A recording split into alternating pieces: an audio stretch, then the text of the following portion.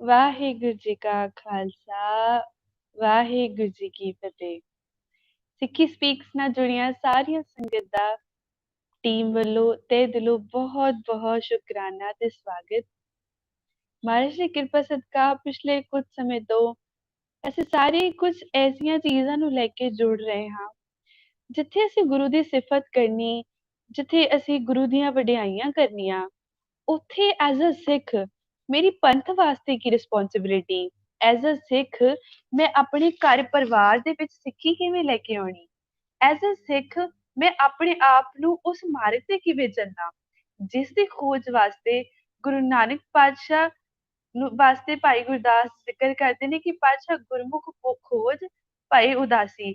ਉਹਨਾਂ ਗੁਰਸਿੱਖਾਂ ਦੇ ਜੀਵਨ ਤੋਂ ਸਿੱਖਿਆ ਲੈ ਕੇ ਆਪਣੇ ਜੀਵਨ ਦੇ ਵਿੱਚ ਉਹ ਸੇਧ ਲੈ ਕੇ ਆਣੀ।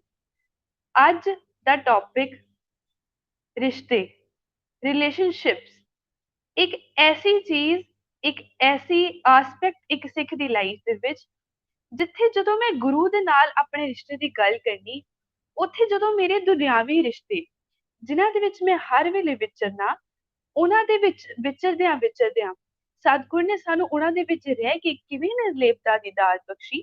ਮੇਰੇ ਆਸ-ਪਾਸ ਦੇ ਰਿਸ਼ਤਿਆਂ ਦੇ ਵਿੱਚ ਕਿਹੜੀਆਂ-ਕਿਹੜੀਆਂ ਪ੍ਰੋਬਲਮਸ ਮੇਰੀ ਲਾਈਫ ਦੇ ਵਿੱਚ ਨੇ, ਜੋ ਸ਼ਾਇਦ ਅੱਜ ਮੈਨੂੰ ਕਿਤੇ ਗੁਰੂ ਤੋਂ ਇੱਕ ਪਾਸੇ ਦੂਰ ਲੈ ਜਾਂਦੀ ਹੈ। ਨਹੀਂ ਤਾਂ ਮੇਰੇ ਜੀਵਨ ਵਿੱਚ ਅਸੀਂ ਸਿਰਫ ਉਹਨਾਂ ਉਲਝੇਵਿਆਂ ਦੇ ਵਿੱਚ ਰੁੱਝ ਜਾਂਦੇ ਹਾਂ, ਜਿਸ ਵਾਸਤੇ ਜਿਹੜਾ ਸਮਾਂ ਕਦੇ ਅਸੀਂ ਅਕਾਲ ਦੀ ਉਸਤ ਵਿੱਚ ਗੁਜ਼ਾਰਨਾ, ਅਸੀਂ ਉਸ ਬਿਮਾਰੀ ਜਿਹਨੂੰ ਕਿ ਡਿਪਰੈਸ਼ਨ ਆਖਦੇ ਹਨ, ਉਸ ਦਾ ਸ਼ਿਕਾਰ ਹੋਏ ਜਾ ਰਹੇ ਹਾਂ। ਪਿਛਲੇ ਕੁਝ ਸਮੇਂ ਵਿੱਚ ਅਸੀਂ ਉਸ ਬਾਰੇ ਵੀ ਵਾਚੇ। ਅੱਜ ਮਹਾਰਾਜ ਦੀ ਕਿਰਪਾ ਸਦਕਾ ਅਸੀਂ ਮਹਾਰਾਜ ਤੋਂ ਉੱਦਮ ਲੈ ਕੇ ਇਸ ਚੀਜ਼ ਦੇ ਉੱਪਰ ਵਿਚਾਰ ਕਰਨੀ ਕਿ ਮੇਰੇ ਜੀਵਨ ਵਿੱਚ ਰਿਸ਼ਤਿਆਂ ਦੀ ਕੀ ਇੰਪੋਰਟੈਂਸ ਹੈ। ਉਹਨਾਂ ਇੰਪੋਰਟੈਂਸ ਨੂੰ ਲੈ ਕੇ ਮੈਂ ਆਪਣੇ ਜੀਵਨ ਦੇ ਵਿੱਚ ਕਿਵੇਂ ਰਿਸ਼ਤੇ ਜਿਊਆਂ, ਇਵੇਂ ਜਿਊਆਂ ਕਿ ਮੈਂ ਸਤਿਗੁਰ ਦੇ ਨਾਲ ਜੁੜ ਪਾਵਾਂ। ਸਾਡੇ ਨਾਲ ਅੱਜ ਇਸ ਵਿਚਾਰ ਦੇ ਵਿੱਚ ਭੈਣ ਜੀ ਮਨਦੀਪ ਕੌਰ ਜੀ ਸਾਡੇ ਨਾਲ ਨੇ। ਭੈਣ ਜੀ ਬ੍ਰਿਟਿਸ਼ ਆਰਮੀ ਦੇ ਵਿੱਚ ਚੈਪਲਨ ਨੇ ਤੇ ਪਿਛਲੇ ਬਹੁਤ ਸਮੇਂ ਤੋਂ ਭੈਣ ਜੀ ਜਿਵੇਂ ਗੁਰਸਿੱਖੀ ਦੇ ਵਿੱਚ ਆਪ ਗਰੋ ਕੀਤਾ, ਪਰਿਵਾਰ ਦੇ ਨਾਲ ਮਿਲ ਕੇ ਕਿਵੇਂ ਉਹਨਾਂ ਨੇ ਆਪਣੇ ਪਰਿਵਾਰ ਨੂੰ ਨਾਲ ਲੈ ਕੇ ਚੱਲਦੇ ਬੱਚਿਆਂ ਦੇ ਵਿੱਚ, ਫੈਮਿਲੀ ਦੇ ਵਿੱਚ ਰਹਿੰਦਿਆਂ ਭੈਣ ਜੀ ਸਿੱਖੀ ਜੀਵਨ ਦੇ ਵਿੱਚ ਗਰੋ ਕੀਤਾ। ਉਵੇਂ ਹੀ ਅਸੀਂ ਉਹਨਾਂ ਤੋਂ ਇਹ ਸਮਝਣ ਦੀ ਕੋਸ਼ਿਸ਼ ਕਰਨੀ ਕਿ ਮੇਰੇ ਜੀਵਨ ਦੇ ਜੋ ਰਿਸ਼ਤੇ ਨੇ, ਉਹਨਾਂ ਨੂੰ ਅਸੀਂ ਕਿਵੇਂ ਇੱਕ ਟਰੈਕ ਤੇ ਲੈ ਕੇ ਆ ਪਾਈਏ। ਸਾਰੀ ਟੀਮ ਵੱਲੋਂ ਅਸੀਂ ਭੈਣ ਜੀ ਦਾ ਪਹਿਲੇ ਬੜੇ ਪ੍ਰੇਮ ਸਹਿਤ ਅਸੀਂ ਸਵਾਗਤ ਕਰਦੇ ਹਾਂ ਤੇ ਫਤਿਹ ਦੇ ਨਾਲ ਭੈਣ ਜੀ ਦਾ ਸਵਾਗਤ ਕਰਦੇ ਹਾਂ ਜੀ। ਭੈਣ ਜੀ ਵਾਹਿਗੁਰੂ ਗੱਜ ਵੱਜ ਜੀ ਕੇ ਕਾ ਫਤਿਹ ਬੁਲਾ, ਵਾਹਿਗੁਰੂ ਜੀ ਕਾ ਖਾਲਸਾ, ਖਾਲਸਾ ਵਾਹਿਗੁਰੂ ਜੀ ਵਾਹਿਗੁਰੂ ਕੀ ਜੀ ਕੀ ਫਤਿਹ। ਫਤਿਹ ਜੀ। ਭੈਣ ਜੀ ਪਹਿਲੇ ਤਾਂ ਬਹੁਤ-ਬਹੁਤ ਧੰਨਵਾਦ ਆਪ ਜੀ ਦਾ ਸਾਡੇ ਵਾਸਤੇ ਸਮਾਂ ਕੱਢਣ ਵਾਸਤੇ। ਅੱਜ ਅਸੀਂ ਸੰਗਤ ਨਾਲ ਇਹ ਡਿਸਕਸ ਕਰਦੇ ਸੀ ਕਿ ਅਸੀਂ ਬੈਠ ਕੇ ਉਹਨਾਂ ਚੀਜ਼ਾਂ ਦੇ ਵਿੱਚ ਵਿਚਾਰਨਾ, ਉਹਨਾਂ ਰਿਸ਼ਤਿਆਂ ਨੂੰ ਵਿਚਾਰਨਾ, ਜਿੱਥੇ ਕਿਤੇ ਮੈਂ ਉਹਨਾਂ ਦੇ ਵਿੱਚ ਰਹਿੰਦਿਆਂ ਗੁਰੂ ਦੇ ਨਾਲ ਇੱਕ ਹੋਣਾ। ਭੈਣ ਜੀ ਇਸ ਚੀਜ਼ ਨੂੰ ਜੇਕਰ ਸਮਝੀਏ ਤੇ ਜੇ ਮੈਂ ਸਭ ਤੋਂ ਪਹਿਲੀ ਚੀਜ਼ ਆਪ ਜੀ ਤੋਂ ਪੁੱਛਾਂ ਤੇ ਉਹ ਰਿਸ਼ਤੇ ਹਨ ਕੀ, ਜਿਹੜੀ ਕਿਸੇ ਦੀ ਵੀ ਲਾਈਫ ਵਿੱਚ ਰਿਸ਼ਤਿਆਂ ਦੀ ਕੀ ਇੰਪੋਰਟੈਂਸ ਹੁੰਦੀ ਹੈ, ਅਸੀਂ ਕਿਵੇਂ ਉਸ ਚੀਜ਼ ਦੇ ਵਿੱਚ ਜੰਮਣ ਤੋਂ ਲੈ ਕੇ ਆਪਣੀ ਅੰਤ ਕਾਲ ਤੱਕ ਉਹਨਾਂ ਚੀਜ਼ਾਂ ਵਿੱਚ ਕਿਵੇਂ ਰੁੱਝਦੇ ਹਾਂ। ਹਾਂਜੀ, ਪਹਿਲਾਂ ਤਾਂ ਆਪ ਸਭ ਦਾ ਬਹੁਤ-ਬਹੁਤ ਦਿਲੋਂ ਧੰਨਵਾਦ ਜੋ ਆਪ ਜੀ ਨੇ ਇਹ ਪਲੇਟਫਾਰਮ ਬਣਾਇਆ ਸਾਰੀ ਸੰਗਤ ਦੇ ਲਈ, ਸਪੈਸ਼ਲੀ ਅੱਜ ਜਿਹੜੇ ਐਕਸਟਰਾਆਰਡੀਨਰੀ ਟਾਈਮਸ ਦੇ ਵਿੱਚੋਂ ਸਾਰੀ ਦੁਨੀਆ ਲੰਘ ਰਹੀ ਹੈ। ਇਸ ਵੇਲੇ ਸੰਗਤ ਦੀ ਬਹੁਤ ਲੋੜ ਹੈਗੀ ਹੈ ਔਰ ਇੱਕ ਮੈਂਟਲ ਸਪੋਰਟ ਦੀ ਬਹੁਤ ਲੋੜ ਹੈਗੀ ਹੈ। ਸੋ ਤੁਸੀਂ ਸਾਰਾ ਯੂਥ, ਸਾਰੇ ਜਣੇ ਜਿਹੜੇ ਬੈਕਗਰਾਊਂਡ ਕੰਮ ਕਰ ਰਹੇ ਹੋ, ਆਪ ਸਾਰਿਆਂ ਨੂੰ ਮੇਰੇ ਦਿਲੋਂ ਧੰਨਵਾਦ ਹੈਗਾ and very well done for organising this. ਤਾਂ ਦੂਸਰਾ ਜਿਹੜਾ ਤੁਸੀਂ ਟੌਪਿਕ ਚੁਣਿਆ ਹੈਗਾ ਰਿਸ਼ਤੇ, ਰਿਲੇਸ਼ਨਸ਼ਿਪਸ, ਇੰਨਾ ਕੁ ਮੈਂ ਪਹਿਲਾਂ ਕਹਿ ਦੇਵਾਂ ਕਿ ਇਹ ਬਹੁਤ ਹੀ ਜ਼ਿਆਦਾ ਸੈਂਸਿਟਿਵ ਟੌਪਿਕ ਹੈਗਾ, ਕਿਉਂਕਿ ਕਿਸੇ ਦੇ ਲਈ ਇਹ ਰਿਸ਼ਤੇ ਇੱਕ ਬਲੈਸਿੰਗ ਨੇ ਔਰ ਕਈਆਂ ਹੋਰ ਦੀ ਜ਼ਿੰਦਗੀਆਂ ਦੇ ਵਿੱਚ ਇਹ ਰਿਸ਼ਤਿਆਂ ਦੀ ਬਹੁਤ ਕੋਈ ਡਾਰਕ ਮੈਮਰੀਜ਼ ਵੀ ਹੋ ਸਕਦੀਆਂ ਨੇ। ਤਾਂ ਅਸੀਂ ਜੋ ਵੀ ਅੱਜ ਗੱਲ ਕਰਾਂਗੇ ਇਹ ਸਾਡੇ ਆਪਣੇ ਓਪੀਨੀਅਨਸ ਹੋਣਗੇ, ਇਹਨੂੰ ਕੋਈ ਜਨਰਲਾਈਜ਼ ਨਾ ਕੁਛ ਕਰੇ। ਤਾਂ ਠੀਕ ਹੈ, ਗੁਰਬਾਣੀ ਤਾਂ ਇੱਕ ਫੈਕਟ ਹੈਗਾ, ਉਹ ਜਿਹੜੀ ਵੀ ਗੁਰਬਾਣੀ ਦੀ ਗੱਲ ਹੈਗੀ ਹੈ ਉਹ ਪੱਥਰ ਤੇ ਲਕੀਰ ਵਾਂਗੂ ਹੈ। ਪਰ ਜੇ ਅਸੀਂ ਕੋਈ ਹੋਰ ਗੱਲਬਾਤ ਕਰਦੇ ਹਾਂ ਜਿਹਦੇ ਨਾਲ ਕੋਈ ਕਿਸੇ ਨੂੰ ਲੱਗੇ ਕਿ ਇਦਾਂ ਨਹੀਂ ਮੇਰੀ ਲਾਈਫ 'ਚ ਹੋ ਰਿਹਾ ਜਾਂ ਇਦਾਂ ਨਹੀਂ ਹੈਗਾ, ਤਾਂ ਅਸੀਂ ਜਨਰਲਾਈਜ਼ ਗੱਲ ਨਹੀਂ ਕਰ ਰਹੇ, ਇਹ ਸਿਰਫ ਮੇਰਾ ਜਾਂ ਤੁਹਾਡਾ ਓਪੀਨੀਅਨ ਹੋ ਸਕਦਾ ਹੈ, ਕਿਉਂਕਿ ਅਸੀਂ ਗੁਰੂ ਤੋਂ ਸੇਧ ਲੈ ਕੇ ਵਿਚਾਰ ਕਰਨ ਦੀ ਕੋਸ਼ਿਸ਼ ਕਰ ਰਹੇ ਹਾਂ। ਤਾਂ ਮੈਂ ਪਹਿਲਾਂ ਹੀ ਸ਼ੁਰੂ 'ਚ ਕਲੀਅਰ ਕਰਨਾ ਚਾਹੁੰਦੀ ਸੀ ਇਸ ਗੱਲ ਨੂੰ। ਤਾਂ ਤੁਸੀਂ ਪੁੱਛਿਆ ਵੀ ਰਿਸ਼ਤੇ ਕੀ ਨੇ, ਕੀ ਲੋੜ ਹੈਗੀ ਹੈ ਸਾਨੂੰ ਸਾਡੀ ਲਾਈਫ ਦੇ ਵਿੱਚ ਰਿਸ਼ਤਿਆਂ ਦੀ। ਤੁਸੀਂ ਵੀ ਸ਼ਾਇਦ ਲਿਖਿਆ ਹੋਏਗਾ ਇਹ ਐਸੇ ਛੋਟੇ ਹੁੰਦੇ, ਮੈਂ ਤਾਂ ਜ਼ਰੂਰ ਲਿਖਿਆ ਹੈਗਾ ਕਿ man is a social animal. ਇਹ ਲਾਈਨ ਸਾਰਿਆਂ ਨੇ ਸੁਣੀ ਹੋਏਗੀ, ਪੜ੍ਹੀ ਹੋਏਗੀ। ਤਾਂ ਉਦੋਂ ਨਹੀਂ ਸੀ ਪਤਾ ਹੁੰਦਾ ਇਹ ਸੋਸ਼ਲ ਐਨੀਮਲ ਕੀ ਚੀਜ਼ ਹੁੰਦੀ ਹੈ, ਬਸ ਲਿਖੀ ਪੜ੍ਹੀ ਗੱਲ ਸੁਣ ਲਈ ਦੀ ਸੀ ਜਾਂ ਲਿਖ ਦੀ ਸੀਗੀ। ਇਹ ਗ੍ਰੀਸ ਫਿਲਾਸਫਰ ਐਰਿਸਟੋਟਲ ਨੇ ਕਿਹਾ ਸੀਗਾ ਵੀ human is a social animal, ਤਾਂ ਇਹਦੇ ਪਿੱਛੇ ਬੜੀ ਵੱਡੀ ਰਿਸਰਚ ਹੋਈ ਸੀਗੀ, ਤਾਂ ਹੀ ਲਿਖਿਆ। ਤਾਂ ਅੱਜ ਵੀ ਜੇ ਅਸੀਂ ਗੱਲ ਕਰੀਏ ਫਰੋਮ ਸਾਈਕੋਲੋਜੀ ਪਰਸਪੈਕਟਿਵ, ਤਾਂ ਕਹਿੰਦੇ ਰਿਲੇਸ਼ਨਸ਼ਿਪ ਜਾਂ ਰਿਸ਼ਤੇ ਜਿਹੜੇ ਵਾਈਟਲ ਨੇ, ਬਹੁਤ ਇੱਕ ਇੰਪੋਰਟੈਂਟ ਚੀਜ਼ ਹੈਗੀ ਹੈ ਇੱਕ ਇਨਸਾਨ ਦੇ ਲਈ, ਕਿਉਂਕਿ ਇਹਦੇ ਉੱਤੇ ਤੁਸੀਂ ਕਾਫੀ ਜਣੇ ਇਹਦੇ ਨਾਲ ਕਨੈਕਟ ਕਰ ਪਾਓਗੇ ਕਿ ਸਾਡਾ ਇਮੋਸ਼ਨਲ ਵੈਲਬੀਇੰਗ, ਸਾਡਾ ਮੈਂਟਲ ਵੈਲਬੀਇੰਗ, ਸਾਡਾ spiritual wellbeing and then leading to ਸਾਡਾ ਫਿਜ਼ੀਕਲ ਵੈਲਬੀਇੰਗ, ਕਾਫੀ ਜ਼ਿਆਦਾ ਇਸ ਚੀਜ਼ ਤੇ ਅਸੀਂ ਨਿਰਭਰ ਰਹਿੰਦੇ ਹਾਂ, ਇੱਥੇ ਡਿਪੈਂਡ ਹੋ ਗਏ ਹਾਂ ਅਸੀਂ। ਕਿਸੇ ਨੇ ਕਿਹਾ ਨਹੀਂ ਹੋਣ ਨੂੰ, ਪਰ ਅਸੀਂ ਹੋ ਗਏ ਹਾਂ। ਤਾਂ ਇਹ ਰਿਸ਼ਤੇ ਕੀ ਕਰਦੇ ਨੇ, ਸਾਨੂੰ ਸਟੇਬਿਲਿਟੀ ਦਿੰਦੇ ਨੇ। ਅਸੀਂ ਨੈਗੇਟਿਵ ਵੀ ਗੱਲ ਕਰਾਂਗੇ, ਪੋਜ਼ਿਟਿਵ ਵੀ, ਦੋਨੋਂ ਪਾਸੇ। ਸਾਨੂੰ ਰਿਸ਼ਤਿਆਂ ਕਰਕੇ ਸਫਰ ਵੀ ਅਸੀਂ ਕਰਦੇ ਹਾਂ, ਸਾਨੂੰ ਸਟੇਬਿਲਿਟੀ ਵੀ ਇਹੀ ਦਿੰਦੇ ਨੇ। ਤੇ ਜੇ ਕੋਈ ਇਦਾਂ ਦਾ ਸਮਾਂ ਹੁੰਦਾ ਜਿਹੜਾ ਕਿ ਸਾਨੂੰ ਕਾਫੀ ਸਟ੍ਰੈਸਫੁਲ ਹੁੰਦਾ ਸਾਡੀ ਲਾਈਫ 'ਚ, ਤਾਂ ਇਹ ਕੋਈ ਸਾਨੂੰ ਟੁੱਟਦੇ ਟੁੱਟਦੇ ਗਲੂ ਵਾਂਗੂ ਰਿਸ਼ਤੇ ਸਾਨੂੰ ਜੋੜ ਵੀ ਦਿੰਦੇ ਨੇ, ਜਿੱਦਾਂ ਗਲੂ ਵਾਂਗੂ ਸਾਨੂੰ ਨਾ ਸੰਭਾਲ ਵੀ ਲੈਂਦੇ ਨੇ। ਤਾਂ ਇਹ ਸਾਰਾ ਕੁਝ ਡਿਪੈਂਡ ਕਰਦਾ ਵੀ ਸਾਡੀ ਲਾਈਫ 'ਚ ਰਿਸ਼ਤਿਆਂ ਦਾ ਕੀ ਰੋਲ ਹੈਗਾ। ਸਾਰਿਆਂ ਦਾ ਡਿਫਰੈਂਟ ਹੋਏਗਾ, ਤਾਂ ਆਪਣਾ ਆਪਣਾ ਅਸੀਂ ਵਿਚਾਰਨਾ। ਤੁਸੀਂ ਇਹ ਵੀ ਸੁਣੀ ਹੋਏਗੀ ਗੱਲ ਕਿ ਵਨ ਆਫ ਦ ਪਨਿਸ਼ਮੈਂਟਸ ਦਿੱਤੀ ਜਾਂਦੀ ਸੀਗੀ ਕਿ ਇਸ ਇਨਸਾਨ ਨੂੰ ਆਈਸੋਲੇਟ ਕਰ ਦੇਣਾ। ਜਿੱਦਾਂ ਤੁਸੀਂ ਸੁਣਿਆ ਹੋਏਗਾ ਕਾਲ ਕੋਠੜੀ, ਕਿ ਇਸ ਬੰਦੇ ਨੂੰ ਇਕੱਲੇ ਰੱਖ ਦੇਣਾ। ਕਿਉਂ? ਕਿਉਂਕਿ ਇਕੱਲੇ ਰਹਿਣਾ ਇੱਕ ਬਹੁਤ ਵੱਡਾ ਸੰਤਾਪ ਹੈਗਾ, ਬਹੁਤ ਵੱਡੀ ਇੱਕ ਮੁਸ਼ਕਿਲ ਹੈਗੀ ਹੈ ਕਿਸੇ ਵੀ ਹਿਊਮਨ ਲਈ ਇਕੱਲੇ ਰਹਿਣਾ। ਇਹ ਤੁਸੀਂ ਭਾਈ ਸਾਹਿਬ ਭਾਈ ਰਣਧੀਰ ਸਿੰਘ ਹੁਣੇ ਦੇ ਵੀ ਤੁਸੀਂ ਪੜ੍ਹਿਆ ਹੋਏਗਾ ਕਿ ਜਦੋਂ ਉਹ ਆਪਣਾ ਉਹਨਾਂ ਨੂੰ ਜਿਹੜੇ ਸੈੱਲ ਵਿੱਚ ਰੱਖਿਆ ਜਾਂਦਾ ਸੀ, ਜਿਹੜੇ ਪ੍ਰਿਜ਼ਨ ਸੈੱਲ ਦੇ ਵਿੱਚ, ਉੱਥੇ ਨਾ ਕੋਈ ਆ ਸਕਦਾ ਸੀ ਨਾ ਕੋਈ ਜਾ ਸਕਦਾ ਸੀ। ਮੈਂ ਜ਼ਿਆਦਾ ਸਟੋਰੀ 'ਚ ਨਹੀਂ ਜਾਣਾ, ਪਰ ਉੱਥੇ ਤੁਸੀਂ ਇਹ ਵੀ ਪੜ੍ਹਿਆ ਹੋਏਗਾ ਕਿ ਇੱਕ ਪਾਦਰੀ ਆਇਆ ਸੀ ਤਾਂ ਉਹਨੇ ਕਿਹਾ ਸੀ ਵੀ ਮੈਂ ਟਰਾਈ ਕਰਨਾ, ਤੈਨੂੰ ਇੱਥੋਂ ਕੀ ਮਿਲਦਾ। ਤਾਂ ਉਹਨੂੰ ਇੱਕ ਬੈਲ ਦਿੱਤੀ ਗਈ ਸੀ ਕਿ ਜੇ ਤੈਨੂੰ ਔਖਾ ਹੋਇਆ ਤਾਂ ਤੂੰ ਬੈਲ ਵਜਾ ਦੀ। ਤਾਂ ਕਹਿੰਦਾ ਸੀ ਨਹੀਂ, ਮੈਨੂੰ ਬੈਲ ਦੀ ਲੋੜ ਨਹੀਂ ਪੈਣੀ। ਤਾਂ ਆਪ ਸਭ ਜਾਣਦੇ ਹੋ ਕਿ ਕਿੰਨੇ ਥੋੜੇ ਸਮਾਂ ਬਾਅਦ ਹੀ ਉਹਦੇ ਕੋਲ ਘਬਰਾਹਟ ਹੋਣੀ ਉਹਨੂੰ ਸ਼ੁਰੂ ਹੋ ਗਈ ਸੀ। He went into stress, anxiety and all those things.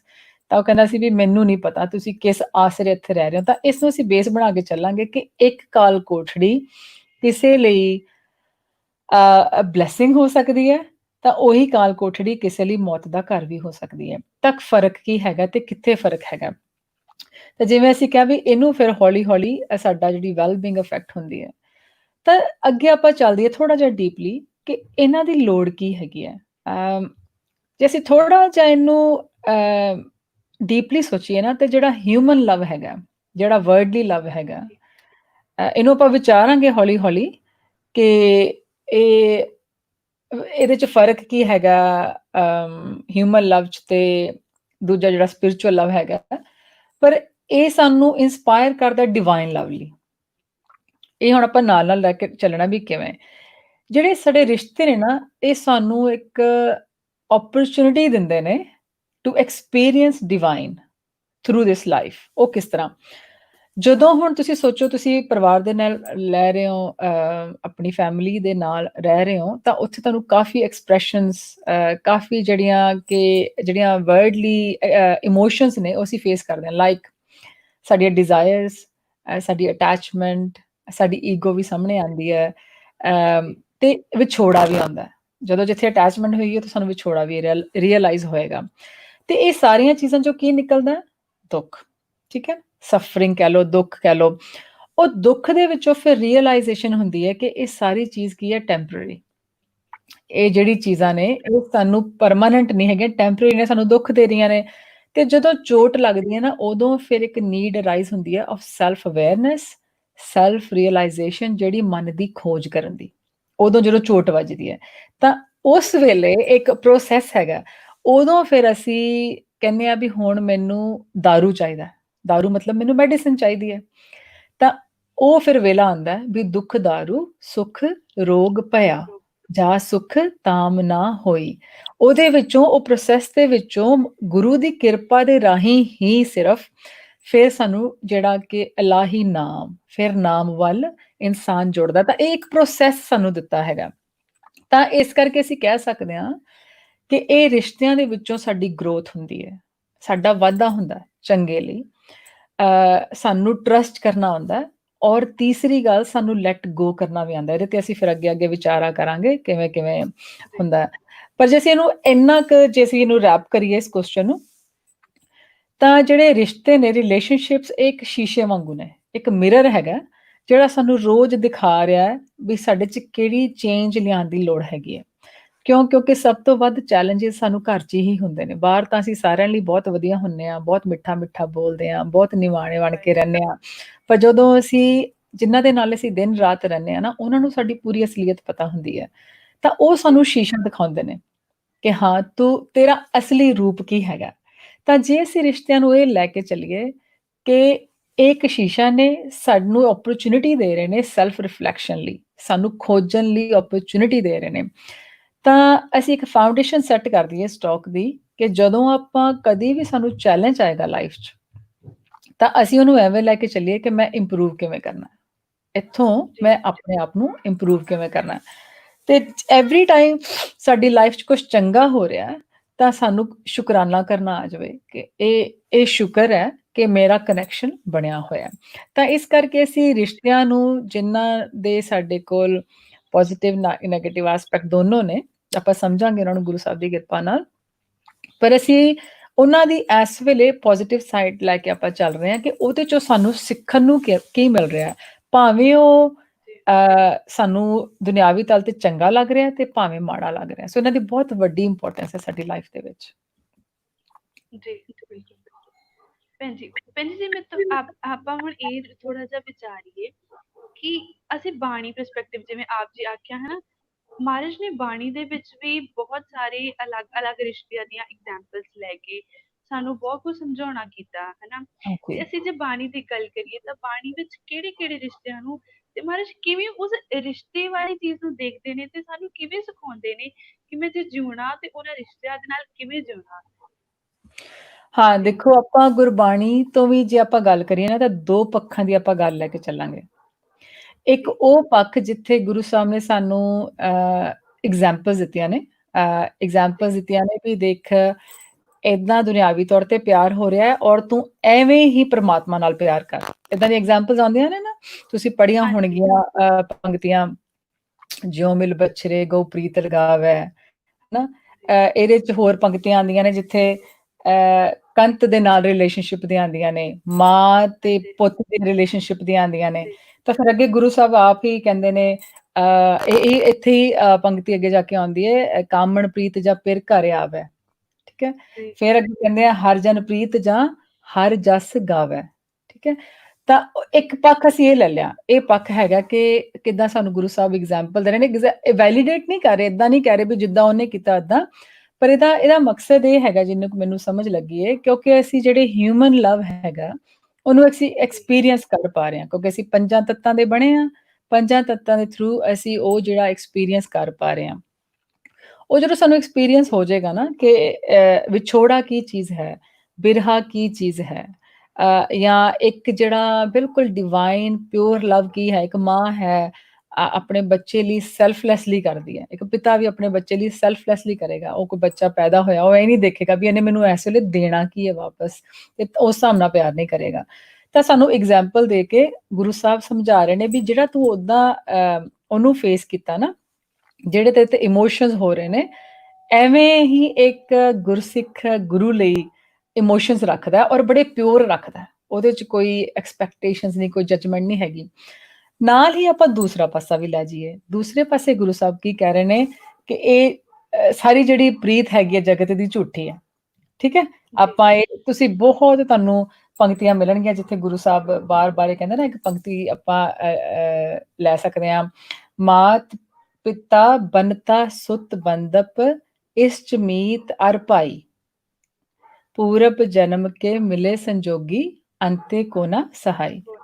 ਹੁਣ ਕਿਹੜਾ ਰਿਸ਼ਤਾ ਇੱਥੇ ਛੱਡਤਾ ਗੁਰੂ ਸਾਹਿਬ ਨੇ? ਮਾਤ ਪਿਤਾ ਬਨਤਾ ਸੁਤ ਬੰਦਪ, ਇਸ ਚ ਮੀਤ ਅਰ ਭਾਈ, ਸਾਰੇ ਗਿਣ ਲਏ, ਸਾਰੇ ਗਿਣ ਲਏ ਨਾ। ਫਿਰ ਕਹਿੰਦੇ ਵੀ ਸਾਰੇ ਤੁਹਾਨੂੰ ਇਹ ਤੁਹਾਡੇ ਪੂਰਬਲੇ ਜਨਮਾਂ ਕਰਕੇ, ਤੁਹਾਡੇ ਸੰਸਕਾਰਾਂ ਕਰਕੇ ਤੁਹਾਨੂੰ ਇਹ ਐਸੋਸੀਏਸ਼ਨਸ ਮਿਲੀਆਂ ਨੇ। ਇੱਥੇ ਇੱਕ ਹੋਰ ਗੱਲ ਆਪਾਂ ਨੂੰ ਬੜਾ ਹੀ ਵੱਡਾ ਨੁਕਤਾ ਗੁਰੂ ਸਾਹਿਬ ਨੇ ਦੇ ਦਿੱਤਾ। ਉਹ ਕੀ ਨੁਕਤਾ ਹੈ? ਇਹ ਸਾਡੇ ਹੱਥ ਵੱਸ ਨਹੀਂ ਕਿ ਅਸੀਂ ਰਿਸ਼ਤੇ ਰੱਖਣੇ ਨੇ ਕਿ ਨਹੀਂ ਰੱਖਣੇ। ਜੇ ਆਪਾਂ ਕਹਿ ਦਈਏ ਕਿ ਨਹੀਂ ਜੀ ਮੈਂ ਤਾਂ ਰਿਸ਼ਤੇ ਤੋਂ ਬਿਨਾਂ ਹੀ ਪੈਦਾ ਹੋਇਆ, ਵੀ ਕਿਹੜਾ ਸਾਡੇ ਚੋਂ ਅਸੀਂ ਰਿਸ਼ਤੇ ਲੈ ਕੇ ਹੀ ਆਏ ਹਾਂ, ਨਾਲ ਹੀ ਲੈ ਕੇ ਆਏ ਹਾਂ। ਅਸੀਂ ਮਾਤਾ ਪਿਤਾ ਦੇ ਘਰ 'ਚ ਜਨਮ ਲਿਆ। ਇਹ ਸਾਰਾ ਜਿਹੜਾ ਪਿਛਲਾ ਲੇਖਾ ਜੋਖਾ ਉਸ ਹਿਸਾਬ ਨਾਲ ਸਾਨੂੰ ਜਨਮ ਮਿਲਿਆ। ਪੂਰਬ ਜਨਮ ਕੇ ਮਿਲੇ ਸੰਜੋਗੀ। ਫਿਰ ਇਸ ਕਰਕੇ ਅਸੀਂ ਇੱਥੇ ਇੱਕ ਬੜਾ ਵੱਡਾ ਨੁਕਤਾ ਜੇ ਆਪਣੀ ਕਹਿ ਲਓ ਮਨ ਬਿਰਤੀਆਂ ਵਿੱਚ ਲਿਖ ਲਈਏ ਕਿ ਜੋ ਸਾਨੂੰ ਮਿਲਿਆ ਉਹ ਸਾਡੇ ਲਈ ਸਭ ਤੋਂ ਵਧੀਆ ਮਿਲਿਆ। ਅਸੀਂ ਜਦੋਂ ਕੰਪਲੇਨ ਕਰਦੇ ਹਾਂ ਨਾ ਬਾਰ-ਬਾਰ ਕਿ ਉਹ ਫਲਾਣੇ ਦੇ ਮਾਂ-ਬਾਪ ਬਹੁਤ ਚੰਗੇ ਨੇ, ਜਾਂ ਫਲਾਣੇ ਦੀ ਭੈਣ ਬਹੁਤ ਚੰਗੀ ਹੈ, ਜਾਂ ਫਲਾਣੇ ਦਾ ਹਸਬੈਂਡ ਵਾਈਫ, ਜਾਂ ਜੋ ਵੀ ਸਾਡੇ ਆਮ ਰਿਸ਼ਤੇ ਨੇ ਜਿਨ੍ਹਾਂ ਦੇ ਨਾਲ ਅਸੀਂ ਵਿਚਰਦੇ ਹਾਂ, ਵੀ ਉਹ ਬਹੁਤ ਚੰਗੇ ਨੇ, ਵੀ ਮੇਰੀ ਲਾਈਫ 'ਚ ਉੱਦਾਂ ਦੇ ਹੁੰਦੇ ਤਾਂ ਮੇਰੀ ਲਾਈਫ ਕੁਛ ਹੋਰ ਹੋਣੀ ਸੀ। ਇਹ ਆਪਣੇ ਹੱਥ ਵੱਸ ਦੀ ਗੱਲ ਨਹੀਂ ਹੈ। We don't have control on it. ਇਹ ਪਹਿਲਾਂ ਆਪਾਂ ਇਸ ਚੀਜ਼ ਨੂੰ ਸਮਝ ਲਈਏ, ਸਾਡੀ ਅੱਧੀ ਪ੍ਰੋਬਲਮ ਹੱਲ ਹੋ ਜਾਏਗੀ ਜਦੋਂ ਅਸੀਂ ਇਹ ਸਮਝ ਲਵਾਂਗੇ ਕਿ ਪੂਰਬ ਜਨਮ ਕੇ ਮਿਲੇ ਸੰਜੋਗੀ, ਕਿ ਕਿੱਥੇ ਦਾ ਕੋਈ ਇੱਕ ਜਨਮ ਦੀ ਗੱਲ ਨਹੀਂ ਹੈ, ਪਤਾ ਨਹੀਂ ਕਿੰਨੇ ਜਨਮਾਂ ਦਾ ਆਪਾਂ ਨਾਲ ਲੈ ਕੇ ਚੱਲ ਰਹੇ ਹਾਂ।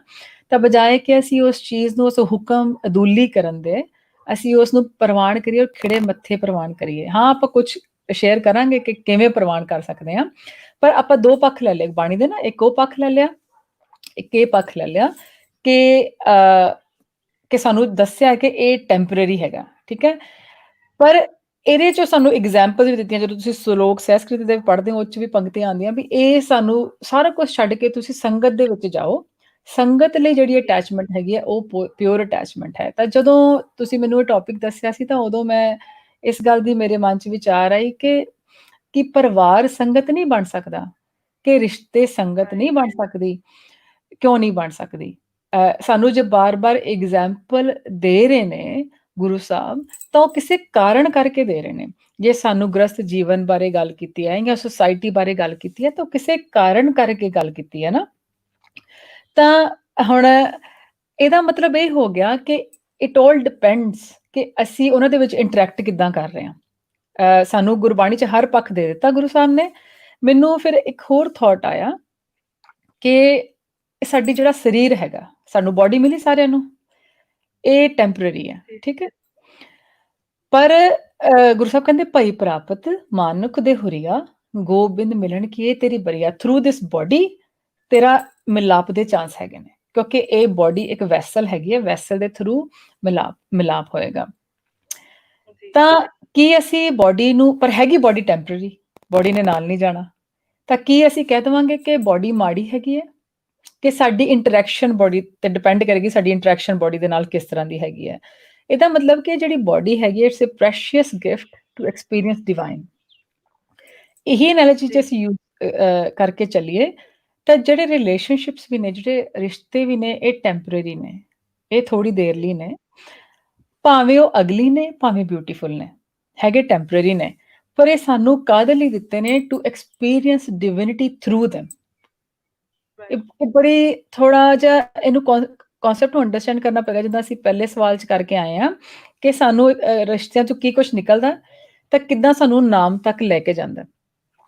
ਤਾਂ ਇਸੇ ਤਰ੍ਹਾਂ ਜਦੋਂ ਅਸੀਂ ਇਹ ਕਨਸੈਪਟ ਸਮਝ ਜਾਵਾਂਗੇ ਕਿ ਇਹ ਰਿਸ਼ਤੇ ਵੀ ਸਾਨੂੰ, ਅਸੀਂ ਇਹਨਾਂ ਦੇ ਵਿੱਚੋਂ ਹੀ ਅਸੀਂ ਪਰਮੇਸ਼ਰ ਨੂੰ ਦੇਖਣਾ ਹੈ। ਘਟ ਘਟ ਮੈਂ ਹਰਜੂ ਵਸੈ ਸੰਤਨ ਕਯੋ ਪੁਕਾਰ। ਤਾਂ ਕਿਵੇਂ ਅਸੀਂ ਕਹਿ ਦੇਵਾਂਗੇ ਕਿ ਉਹ ਨਹੀਂ ਹੈਗੇ, ਪਰ ਪਰਮਾਤਮਾ ਕੁਛ ਹੋਰ ਹੈ? ਕਿਵੇਂ ਅਸੀਂ ਉਸ ਚੀਜ਼ ਨੂੰ ਕਿਵੇਂ ਚੈਲੰਜ ਕਰ ਪਾਵਾਂਗੇ ਨਾ। ਮਹਾਰਾਜ ਕਹਿੰਦੇ ਸਭ ਮੈਂ ਜੋਤ, ਜੋਤ ਹੈ ਸੋਏ, ਤਿਸ ਕੈ ਚਾਨਣ ਸਭ ਮੈਂ ਚਾਨਣ ਹੋਏ। ਤਾਂ ਜਦੋਂ ਮੈਂ ਇੱਕ ਹੋਰ ਮੇਰੇ ਮਨ 'ਚ ਗੱਲ ਆਈ, ਇੱਕ ਪੰਕਤੀ ਆਈ, ਆਵੈ ਸਾਹਿਬ ਚਿਤ ਤੇਰਿਆਂ ਭਗਤਾਂ ਡਿਠਿਆ। ਤਾਂ ਫਿਰ ਮੈਂ ਮਨ 'ਚ ਵਿਚਾਰ ਕੀਤੀ, ਭਗਤ ਕਿੱਥੋਂ ਲੱਭਣ ਜਾਈਏ ਕਿ ਜਿਨ੍ਹਾਂ ਦੇ ਦਰਸ਼ਨ ਕਰਕੇ ਸਾਨੂੰ ਸਾਹਿਬ ਚੇਤ ਆ ਜਾਵੇ, ਠੀਕ ਹੈ। ਤਾਂ ਦੇਖੋ ਜਦੋਂ ਅਸੀਂ ਸੰਗਤ ਵਿੱਚ ਜਾਂਦੇ ਹਾਂ, ਸੰਗਤ ਦੀ ਬੜੀ ਮਹਾਨਤਾ ਦੱਸੀ ਹੈ ਨਾ, ਉਹ 'ਚ ਸਾਨੂੰ ਭਗਤਾਂ ਦੇ ਦਰਸ਼ਨ ਹੁੰਦੇ ਨੇ, ਗੁਰਸਿੱਖਾਂ ਦੇ ਦਰਸ਼ਨ ਹੁੰਦੇ ਨੇ। ਪਰ ਨਾਲ ਦੀ ਨਾਲ ਹੀ ਕਿਤੇ ਗੁਰੂ ਦੀ ਮਿਹਰ ਹੋ ਜਾਵੇ ਕਿ ਸਾਨੂੰ ਘਰ ਪਰਿਵਾਰ 'ਚ ਜਿਨ੍ਹਾਂ ਨਾਲ ਸਾਨੂੰ ਸੰਜੋਗ ਮਿਲੇ ਨੇ ਕਿਸੇ ਤਰ੍ਹਾਂ ਦੇ ਵੀ, ਮਾਤਾ ਪਿਤਾ, ਭੈਣ ਭਰਾ, ਬੱਚੇ, ਸਾਡੇ ਹਸਬੈਂਡ ਵਾਈਫ, ਕੁਛ ਵੀ ਲਾ ਲਓ, ਉਹਨਾਂ ਦੇ ਵਿੱਚ ਸਾਨੂੰ ਉਹ ਜੋਤ ਨਜ਼ਰ ਆਉਣ ਲੱਗ ਜਾਵੇ। ਉਹ ਕਿਵੇਂ ਨਜ਼ਰ ਆਏਗੀ, ਇਹ ਖੇਡ ਹੈ ਅਸਲੀ, ਕਿ ਉਹ ਜੋਤ ਨਜ਼ਰ ਆਉਣ ਲੱਗ ਜਾਵੇ, ਫਿਰ ਸਾਨੂੰ ਅਸਲੀ ਸਮਝ ਪਏਗੀ ਕਿ ਹਾਂ ਰਿਸ਼ਤਿਆਂ ਨੂੰ ਗੁਰੂ ਸਾਹਿਬ ਨੇ ਸਾਨੂੰ ਕਲੀਅਰ ਕਰ ਦਿੱਤਾ ਕਿ ਇਹ ਟੈਂਪਰੇਰੀ ਚੀਜ਼ ਹੈਗੀ ਹੈ। ਦੇਖੋ ਆਪਾਂ ਇਤਿਹਾਸ ਵਿੱਚ ਦੇਖੀਏ ਤਾਂ ਸਾਰੇ ਗੁਰੂ ਸਾਹਿਬਾਨ ਗ੍ਰਸਤੀ ਸੀਗੇ ਅਦਰ ਦੈਨ ਗੁਰੂ ਕ੍ਰਿਸ਼ਨ ਸੱਚੇ ਪਾਤਸ਼ਾਹ ਜੀ, ਤਾਂ ਉਹ ਵੀ ਉਮਰ ਕਰਕੇ ਤਾਂ ਨਹੀਂ ਗ੍ਰਸਤੀ ਸੀਗੇ। ਤਾਂ ਉਹਨਾਂ ਨੇ ਹਰ ਇੱਕ ਰਿਸ਼ਤਾ ਨਿਭਾਇਆ, ਔਰ ਇਦਾਂ ਨਹੀਂ ਕਿ ਉਹਨਾਂ ਦੀ ਲਾਈਫ ਬੜੀ ਚੈਲੰਜ ਫ੍ਰੀ ਸੀਗੀ, ਕੋਈ ਸਮੂਥ ਸੀਗੀ। ਤਾਂ ਤੁਸੀਂ ਗੁਰੂ ਨਾਨਕ ਸਾਹਿਬ ਸੱਚੇ ਪਾਤਸ਼ਾਹ ਜੀ ਤੋਂ ਲੈ ਕੇ ਦੇਖ ਲਓ, ਉਹਨਾਂ ਦੇ ਇਨ-ਲॉज ਤੋਂ ਲੈ ਕੇ ਉਹਨਾਂ ਦੇ ਕਿਡਸ, ਉਹਨਾਂ ਦੇ ਬੱਚੇ, ਆਪਾਂ ਸਾਰੇ ਇਤਿਹਾਸ 'ਚ ਜਾਣਦੇ ਹਾਂ। ਗੁਰੂ ਰਾਮਦਾਸ ਸੱਚੇ ਪਾਤਸ਼ਾਹ, ਗੁਰੂ ਅਰਜਨ ਦੇਵ ਜੀ ਸੱਚੇ ਪਾਤਸ਼ਾਹ ਕਿਵੇਂ ਕਿਹੜੇ ਚੈਲੰਜਸ 'ਚੋਂ ਲੰਘਦੇ ਆਏ ਨੇ। ਤਾਂ ਪਰ ਉਹਨਾਂ ਨੇ ਕਿਤੇ ਵੀ ਇਹ ਨਹੀਂ ਕਿਹਾ ਕਿ ਇਹ ਰਿਸ਼ਤੇ ਹੋਣੇ ਨਹੀਂ ਚਾਹੀਦੇ, ਪਰ ਉਹਨਾਂ ਨੇ ਸਾਨੂੰ ਕਰਕੇ ਦਿਖਾਇਆ ਕਿ ਇਹ ਰਿਸ਼ਤਿਆਂ ਦਾ ਟੈਂਪਰੇਰੀ ਸਾਈਡ, ਔਰ ਇਹ ਰਿਸ਼ਤਿਆਂ ਤੋਂ ਇੰਸਪੀਰੇਸ਼ਨ ਐਜ਼ ਵੈਲ, ਤੇ ਕਿਸ ਤਰ੍ਹਾਂ ਅਸੀਂ ਰਿਸ਼ਤਿਆਂ ਨੂੰ ਇਹ ਨਾਲ ਲੈ ਕੇ ਚੱਲਦੇ ਜਾਣਾ ਔਰ ਆਪਣੀ ਜ਼ਿੰਦਗੀ ਵਿੱਚ ਉਹ ਗਰੋਥ ਨੂੰ ਲੈ ਕੇ ਆਏ ਜਾਣਾ ਨਾਲ ਦੀ ਨਾਲ। ਭੈਣ ਜੀ, ਜਿਹੜੀ ਸਾਡੇ ਨਾਲ ਸੰਗਤ ਜੁੜੀ ਹੈ, ਜ਼ਿਆਦਾਤਰ ਅਸੀਂ ਜਦੋਂ ਯੂਥ ਬਾਰੇ ਗੱਲ ਕਰਦੇ ਹਾਂ, ਤੇ ਆਪ ਜੀ ਵੀ ਜਾਣਦੇ ਹੋ, ਆਪ ਜੀ ਯੂਥ ਨਾਲ ਵਿਚਰਦੇ ਹੋ, ਇੱਕ ਐਸੀ ਏਜ ਹੈ ਜਿਸ ਵਿੱਚ ਜਾਂ ਤੇ ਸਭ ਕੁਝ ਬਹੁਤ ਸਪਾਰਕਲਿੰਗ ਅੱਛਾ ਲੱਗਦਾ ਹੈ ਜਦੋਂ ਮੇਰੀ ਲਾਈਫ 'ਚ ਕੁਝ ਹੁੰਦਾ ਹੈ, ਜਾਂ ਤੇ ਕੁਝ ਇੱਕ ਚੀਜ਼ ਦੇ ਘੱਟ ਜਾਂ ਵਧਣ ਨਾਲ ਮੇਰੀ ਲਾਈਫ 'ਚ ਇੱਕੋ ਦਮ ਬਹੁਤ ਇੱਕ ਐਸੇ ਦੌਰ ਆਉਂਦੇ ਨੇ ਜਿੱਥੇ ਮੈਂ ਸ਼ਾਇਦ ਆਪਣੇ ਆਪ ਨੂੰ ਸੰਭਾਲ ਨਹੀਂ ਪਾਉਂਦਾ। ਉਹ ਬੜੇ ਅਪਸ ਐਂਡ ਡਾਊਨਸ, ਬੜੇ ਅਲੱਗ-ਅਲੱਗ ਰਿਲੇਸ਼ਨ ਦੇ ਵਿੱਚ ਆਉਣੇ, ਔਰ ਯੂਥ ਵਾਸਤੇ ਉਹ ਜਿਹੜਾ ਚੈਲੰਜ ਆਉਣਾ, ਉਸ ਚੀਜ਼ ਨੂੰ ਆਪ ਜੀ ਕਿਵੇਂ ਦੇਖਦੇ ਹੋ? ਜਿੱਦਾਂ ਤੱਕ ਮੈਨੂੰ ਸਮਝ ਲੱਗੀ ਤੁਹਾਡੇ ਕੁਐਸਚਨ ਦੀ, ਵੀ ਤੁਸੀਂ ਕਹਿ ਰਹੇ ਹੋ ਵੀ ਯੂਥ ਦੇ ਵਿੱਚ ਜਿਹੜੇ ਰਿਸ਼ਤਿਆਂ ਦੇ ਨਾਲ ਕਦੀ ਬਹੁਤ ਸਾਰਾ ਕੁਝ ਪੋਜ਼ਿਟਿਵ ਲੱਗਦਾ ਹੈ ਤੇ ਕਦੀ ਸਾਰਾ ਕੁਝ ਬਹੁਤ ਨੈਗੇਟਿਵ ਲੱਗਦਾ ਹੈ, ਤਾਂ ਅਸੀਂ ਉਹਨੂੰ ਕਿਸ ਤਰ੍ਹਾਂ ਮਤਲਬ ਉਹ ਸਾਰੀ ਵਨਰੇਬਲ ਸਿਚੁਏਸ਼ਨ ਨੂੰ ਕਿੱਦਾਂ ਸੰਭਾਲ ਸਕੀਏ। ਜੀ ਜੀ। ਹਾਂ, ਇਹਦੇ ਲਈ ਕੁਝ ਕੁ ਗੱਲਾਂ ਨੇ। ਇੱਕ ਤਾਂ ਬਈ ਦੇਖੋ, ਯੂਥ ਤੱਕ ਪਹੁੰਚਣ ਤੋਂ ਪਹਿਲਾਂ ਕਾਫੀ ਪੜਾਅ ਹੈ ਸਾਡੀ ਲਾਈਫ ਦੇ ਵਿੱਚ।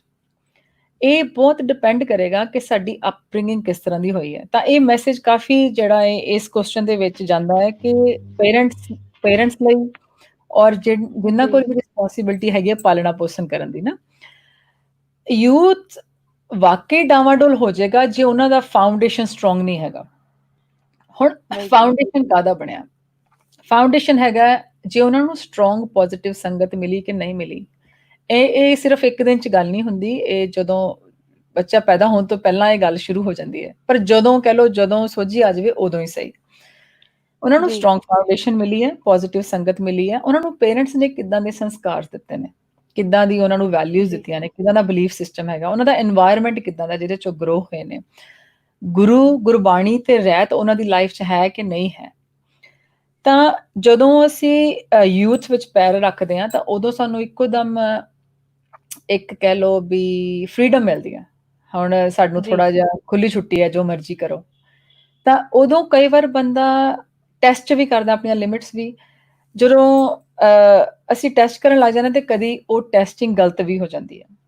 ਜੇ ਸਾਡੇ ਕੋਲ ਗੁਰਬਾਣੀ ਤੇ ਰਹਿਤ ਦੀ ਵਾੜ ਹੋਏਗੀ ਨਾ, ਬਾਉਂਡਰੀ ਹੋਏਗੀ, ਤਾਂ ਫਿਰ ਜਿਹੜਾ ਕਦੀ ਅਸੀਂ ਉੱਤੇ ਬਹੁਤ ਖਿੜੇ ਤੇ ਕਦੀ ਡਿਗੇ ਉਹ ਵਾਲਾ ਸਿਸਟਮ ਨਹੀਂ ਹੋਏਗਾ। ਫਿਰ ਸਾਨੂੰ ਪਤਾ ਹੈ ਕਿ ਸਾਡਾ ਮੋਟਿਵ ਕੀ ਹੈਗਾ, ਕਿਹੜੇ ਰਾਹ ਤੇ ਅਸੀਂ ਤੁਰ ਰਹੇ ਹਾਂ, ਸਾਡਾ ਡਿਸਿਪਲਿਨ ਕੀ ਹੈਗਾ। ਉਹ ਡਿਸਿਪਲਿਨ ਦੇ ਵਿੱਚ ਰਹਿੰਦੇ ਅਸੀਂ ਉਹ ਵਾਰਡ ਨੂੰ, ਉਹ ਬਾਉਂਡਰੀ ਨੂੰ ਆਪਣੀ ਕੌਨਸ਼ੀਅਸ ਦੇ ਵਿੱਚ ਰੱਖ ਕੇ ਅਸੀਂ ਡਾਵਾਡੋਲ ਨਹੀਂ ਹੋਵਾਂਗੇ। ਅਸੀਂ ਹੁਣੇ ਤੋਂ ਆਪਣੇ ਬੱਚਿਆਂ ਨੂੰ ਕਹਿਣਾ ਸ਼ੁਰੂ ਕਰ ਦਿੱਤਾ ਕਿ don't give power to somebody else's hands to make you happy or sad. ਕਿ ਇਹ ਜਿਹੜੀ ਪਾਵਰ ਹੈਗੀ ਹੈ ਖੁਸ਼ ਰਹਿਣ ਦੀ ਜਾਂ ਦੁਖੀ ਹੋਣ ਦੀ, ਇਹ ਪਾਵਰ ਤੁਸੀਂ ਕਿਸੇ ਦੇ ਹੱਥਾਂ ਵਿੱਚ ਨਾ ਦਿਓ ਕਿ ਤੁਹਾਡੀ ਲਾਈਫ ਦੀ ਚਾਬੀ ਕਿਸੇ ਹੋਰ ਦੇ ਹੱਥਾਂ 'ਚ ਹੈ। ਕਿਉਂਕਿ ਇਹ ਜੇ ਹੁਣੇ ਹੀ ਸਮਝ ਪੈ ਜਾਏਗੀ ਨਾ, ਤਾਂ ਜਿਹੜੇ ਬਹੁਤ ਜ਼ਿਆਦਾ ਅੱਜ ਦੀ ਲਾਈਫ ਦੇ ਵਿੱਚ ਜਿਹੜੀਆਂ ਪਰੇਸ਼ਾਨੀਆਂ ਨੇ, ਭਾਵੇਂ ਯੂਥ ਹੈ ਭਾਵੇਂ ਫੈਮਿਲੀ ਲਾਈਫ ਹੈ, ਇਹ ਇਸ ਕਰਕੇ ਹੋ ਗਈਆਂ ਨੇ ਕਿਉਂਕਿ ਅਸੀਂ ਸੋਚਦੇ ਹਾਂ, ਸਾਡੀ ਲੈਂਗੁਏਜ ਵੀ ਇਹ ਹੋ ਗਈ। ਸਾਡੀ ਲੈਂਗੁਏਜ ਇਹ ਹੈਗੀ ਹੈ, ਯੂ ਮੇਡ ਮੀ ਸੈਡ। ਆਪਾਂ ਕਹਿੰਦੇ ਹਾਂ ਨਾ, he made me angry, ਠੀਕ ਹੈ, I am upset because you did this to me। ਤਾਂ ਇਹਦਾ ਮਤਲਬ ਇਹ ਹੋ ਗਿਆ ਕਿ ਸਾਡਾ ਤੇ ਆਪਣੇ ਤੇ ਕੋਈ ਕੰਟਰੋਲ ਹੈ ਹੀ ਨਹੀਂ। ਕਿਸੇ ਨੇ ਸਾਨੂੰ ਕੁਝ ਕਰਤਾ ਤਾਂ ਅਸੀਂ ਹੋ ਗਏ, ਤਾਂ ਸਾਡੇ ਆਪਣੇ ਤੇ ਸਾਡੀ ਕੋਈ ਪਾਵਰ ਨਹੀਂ ਹੈਗੀ। ਅਸੀਂ ਚਾਬੀ ਕਿਸੇ ਹੋਰ ਨੂੰ ਖੁੱਲੇ ਢੰਗ ਨਾਲ ਫੜਾਤੀ, ਔਰ ਇੱਕ ਨੂੰ ਵੀ ਨਹੀਂ ਫੜਾਈ। ਅਸੀਂ ਦੁਨੀਆ ਦੇ ਹਰ ਬੰਦੇ ਨੂੰ ਚਾਬੀ ਫੜਾ ਦਿੱਤੀ, ਕਿਉਂਕਿ ਸਾਨੂੰ ਕੋਈ ਮਾੜੀ ਜਿਹੀ ਕੋਈ ਗੱਲ ਕਹਿ ਜਾਵੇ ਤਾਂ ਅਸੀਂ ਉਸੇ ਵੇਲੇ ਦੁਖੀ ਹੋ ਜਾਂਦੇ ਹਾਂ।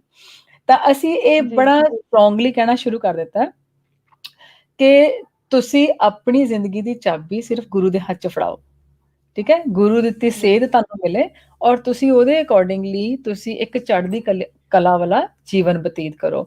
ਇਹਦੇ ਨਾਲ ਦੀ ਨਾਲ ਇੱਕ ਗੱਲ ਹੋਰ ਵੀ ਹੈ ਕਿ ਕੀ ਸਾਡੇ ਯੂਥ ਨੂੰ ਉਹ ਪਲੇਟਫਾਰਮ ਮਿਲ ਰਿਹਾ ਜਿੱਥੇ ਉਹ ਕੋਈ ਵੀ ਆਪਣੇ ਇਮੋਸ਼ਨਸ ਸ਼ੇਅਰ ਕਰ ਪਾ ਰਹੇ ਨੇ?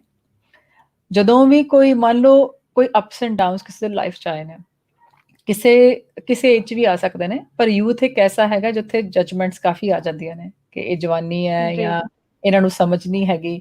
ਤਾਂ ਉਸ ਵੇਲੇ ਉਹਨਾਂ ਕੋਲ ਕਿਹੜਾ ਪਲੇਟਫਾਰਮ ਹੈ ਜਿੱਥੇ ਉਹ ਜਾ ਕੇ ਕਹਿ ਸਕਣ ਕਿ ਆਈ ਐਮ ਗੋਇੰਗ ਥਰੂ ਦਿਸ ਔਰ ਆਈ ਐਮ ਫੀਲਿੰਗ ਸੱਚ ਐਂਡ ਸੱਚ?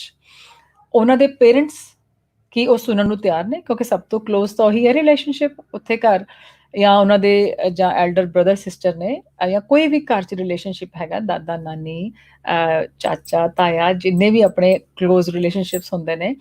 ਤਾਂ ਕੀ ਉਹ ਪੋਸੀਬਿਲਿਟੀ ਹੈ ਕਿ ਉਹ ਜੋ ਵੀ ਇਨਸਾਨ ਜਾ ਕੇ ਬਿਨਾਂ ਕਿਸੇ ਡਰ ਦੇ ਆਪਣੀ ਗੱਲ ਇਮੋਸ਼ਨਸ ਸ਼ੇਅਰ ਕਰ ਸਕੇ, ਔਰ ਅੱਗੋਂ ਜੀ ਅੱਗੋਂ ਮਤਲਬ ਕੁੱਟ ਦੇ ਚਾਂਸ ਨਾ ਹੋਣ ਜਾਂ ਅੱਗੋਂ ਜੱਜਮੈਂਟ ਦੇ ਚਾਂਸ ਨਾ ਹੋਣ?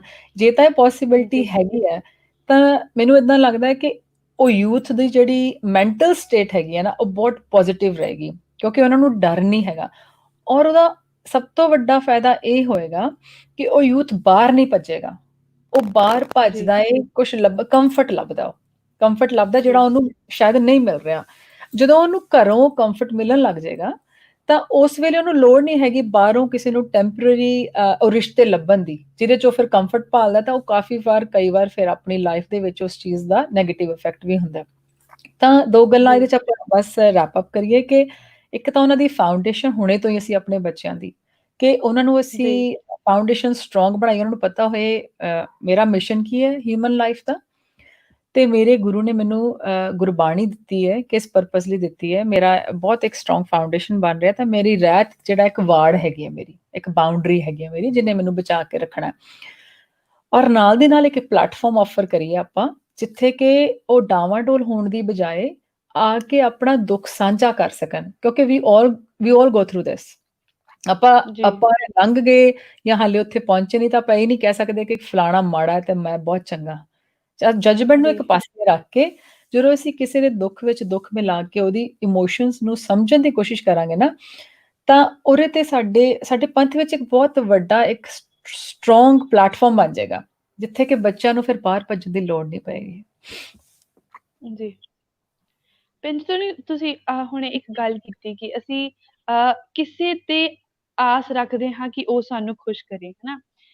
ਇਹ ਨਾ ਯੂਥ ਦੀ ਬਹੁਤ ਵੱਡੀ ਪ੍ਰੋਬਲਮ, ਮੈਂ ਯੂਥ ਨਾ ਕਹਾਂ ਤੇ ਇਹ ਸਾਰੇ ਹੀ ਏਜ ਗਰੁੱਪਸ ਦੇ ਵਿੱਚ ਅੱਜ ਬਹੁਤ ਵੱਡਾ ਫੈਕਟਰ ਹੈਗਾ ਕਿ ਅਸੀਂ ਆਪਣੀਆਂ ਚੀਜ਼ਾਂ ਵਾਸਤੇ ਬਹੁਤ ਸਾਰੀ ਐਕਸਪੈਕਟੇਸ਼ਨਸ ਰੱਖਦੇ ਹਾਂ। ਜੇ ਸਪੈਸੀਫਿਕਲੀ ਯੂਥ ਦੀ ਗੱਲ ਕਰੀਏ ਤੇ ਕਿਉਂਕਿ ਕੁਝ ਨਵੇਂ ਰਿਸ਼ਤੇ ਬਣੇ ਨੇ, ਮੇਰੇ ਦੋਸਤ ਨੇ, ਮੇਰੇ ਰਿਸ਼ਤੇਦਾਰ ਨੇ, ਮੇਰੇ ਮਮਾ ਪਾਪਾ ਨੇ, ਉਹ ਮੇਰੇ ਤੋਂ ਆ ਐਕਸਪੈਕਟ ਕਰਦੇ ਨੇ ਤੇ ਮੈਂ ਉਹਨਾਂ ਤੋਂ ਇਹ ਐਕਸਪੈਕਟ ਕਰਦਾ ਕਿ ਉਹ ਮੈਨੂੰ ਸਮਝਣ, ਹਨਾ? ਮੇਰੇ ਦੋਸਤ ਨੇ ਤੇ ਮੈਂ ਉਹਨਾਂ ਤੋਂ ਐਕਸਪੈਕਟ ਕਰਦਾ ਉਹ ਮੈਨੂੰ ਟਾਈਮ ਦੇਣ। ਉਹ ਮੇਰੇ ਨਾਲ ਕਿਸੇ ਹੋਰ ਦਾ ਰਿਸ਼ਤਾ ਹੈ ਤਾਂ ਸਾਡੇ ਕੋਲ ਹਰ ਇੱਕ ਪਰਟੀਕੁਲਰ ਰਿਸ਼ਤੇ ਵਾਸਤੇ ਇੱਕ ਐਕਸਪੈਕਟੇਸ਼ਨਸ ਦਾ ਇੱਕ ਰੈਪ ਬਣਾ ਲਿਆ ਅਸੀਂ ਆਪਣੇ ਮਨ ਦੇ ਵਿੱਚ। ਤੇ ਜਿਸ ਵੇਲੇ ਮੇਰੇ ਮਨ ਦੇ ਵਿੱਚੋਂ ਮੇਰੀ ਉਹ ਐਕਸਪੈਕਟੇਸ਼ਨਸ ਦੇ ਲੈਵਲ ਚੋਂ ਇੱਕ ਪੁਆਇੰਟ ਉੱਪਰ ਜਾਂ ਥੱਲੇ ਆਂਦਾ ਤੇ ਫਿਰ ਮੇਰੇ ਜੀਵਨ ਦੇ ਵਿੱਚ ਉਹ ਦੁੱਖ ਵਾਲੀਆਂ ਚੀਜ਼ਾਂ, ਹਨਾ? ਫਿਰ ਮੈਨੂੰ ਉਹ ਦੁੱਖ ਹੁੰਦਾ। ਤੇ ਜਿਹੜੀ ਇਹ ਐਕਸਪੈਕਟੇਸ਼ਨਸ ਵਾਲੀ ਚੀਜ਼ ਹੈਗੀ ਕਿਸੇ ਨਾਲ ਵੀ ਜੋੜਨੀ, ਹਨਾ? ਕਿਸੇ ਵੀ ਰਿਸ਼ਤੇ ਦੇ ਨਾਲ ਅਸੀਂ ਉਸ ਐਕਸਪੈਕਟੇਸ਼ਨਸ ਤੋਂ ਕਿਵੇਂ ਬਚ ਸਕਦੇ ਹਾਂ? ਜਦੋਂ ਸਾਨੂੰ ਪਤਾ ਲੱਗਣ ਲੱਗ ਜਾਏਗਾ ਨਾ ਕਿ ਮੈਂ ਦੁੱਖ ਦੀ ਗੋਲੀ ਖਾ ਰਹੀ ਹਾਂ ਰੋਜ਼, ਤਾਂ ਅਸੀਂ ਉਹ ਗੋਲੀ ਖਾਣੀ ਬੰਦ ਕਰ ਦੇਵਾਂਗੇ। ਸਾਨੂੰ ਕੋਈ ਦੱਸ ਦੇਵੇ ਕਿ ਇਹ ਇੱਕ ਚੀਜ਼ ਤੁਸੀਂ ਲੈ ਰਹੇ ਹੋ ਰੋਜ਼ ਆਪਣੀ ਡਾਈਟ ਦੇ ਵਿੱਚ, ਜਿਹਨੇ ਤੁਹਾਨੂੰ ਇਹੋ ਜਿਹਾ ਬਿਮਾਰ ਕਰ ਦੇਣਾ ਕਿ ਤੁਸੀਂ ਉੱਠ ਵੀ ਨਹੀਂ ਸਕਣਾ, ਤਾਂ ਕੀ ਅਸੀਂ ਉਹ ਚੀਜ਼ ਲਵਾਂਗੇ ਆਪਣੀ ਡਾਈਟ ਦੇ ਵਿੱਚ? ਦੱਸੋ ਰਾਈਟ, ਤੁਸੀਂ? ਨਹੀਂ ਲਵਾਂਗੇ ਨਾ? ਕਦੇ ਨਹੀਂ। ਹਾਂ, ਨਹੀਂ ਲਵਾਂਗੇ, ਕਿਉਂਕਿ ਸਾਨੂੰ ਪਤਾ ਹੈ ਇਹ ਚੀਜ਼ ਨੇ ਮੈਨੂੰ ਖਰਾਬ ਕਰ ਦੇਣਾ, ਮੇਰੇ ਸਰੀਰ ਨੂੰ ਖਰਾਬ ਕਰ ਦੇਣਾ, ਮੇਰੇ ਮਨ ਨੂੰ ਖਰਾਬ ਕਰ ਦੇਣਾ, ਮੇਰੀ ਸਾਰੀ ਲਾਈਫ ਨੂੰ ਖਰਾਬ ਕਰ ਦੇਣਾ ਇਸ ਚੀਜ਼ ਨੇ।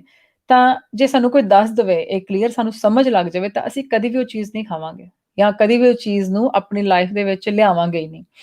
ਤਾਂ ਮੈਂ ਤੁਹਾਨੂੰ ਜੀ ਖੁੱਲ੍ਹੇਆਮ ਦੱਸ ਦੇਵਾਂ ਇਹ ਗੱਲ ਕਿ expectation is one of those things, one of those pills, if we have this in our life we are never going to be happy. ਅਸੀਂ ਖੁਸ਼ ਨਹੀਂ ਰਹਿ ਪਾਵਾਂਗੇ, ਅਸੀਂ ਕਿਸੇ ਪੱਖੋਂ ਵੀ, ਤੁਸੀਂ ਦੁਨੀਆ ਦੀ ਗੱਲ ਕਰਦੇ ਹੋ ਨਾ, ਅਸੀਂ ਪਰਮੇਸ਼ਰ ਤੋਂ ਵੀ ਐਕਸਪੈਕਟੇਸ਼ਨਸ ਰੱਖ ਰੱਖ ਕੇ ਸਾਡੀ ਜਿਹੜੀ ਆਤਮਿਕ ਆਨੰਦ ਨੂੰ ਅਸੀਂ ਰੋਲ ਦਿੱਤਾ। ਅਸੀਂ ਕਹਿੰਦੇ ਹਾਂ ਵੀ ਜੇ ਅਸੀਂ ਨਾਮ ਜਪਿਆ ਤਾਂ ਸਾਨੂੰ ਆਹ ਹੋਣਾ ਚਾਹੀਦਾ, ਸਾਨੂੰ ਆਹ ਚੀਜ਼ ਫੀਲ ਹੋਣੀ ਚਾਹੀਦੀ ਹੈ, ਜਾਂ ਸਾਨੂੰ ਆਹ ਚੀਜ਼ ਮਿਲਣੀ ਚਾਹੀਦੀ ਹੈ ਕਿਉਂਕਿ ਅਸੀਂ ਰੋਜ਼ ਨਿਤਨੇਮ ਕਰ ਰਹੇ ਹਾਂ। ਕੀ ਹੋ ਗਿਆ, ਅਸੀਂ ਇੱਕ ਗਿਵ ਐਂਡ ਟੇਕ ਹੋ ਗਈ ਸਾਡੀ, ਠੀਕ ਹੈ, ਅਸੀਂ ਰੱਬ ਨਾਲ ਵੀ ਗਿਵ ਐਂਡ ਟੇਕ ਕਰ ਰਹੇ ਹਾਂ, ਮਾਫ ਕਰਨਾ। ਇਹ ਇੱਕ ਡਿਵਾਈਨ ਲਵ ਦੀ ਗੱਲ ਸੀ, ਇਹ ਆਤਮਿਕ ਇਲਾਹੀ ਪਿਆਰ ਦੀ ਗੱਲ ਸੀ। ਤਾਂ ਅਸੀਂ ਪਰਮੇਸ਼ਰ ਨੇ ਤਾਂ ਸਾਨੂੰ ਦੱਸਿਆ ਸੀ ਕਿ ਜਿੱਦਾਂ ਜਿਹੜੇ ਸੈਲਫਲੈਸ ਰਿਲੇਸ਼ਨਸ ਨੇ ਇਸ ਦੁਨੀਆ ਦੇ ਵਿੱਚ, ਉੱਥੋਂ ਇੰਸਪਾਇਰ ਹੋ ਕੇ ਤੁਸੀਂ ਇਲਾਹੀ ਪਿਆਰ ਨੂੰ ਵੀ ਉਦਾਂ ਕਰੋ। ਤਾਂ ਅਸੀਂ ਕੀ ਕੀਤਾ, ਅਸੀਂ ਇਲਾਹੀ ਪਿਆਰ ਨੂੰ ਵੀ ਗਿਵ ਐਂਡ ਟੇਕ ਦੇ ਵਿੱਚ ਲੈਂਦਾ, ਅਸੀਂ ਸੈਲਫਿਸ਼ ਕਰ ਦਿੱਤਾ ਉਹਨੂੰ ਵੀ ਕਿ ਦੇਖੋ ਮੈਂ 5 ਪੁਆਇੰਟ ਰੱਖੇ ਸੀ, ਮੇਰੀ ਅਰਦਾਸ ਨਹੀਂ ਸੁਣੀ ਗਈ, ਤਾਂ ਇਹਦਾ ਮਤਲਬ ਰੱਬ ਸੁਣਦਾ ਹੀ ਨਹੀਂ। ਮੈਂ ਤਾਂ ਇੰਨੇ ਪਾਠ ਕੀਤੇ ਸੀ ਪਰ ਮੇਰੀ ਕਾਮਨਾ ਨਹੀਂ ਪੂਰੀ ਹੋਈ। ਹੁਣ ਅਸੀਂ ਇਹਨੂੰ ਥੋੜਾ ਜਿਹਾ ਥੱਲੇ ਨੂੰ ਲੈ ਕੇ ਆਈਏ, ਆਪਾਂ ਵਰਡਲੀ ਵੱਲ ਆ ਜਾਈਏ। ਜਿਹੜੀ ਐਕਸਪੈਕਟੇਸ਼ਨ ਹੈਗਾ ਨਾ, ਇਹ ਸਾਨੂੰ ਕੁੱਟ-ਕੁੱਟ ਕੇ ਆਪਣੇ ਅੰਦਰ ਪਾਣੀ ਪਏਗੀ ਕਿ ਇਹਨੇ ਸਾਨੂੰ ਇੱਕ ਚੀਜ਼ ਦੇਣੀ ਹੈ, ਜਾ ਕੇ ਦੁੱਖ, ਬਾਰ-ਬਾਰ ਸਾਨੂੰ ਦੁੱਖ ਦੇਣਾ, ਕਿਉਂਕਿ ਜਦੋਂ ਅਸੀਂ ਸੋਚਾਂਗੇ ਸਾਡੀ ਪੂਰਤੀ ਪੈਣੀ ਨਹੀਂ, ਐਕਸਪੈਕਟੇਸ਼ਨਸ ਪੂਰਤੀ ਨਹੀਂ ਹੁੰਦੀ ਐਕਸਪੈਕਟੇਸ਼ਨਸ ਦੇ ਨਾਲ ਕਦੀ ਵੀ, ਕਿਉਂਕਿ ਜੇ ਪਹਿਲਾਂ ਇੱਕ ਐਕਸਪੈਕਟੇਸ਼ਨ ਸੀ ਉਹ ਪੂਰੀ ਹੋ ਗਈ, ਫਿਰ ਸਾਡੀ ਦੂਜੀ, ਤੀਜੀ, ਚੌਥੀ ਵਧੀ ਜਾਣੀ ਹੈ ਨਾ ਅਗਲੇ ਇਨਸਾਨ ਤੋਂ। ਅਸੀਂ ਐਕਸਪੈਕਟੇਸ਼ਨ ਤੇ ਗ੍ਰੈਟੀਟਿਊਡ ਦੋ ਵੱਖਰੀਆਂ ਚੀਜ਼ਾਂ ਨੇ। ਗ੍ਰੈਟੀਟਿਊਡ ਕਿ ਅਸੀਂ ਸ਼ੁਕਰਾਨੇ ਦੇ ਵਿੱਚ ਰਹਿਣਾ, ਸਾਨੂੰ ਪਰਮੇਸ਼ਰ ਕਹਿੰਦੇ ਨਾ ਕਿ ਸਾਨੂੰ ਗੁਰੂ ਸਾਹਿਬ ਨੇ ਸਿਖਾਇਆ ਸ਼ੁਕਰਾਨੇ 'ਚ ਰਹਿਣਾ। ਜਦੋਂ ਸਾਡੀ ਐਕਸਪੈਕਟੇਸ਼ਨ ਦੇ ਕਾਰਨ ਕੋਈ ਕੰਮ ਕਰ ਵੀ ਦੇਗਾ ਨਾ, ਤਾਂ ਅਸੀਂ ਸ਼ੁਕਰਾਨੇ 'ਚ ਨਹੀਂ ਆਵਾਂਗੇ, ਅਸੀਂ ਕਵਾਂਗੇ ਲੈ ਇਹ ਤਾਂ ਇਹਦਾ ਫਰਜ਼ ਬਣਦਾ, ਇਹ ਤਾਂ ਇਹਨੂੰ ਕਰਨਾ ਹੀ ਚਾਹੀਦਾ ਸੀਗਾ, ਤਾਂ ਸਾਡਾ ਸ਼ੁਕਰਾਨਾ ਕਿੱਥੇ ਗਿਆ, ਖਤਮ ਹੋ ਗਿਆ। ਜੋ ਸਾਡੀ ਲਾਈਫ 'ਚ ਸ਼ੁਕਰਾਨਾ ਖਤਮ ਹੋ ਗਿਆ ਨਾ, ਅਸੀਂ ਬਹੁਤ ਦੂਰ ਚਲੇ ਗਏ ਇਲਾਹੀ ਮਾਰਗ ਤੋਂ, ਬਹੁਤ ਦੂਰ, ਕਿਉਂਕਿ ਸਾਨੂੰ ਤਾਂ ਹਰ ਇੱਕ ਸਾਹ ਆਇਆ, ਇੱਕ ਸਾਹ ਗਿਆ, ਇੱਕ ਸਾਹ ਦੇ ਨਾਲ ਸ਼ੁਕਰਗੁਜ਼ਾਰ ਅਸੀਂ ਹੋਣਾ ਸੀ। ਤਾਂ ਐਵੇਂ ਜਿਹੜਾ ਕੋਈ ਸਾਡੇ ਆਲੇ ਦੁਆਲੇ ਸਾਨੂੰ ਪਰਮੇਸ਼ਰ ਨੇ ਦਿੱਤਾ ਹੈ, ਪਾਣੀ ਪੀਣ ਲਈ ਦਿੱਤਾ ਹੈ, ਪ੍ਰਸ਼ਾਦਾ ਛਕਣ ਲਈ ਦਿੱਤਾ, ਕੱਪੜੇ ਪਾਉਣ ਲਈ ਦਿੱਤੇ, ਸਾਨੂੰ ਪਿਆਰੇ-ਪਿਆਰੇ ਰਿਸ਼ਤੇ ਦਿੱਤੇ, ਜਾਂ ਕੁਛ ਵੀ ਦਿੱਤਾ ਸਾਡੀ ਲਾਈਫ 'ਚ, ਅਸੀਂ ਸ਼ੁਕਰਗੁਜ਼ਾਰ ਹੋਣਾ ਸੀ। ਹੋਇਆ ਕਿ ਅਸੀਂ ਇਹ ਸੋਚਣ ਲੱਗ ਗਏ ਇਹ ਬੰਦਾ ਮੇਰੇ ਅਕੋਰਡਿੰਗਲੀ ਲਾਈਫ ਨਹੀਂ ਜੀ ਰਿਹਾ, ਤੇ ਇਸ ਕਰਕੇ ਮੇਰਾ ਇਹਦੇ ਨਾਲ ਰਿਸ਼ਤਾ ਠੀਕ ਨਹੀਂ ਹੈਗਾ। ਤੁਸੀਂ ਦੋ ਗੱਲਾਂ ਦੀ ਗੱਲ ਕੀਤੀ, ਦੋ ਪੱਖ ਦੀ। ਤੁਸੀਂ ਇੱਕ ਪੱਖ ਲਿਆ ਕਿ ਐਕਸਪੈਕਟੇਸ਼ਨ ਸਾਡੇ ਕੋਲੋਂ ਕੋਈ ਹੋਰ ਐਕਸਪੈਕਟ ਕਰ ਰਿਹਾ, ਤਾਂ ਇੱਕ ਅਸੀਂ ਜਿਹੜਾ ਕਿਸੇ ਤੋਂ ਐਕਸਪੈਕਟ ਕਰ ਰਹੇ ਹਾਂ। ਪਹਿਲਾਂ ਅਸੀਂ ਉਹ ਗੱਲ ਕਰਦੇ ਹਾਂ ਕਿ ਜਿਹੜਾ ਕੋਈ ਸਾਡੇ ਤੋਂ ਐਕਸਪੈਕਟ ਕਰ ਰਿਹਾ। ਦੇਖੋ ਜਿੱਦਾਂ ਹੁਣ ਜੇ ਯੂਥ ਦੀ ਗੱਲ ਕਰੀਏ ਤਾਂ ਪੇਰੈਂਟਸ ਐਕਸਪੈਕਟ ਕਰਦੇ ਆ ਇਹਦੇ ਗ੍ਰੇਡਸ ਚੰਗੇ ਆਣ, ਕੁਛ ਬਣ ਜਾਵੇ, ਉਹਨਾਂ ਦੀ ਗੁੱਡਵਿਲ ਆ ਉਹਦੇ ਪਿੱਛੇ, ਉਹ ਚੰਗਾ ਚਾਹੁੰਦੇ ਨੇ ਸਾਡੇ ਲਈ, ਤਾਂ ਇਸ ਕਰਕੇ ਉਹ ਐਕਸਪੈਕਟ ਕਰਦੇ ਨੇ। ਚਲੋ ਠੀਕ ਹੈ, ਪਰ ਜਿੱਥੇ ਵੀ ਸਾਨੂੰ ਲੱਗਣ ਲੱਗ ਜਾਵੇ ਕਿ ਇਹ ਐਕਸਪੈਕਟੇਸ਼ਨਸ ਅਨਰੀਅਲ ਨੇ, ਅਨਮੈਨੇਜੇਬਲ ਨੇ, ਉੱਥੇ ਸਾਨੂੰ ਇੱਕ ਬਹੁਤ ਹੀ ਓਪਨ, ਓਨੈਸਟ, ਕਲੀਅਰ ਕਮਿਊਨੀਕੇਸ਼ਨ ਕਰਨੀ ਪਏਗੀ। ਜੇ ਅਸੀਂ ਉਹ ਨਹੀਂ ਕਰਾਂਗੇ ਤਾਂ ਐਕਸਪੈਕਟੇਸ਼ਨ ਵੱਧਦੀ ਕੁਛ ਹੋਰ ਬਣ ਜਾਵੇਗੀ, ਤੁਹਾਡੇ ਲਈ ਵੀ ਇੱਕ ਬੋਝ ਬਣ ਜਾਵੇਗੀ, ਔਰ ਜਿਹੜਾ ਤੁਹਾਡੇ ਤੋਂ ਐਕਸਪੈਕਟ ਕਰ ਰਿਹਾ ਉਹਦਾ ਤੇ ਤੁਹਾਡਾ ਰਿਲੇਸ਼ਨਸ਼ਿਪ ਬਹੁਤ ਬਿਟਰ ਹੋ ਜਾਏਗਾ, ਬਹੁਤ ਕੌੜਾ ਹੋਣ ਲੱਗ ਜਾਵੇਗਾ, ਕਿਉਂਕਿ ਉਹ ਆਪਣੇ ਦਿਮਾਗ 'ਚ ਕੁਝ ਸੋਚੀ ਜਾ ਰਹੇ ਆ, ਤੁਹਾਨੂੰ ਪਤਾ ਵੀ ਨਹੀਂ ਹੈਗਾ। ਤਾਂ ਪਹਿਲਾ ਸਟੈਪ ਕੀ ਹੈਗਾ ਐਕਸਪੈਕਟੇਸ਼ਨਸ ਨੂੰ ਮੈਨੇਜ ਕਰਨ ਦਾ, ਔਰ ਮੈਂ ਬਿਲਕੁਲ ਇਹ ਨਹੀਂ ਕਹਿ ਰਹੀ ਕਿ ਐਕਸਪੈਕਟੇਸ਼ਨਸ ਆਉਂਦੀਆਂ ਨਹੀਂ, ਵੀ ਆਲ ਸਫਰ ਫਰਮ ਦਿਸ। ਅਸੀਂ ਪਿੱਛੇ ਜੇ ਇੱਕ ਸੀਰੀਜ਼ ਕੀਤੀ ਸੀ, ਉਹਦੇ 'ਚ ਅਸੀਂ ਇੱਕ ਹੋਮਵਰਕ ਦਿੱਤਾ ਸੀਗਾ ਸਾਰੀ ਸੰਗਤ ਨੂੰ, ਐਕਸੈਪਟ ਮੋਰ, ਐਕਸਪੈਕਟ ਲੈਸ। ਪਹਿਲਾਂ ਅਸੀਂ ਇੱਥੋਂ ਸ਼ੁਰੂ ਕਰੀਏ, ਥੋੜਾ ਅਸੀਂ ਮੰਨਣਾ ਜ਼ਿਆਦਾ ਸ਼ੁਰੂ ਕਰ ਦਈਏ ਕਿ ਐਵੇਂ ਹੀ ਹੈ ਔਰ ਮੈਂ ਇਹਦੇ 'ਚ ਹੀ ਖੁਸ਼ ਹਾਂ।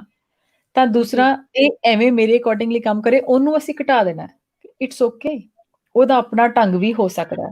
ਅਸੀਂ ਅਸੀਂ ਦੁਨੀਆ ਨੂੰ ਚਾਹੁੰਦੇ ਹਾਂ ਵੀ ਮੇਰੇ ਅਕੋਰਡਿੰਗਲੀ ਚੱਲੇ, ਠੀਕ ਹੈ, ਦੁਨੀਆ ਮੇਰੇ ਅਕੋਰਡਿੰਗਲੀ ਚੱਲ ਸਕਦੀ ਨਹੀਂ, ਤਾਂ ਦੁਨੀਆ ਚਾਹੁੰਦੀ ਹੈ ਵੀ ਅਸੀਂ ਉਹਨਾਂ ਦੇ ਅਕੋਰਡਿੰਗਲੀ ਚੱਲੀਏ, ਤੇ ਉਹ ਵੀ ਨਹੀਂ ਹੋ ਪਾਣਾ, ਠੀਕ ਹੈ। ਇਹ ਦੋਨੋਂ ਹੀ ਚੀਜ਼ਾਂ ਜਿਹੜੀਆਂ ਨੇ ਇਹ ਗੜਬੜ ਕਰ ਦਿੰਦੀਆਂ ਨੇ। 3 ਗੁਣਾਂ ਨੂੰ ਅਸੀਂ ਜੇ ਲੈ ਕੇ ਚੱਲੀਏ, ਇਹਦੇ ਵਿੱਚ ਥੋੜਾ ਸਾਨੂੰ ਸ਼ਾਇਦ ਨਾ ਸਹਾਈ ਹੋਏ ਕਿ ਅਸੀਂ ਐਕਸਪੈਕਟੇਸ਼ਨਸ ਕਿਵੇਂ ਘੱਟ ਕਰਨੀਆਂ ਨੇ। ਇਹ ਭਗਤਾਂ ਦੀ ਬਾਣੀ ਚੋਂ, ਜਾਂ ਭਗਤਾਂ ਨੇ ਜਿਵੇਂ ਪਿਆਰ ਕੀਤਾ, ਇਤਿਹਾਸ 'ਚੋਂ ਸਾਨੂੰ ਮਿਲਦਾ ਕਿ ਉਹਨਾਂ ਨੇ ਪਿਆਰ ਕੀਤਾ ਬਿਨਾਂ ਐਕਸਪੈਕਟੇਸ਼ਨ ਦੇ। ਜਿਹੜਾ ਇਲਾਹੀ ਪਿਆਰ, ਉਹਦੇ 'ਚ ਕੋਈ ਐਕਸਪੈਕਟੇਸ਼ਨਸ ਨਹੀਂ ਸੀ, ਗਿਵ ਐਂਡ ਟੇਕ ਨਹੀਂ ਸੀ। ਦੂਜੀ ਗੱਲ, ਕੋਈ ਜੈਲਸੀ ਨਹੀਂ, ਠੀਕ ਹੈ। ਔਰ ਤੀਸਰੀ ਗੱਲ ਕਿ ਜਿਹੜਾ ਅਸੀਂ ਦੁਨਿਆਵੀ ਰਿਸ਼ਤਿਆਂ ਦੇ ਵਿੱਚ ਰਹਿ ਰਹੇ ਹਾਂ, ਜਾਂ ਕੋਈ ਚੀਜ਼ਾਂ ਵੀ ਸਾਨੂੰ ਮਿਲੀਆਂ ਨੇ ਜਿਨ੍ਹਾਂ ਦੇ ਨਾਲ ਅਸੀਂ ਮਾਂ-ਬਾਪ ਜਾਂ ਜੋ ਵੀ ਹੋਰ ਰਿਸ਼ਤੇ ਮਿਲੇ ਨੇ, ਇਹ ਸਿਰਫ ਸਾਨੂੰ ਵਰਤਣ ਲਈ ਨਹੀਂ ਮਿਲੇ ਕਿ ਜਿੱਦਾਂ ਅਸੀਂ ਇਹਨਾਂ ਚੋਂ ਬੈਸਟ ਯੂਜ਼ ਲੈ ਲਈਏ ਆਪਣਾ, ਇੱਕ ਬੰਦਾ ਕਮਾ ਕੇ ਲਿਆ ਰਿਹਾ ਤੇ ਇਸ ਕਰਕੇ ਮੈਨੂੰ ਉਹਦੇ ਨਾਲ ਪਿਆਰ ਹੈ, ਜਾਂ ਇੱਕ ਬੰਦਾ ਮੇਰਾ ਘਰ ਦਾ ਕੰਮ ਕਰ ਰਿਹਾ ਇਸ ਕਰਕੇ ਮੈਨੂੰ ਉਹਦੇ ਨਾਲ ਪਿਆਰ ਹੈ। ਜੇ ਥੋੜਾ ਜਿਹਾ ਅਸੀਂ ਉਹਨੂੰ ਉੱਠ ਕੇ ਦੇਖਣ ਲੱਗ ਜਾਈਏ ਨਾ ਕਿ ਇਹ ਇਲਾਹੀ ਜੋਤ ਹੈ ਔਰ ਇਹ ਆਪਣੇ ਸੰਸਕਾਰ ਲੈ ਕੇ ਆਈ ਹੈ, ਇਹਨੇ ਏਦਾਂ ਜੀਣਾ, ਮੈਂ ਏਦਾਂ ਜੀਣਾ, ਪਰ ਮੈਨੂੰ ਇਸ ਜੋਤ ਲਈ ਪੂਰੀ ਰਿਸਪੈਕਟ ਹੈਗੀ ਹੈ, ਮੇਰੇ ਅਕੋਰਡਿੰਗਲੀ ਨਹੀਂ ਜੀ ਸਕਦੀ। ਜਦੋਂ ਇਹ 3 ਰਾਈਟ ਚੀਜ਼ਾਂ ਦਾ ਅਸੀਂ ਧਿਆਨ ਰੱਖਾਂਗੇ ਨਾ ਤਾਂ ਸਾਨੂੰ ਕਹਿੰਦੇ ਫਿਰ ਅਸੀਂ ਕਾਮੀ ਤੋਂ ਪ੍ਰੇਮੀ ਬਣ ਜਾਵਾਂਗੇ। ਕਾਮੀ ਕੀ ਆ ਅਸੀਂ? ਸੈਲਫਿਸ਼, ਠੀਕ ਹੈ ਨਾ? ਕਾਮੀ ਉਹ ਬੰਦਾ ਜਿਹੜਾ ਸੈਲਫਿਸ਼ ਹੈ, ਕਿਸੇ ਤਰ੍ਹਾਂ ਦਾ ਵੀ ਉਹਨੂੰ ਕੰਮ ਹੋ ਸਕਦਾ, ਤੂੰ ਮੇਰੇ ਲਈ ਆਹ ਕੰਮ ਕਰੇਂਗਾ ਤਾਂ ਤੂੰ ਮੈਨੂੰ ਚੰਗਾ ਲੱਗਦਾ ਹੈ, ਜੇ ਤੂੰ ਮੇਰੇ ਲਈ ਆਹ ਕੰਮ ਨਹੀਂ ਕੀਤਾ ਤਾਂ ਮੇਰਾ ਤੇਰਾ ਕੋਈ ਰਿਸ਼ਤਾ ਨਹੀਂ, ਠੀਕ ਹੈ? ਜਾਂ ਤੂੰ ਆਪਣੇ ਰਾਹ ਜਾ ਤਾਂ ਮੇਰੇ ਰਾਹ ਜਾ, ਏਦਾਂ ਹੁੰਦਾ ਵੀ ਅਸੀਂ ਆਮ ਦੇਖਦੇ ਹਾਂ। ਉਹ ਬਾਰ-ਬਾਰ ਵਾਲੀਆਂ ਗੱਲਾਂ ਨੇ। ਜਦੋਂ ਅਸੀਂ ਉਹ ਕਾਮੀ ਤੋਂ ਲੈ ਕੇ ਜਰਨੀ ਤੈਅ ਕਰਦੇ ਹਾਂ ਪ੍ਰੇਮੀ ਤੱਕ, ਪ੍ਰੇਮੀ ਮਤਲਬ ਜਿਹੜਾ ਜੀ। ਇਲਾਹੀ ਪਿਆਰ ਹੈਗਾ, ਉਦੋਂ ਫਿਰ ਸਾਨੂੰ ਬੰਦੇ ਦਾ ਬਾਹਰ ਵਾਲਾ ਸਿਸਟਮ ਨਹੀਂ ਦਿਖਦਾ ਵੀ ਇਹ ਕਿੰਨਾ ਮੇਰੇ ਲਈ ਲਾਭਦਾਇਕ ਹੋਏਗਾ। ਉਦੋਂ ਸਾਨੂੰ ਉਹਦੇ ਵਿੱਚ ਪਰਮੇਸ਼ਰ ਦੀ ਜੋਤ ਦਿਖਣ ਲੱਗ ਜਾਂਦੀ ਹੈ। ਬਾਕੀ ਤਾਂ ਦੇਖੋ ਇਹ ਤਾਂ ਹੈ ਨਹੀਂ ਕਿ ਉਹਦਾ ਸਰੀਰ ਨਹੀਂ ਹੈਗਾ, ਸਰੀਰ ਵੀ ਹੈ, ਉਹ ਕੰਮ ਵੀ ਕਰ ਰਿਹਾ, ਪਰ ਸਾਡੀਆਂ ਐਕਸਪੈਕਟੇਸ਼ਨਸ ਜਿਹੜੀਆਂ ਨੇ ਉਹ ਬਹੁਤ ਡਿਫਰੈਂਟ ਰੂਪ ਲੈ ਲੈਂਦੀਆਂ ਨੇ। ਜੀ। ਇਹਦੇ ਨਾਲ ਅਸੀਂ ਇਹ ਵੀ ਜੇ ਲੈ ਕੇ ਚੱਲੀਏ ਕਿ ਅਸੀਂ ਕਿਸੇ ਨੂੰ ਵੀ ਚੇਂਜ ਨਹੀਂ ਕਰ ਸਕਦੇ। We can only inspire others, we can't change others. Inspire ਵੀ ਤਾਂ ਕਰਾਂਗੇ ਜੇ ਸਾਡੇ ਆਪਣੇ ਵਿੱਚ ਕੁਛ ਇੰਸਪਾਇਰ ਕਰਨ ਵਾਲਾ ਹੋਏਗਾ ਤਾਂ। ਤੇ similarly nobody can change us, they can only inspire ਅਸ। ਸਾਨੂੰ ਕੋਈ ਚੇਂਜ ਕਰ ਸਕਦਾ ਕਿਉਂਕਿ ਜਦੋਂ ਅਸੀਂ ਦੂਸਰਿਆਂ ਤੋਂ ਐਕਸਪੈਕਟ ਕਰ ਰਹੇ ਹਾਂ ਨਾ, ਸਿਮਿਲਰਲੀ ਉਹ ਵੀ ਸਾਡੇ ਤੋਂ ਐਕਸਪੈਕਟ ਕਰ ਰਹੇ ਨੇ, ਦੋਨੋਂ ਪਾਸੇ ਚੱਲ ਰਿਹਾ। ਤਾਂ ਇੱਕ ਤਾਂ ਕਲੀਅਰ ਕਮਿਊਨੀਕੇਸ਼ਨ ਕਿ ਦੇਖੋ ਆਹ ਮੇਰੇ ਲਈ ਇੰਨਾ ਕੁ ਮੈਨੇਜੇਬਲ ਹੈ, ਇਸ ਤੋਂ ਬਾਅਦ ਇਹ ਮੇਰੇ ਲਈ ਅਨਰੀਅਲ ਤੇ ਬੋਝ ਬਣ ਰਿਹਾ, ਇਸ ਤੋਂ ਬਾਅਦ ਨਹੀਂ ਮੇਰੇ ਕੋਲ ਹੋਏਗਾ। ਇਹ ਕਹਿੰਦੇ ਇਹਨੂੰ ਬਾਉਂਡਰੀ ਸੈੱਟ ਕਰਦੀ ਹੈ, ਆਪਣੀ ਵਾਰਡ ਸੈੱਟ ਕਰਦੀ ਹੈ। Have a very very open communication. ਰਿਸ਼ਤਾ ਤਾਂ ਹੀ ਸਕਸੈਸਫੁਲ ਹੈ ਨਾ ਜੇ ਕਲੀਅਰ ਕਮਿਊਨੀਕੇਸ਼ਨ ਹੈਗੀ ਹੈ ਤਾਂ। ਇਹ ਕਰਕੇ ਔਰ ਦੂਸਰਾ ਜੋ ਅਸੀਂ ਭੁੱਲ ਜਾਈਏ ਕਿ ਅਸੀਂ ਕਦੀ ਵੀ ਲਾਈਫ 'ਚ ਕਿਸੇ ਨੂੰ ਚੇਂਜ ਕਰ ਪਾਵਾਂਗੇ, ਪਰ ਜੇ ਸਾਡੇ 'ਚ ਇੰਨੀ ਫ੍ਰੈਗਰੈਂਸ ਹੈਗੀ ਹੈ, ਇੰਨਾ ਪਿਆਰ ਹੈਗਾ ਨਾ, ਤਾਂ ਅਸੀਂ ਕਿਸੇ ਨੂੰ ਇੰਸਪਾਇਰ ਹੋਣ ਤੋਂ ਸਟਾਪ ਹੀ ਨਹੀਂ ਕਰ ਪਾਵਾਂਗੇ ਕਿਉਂਕਿ ਅਸੀਂ ਇੰਨੀ ਇੰਸਪੀਰੇਸ਼ਨਲ ਬਣ ਜਾਵਾਂਗੇ ਗੁਰੂ ਸਾਹਿਬ ਦੀ ਕਿਰਪਾ ਨਾਲ। ਪਰ ਇਹ ਜਿਹੜਾ ਐਕਸਪੈਕਟੇਸ਼ਨ ਵਾਲਾ ਕੰਮ ਹੈ ਨਾ, ਮੈਂ ਤਾਂ ਆਪ ਇਹਦੇ ਤੇ ਕੰਮ ਕਰ ਰਹੀ ਹਾਂ। ਮੈਂ ਤੁਹਾਨੂੰ ਕੀ ਕਹਿਣਾ ਬਈ ਆ ਸਾਡੇ ਕੁਛ ਸਪੈਸ਼ਲੀ ਤੁਸੀਂ ਹੁਣ ਫੈਮਿਲੀ ਦੇ ਨਾਲ ਘਰ ਰਹਿ ਰਹੇ ਹੋ, ਤੁਹਾਨੂੰ ਪਤਾ ਲੱਗਦਾ ਕਿ ਐਕਸਪੈਕਟੇਸ਼ਨਸ ਨੇ, ਕਿੱਦਾਂ ਤੁਸੀਂ ਆਪਣੇ ਆਪ ਤੋਂ ਵੀ ਐਕਸਪੈਕਟੇਸ਼ਨਸ ਅਸੀਂ ਕਈ ਵਾਰ ਅਨਰੀਅਲ ਰੱਖਦੇ ਹਾਂ ਤੇ ਉਹ ਸਾਨੂੰ ਚੀਜ਼ ਸਫਰ ਕਰਦੀ ਹੈ ਫਿਰ ਕਿ ਹਾਂ ਮੈਂ ਇਦਾਂ ਕਰ ਲੈਣਾ ਅੱਜ ਜਾਂ ਐਵੇਂ ਕਰ ਲੈਣਾ। It's unreal. ਤੁਸੀਂ ਤੁਹਾਨੂੰ ਦਿਨ 'ਚ ਜੇ 8-9 ਘੰਟੇ ਮਿਲ ਰਹੇ ਨੇ ਉਹਦੇ 'ਚ ਤੁਸੀਂ ਕਿੰਨਾ ਕੁ ਕੰਮ ਕਰ ਪਾਓਗੇ ਨਾ। So let's have some smart objectives ਕਹਿ ਲਓ। ਐਕਸਪੈਕਟੇਸ਼ਨਸ ਤਾਂ ਆਪਣੀ ਲਾਈਫ 'ਚੋਂ ਅਸੀਂ ਕੱਢ ਦਈਏ ਕਿਉਂਕਿ ਕਦੀ ਵੀ ਐਕਸਪੈਕਟੇਸ਼ਨਸ ਸਾਨੂੰ ਖੁਸ਼ੀ ਨਹੀਂ ਦੇਣਗੀਆਂ। ਇਹਨੂੰ ਐਕਸਪੈਕਟੇਸ਼ਨਸ ਨੂੰ ਅੱਜ ਲਾਈਨ ਮਾਰ ਕੇ ਅਸੀਂ ਇਹਦੀ ਜਗ੍ਹਾ ਤੇ ਐਕਸੈਪਟੈਂਸ ਰੱਖ ਦਈਏ ਤਾਂ ਸਾਡੀ ਲਾਈਫ ਬਹੁਤ ਚੇਂਜ ਹੋ ਜਾਏਗੀ।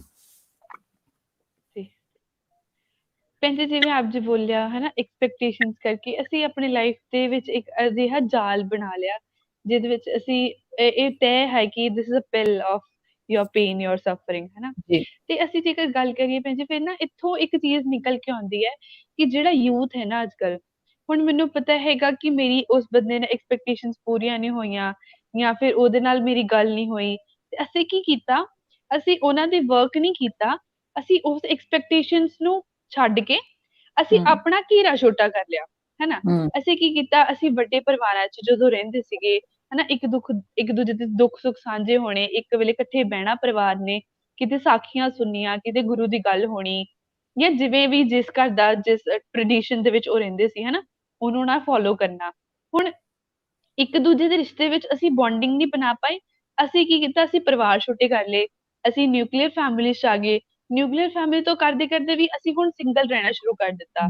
ਤੇ ਉਸ ਚੀਜ਼ ਨੂੰ ਆਪ ਜੀ ਕਿਵੇਂ ਦੇਖਦੇ ਹੋ ਕਿ ਇਹ ਤਾਂ ਮੈਨੂੰ ਵਰਕ ਕਰਨਾ ਸੀ ਨਾ ਆਪਣੇ ਉੱਪਰ, ਕਿ ਮੈਂ ਸਭ ਦੇ ਵਿੱਚ ਰਹਿੰਦੇ ਹੋਇਆਂ ਨਿਰਲੇਪ ਹੋ ਪਾਵਾਂ, ਤੇ ਕੀ ਨਿਰਲੇਪੀ ਇਹ ਹੈ ਕਿ ਮੈਂ ਸਭ ਨੂੰ ਛੱਡ ਦੇਵਾਂ ਤੇ ਫਿਰ ਮੇਰਾ ਆਪਣਾ ਪਰਟੀਕੁਲਰ ਰਸਤਾ ਹੈਗਾ, ਮੈਂ ਸਿਰਫ ਇਹਨੂੰ ਫੋਲੋ ਕਰਨਾ।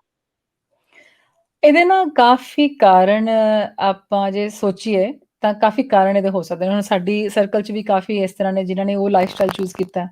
ਤਾਂ ਮੈਂ ਜੀ ਉਹਨਾਂ ਨਾਲ ਗੱਲ ਵੀ ਕਰਦੀ ਸੀ ਕਿ ਕਿੱਦਾਂ ਔਰ ਉਹਨਾਂ ਨੂੰ ਉਹੀ ਲਾਈਫ ਸਟਾਈਲ ਕਹਿ ਲਓ ਪਸੰਦ ਹੈ ਜਾਂ ਉਹਨਾਂ ਨੂੰ ਪੋਜ਼ਿਟਿਵ ਲੱਗਦਾ, ਉਹਦੇ 'ਚ ਐਡਵਾਂਟੇਜਿਸ ਨੇ ਉਹਨਾਂ ਲਈ ਜਿੱਦਾਂ ਉਹ ਦੇਖਦੇ ਨੇ। ਇਹ ਅਸੀਂ ਕਿਸੇ ਨੂੰ ਇਹ ਨਹੀਂ ਕਹਿ ਸਕਦੇ ਕਿ ਤੁਸੀਂ ਇਹ ਲਾਈਫਸਟਾਈਲ ਚੂਜ਼ ਕਰੋ ਤੇ ਇਹ ਨਹੀਂ ਕਰੋ, ਕਿਉਂਕਿ ਸਿਰਫ ਉਹੀ ਆਪਣੀ ਲਾਈਫ ਨੂੰ ਦੇਖ ਸਕਦੇ ਆ ਕਿ ਉਹਨਾਂ ਦੀ ਲਾਈਫ ਲਈ ਤੇ ਉਹਨਾਂ ਦੇ ਜਿਹੜੇ ਹੋਰ ਅੱਗੋਂ ਰਿਲੇਸ਼ਨਸ ਨੇ ਉਹਨਾਂ ਲਈ ਤੇ ਉਹਨਾਂ ਲਈ ਕੀ ਠੀਕ ਹੈ ਦੋਨਾਂ ਲਈ, ਔਰ ਇੱਕ ਮਿਊਚੁਅਲ ਡਿਸੀਜਨ ਜੀ ਹੈਗਾ ਕਿ ਉਹਨਾਂ ਨੇ ਕਿਵੇਂ ਜੀਣਾ ਹੈ। ਪਰ ਜਿਹੜਾ ਤੁਹਾਡਾ ਸਵਾਲ ਹੈਗਾ ਜਿੱਥੇ ਤੱਕ ਮੈਨੂੰ ਸਮਝ ਲੱਗੀ ਉਹ ਇਹ ਹੈਗਾ ਕਿ ਕਿਉਂ ਅਸੀਂ ਚੈਲੰਜਸ ਤੋਂ ਭੱਜ ਗਏ, ਕਿ ਜੀ ਅਸੀਂ ਜਦੋਂ ਸਾਨੂੰ ਲੱਗਿਆ ਕਿ ਠੀਕ ਨਹੀਂ ਹੋ ਰਿਹਾ ਤਾਂ ਅਸੀਂ ਕਿਹਾ ਅਸੀਂ ਚਲੋ ਅਸੀਂ ਕੱਟ ਕੱਟ ਕਰ ਦੋ, ਕੱਟ ਕਰਕੇ ਜੀ ਅਸੀਂ ਹੋਰ ਕੁਛ ਤੁਸੀਂ ਹੋਰ ਕੁਛ। ਤਾਂ ਇੱਥੋਂ ਇੱਕ ਹੋਰ ਸਵਾਲ ਖੜਾ ਹੁੰਦਾ ਕਿ ਕਿੰਨੇ ਕੁ ਕੱਟ ਮਾਰਾਂਗੇ, ਕਿੰਨੇ ਬਿਲਕੁਲ ਕੁ ਕੱਟ ਮਾਰਾਂਗੇ, ਕਿਉਂਕਿ ਜਿੱਥੇ ਵੀ ਜਾਵਾਂਗੇ ਉੱਥੇ ਇੱਕ ਨਵਾਂ ਚੈਲੰਜ ਖੜਾ ਹੈਗਾ। ਜੇ ਸਾਨੂੰ ਦੇਖੋ ਲਾਈਫਸਟਾਈਲ ਤਾਂ ਤੁਹਾਡੀ ਚੋਇਸ ਹੈਗੀ, ਤੁਸੀਂ ਕਿੱਦਾਂ ਜੀਣਾ, ਤੁਸੀਂ ਇੰਡੀਵਿਜੂਅਲ ਜੀਣਾ ਹੈ ਜਾਂ ਸੋਸਾਇਟੀ 'ਚ ਜੀਣਾ ਹੈ, ਇਟਸ ਯੋਰ ਚੋਇਸ। ਅਸੀਂ ਇੱਥੇ we are not here to dictate anybody ਕਿ you should have this kind of lifestyle. ਪਰ ਇੱਕ ਗੁਰਸਿੱਖ ਨੂੰ ਇਹ ਚੋਇਸ ਨਹੀਂ ਹੈਗੀ ਕਿ ਤੁਸੀਂ ਸੈਲਫਿਸ਼ ਲਾਈਫ ਜੀਣੀ, ਇੰਨਾ ਕੁ ਅਸੀਂ ਕਹਿ ਸਕਦੇ ਹਾਂ।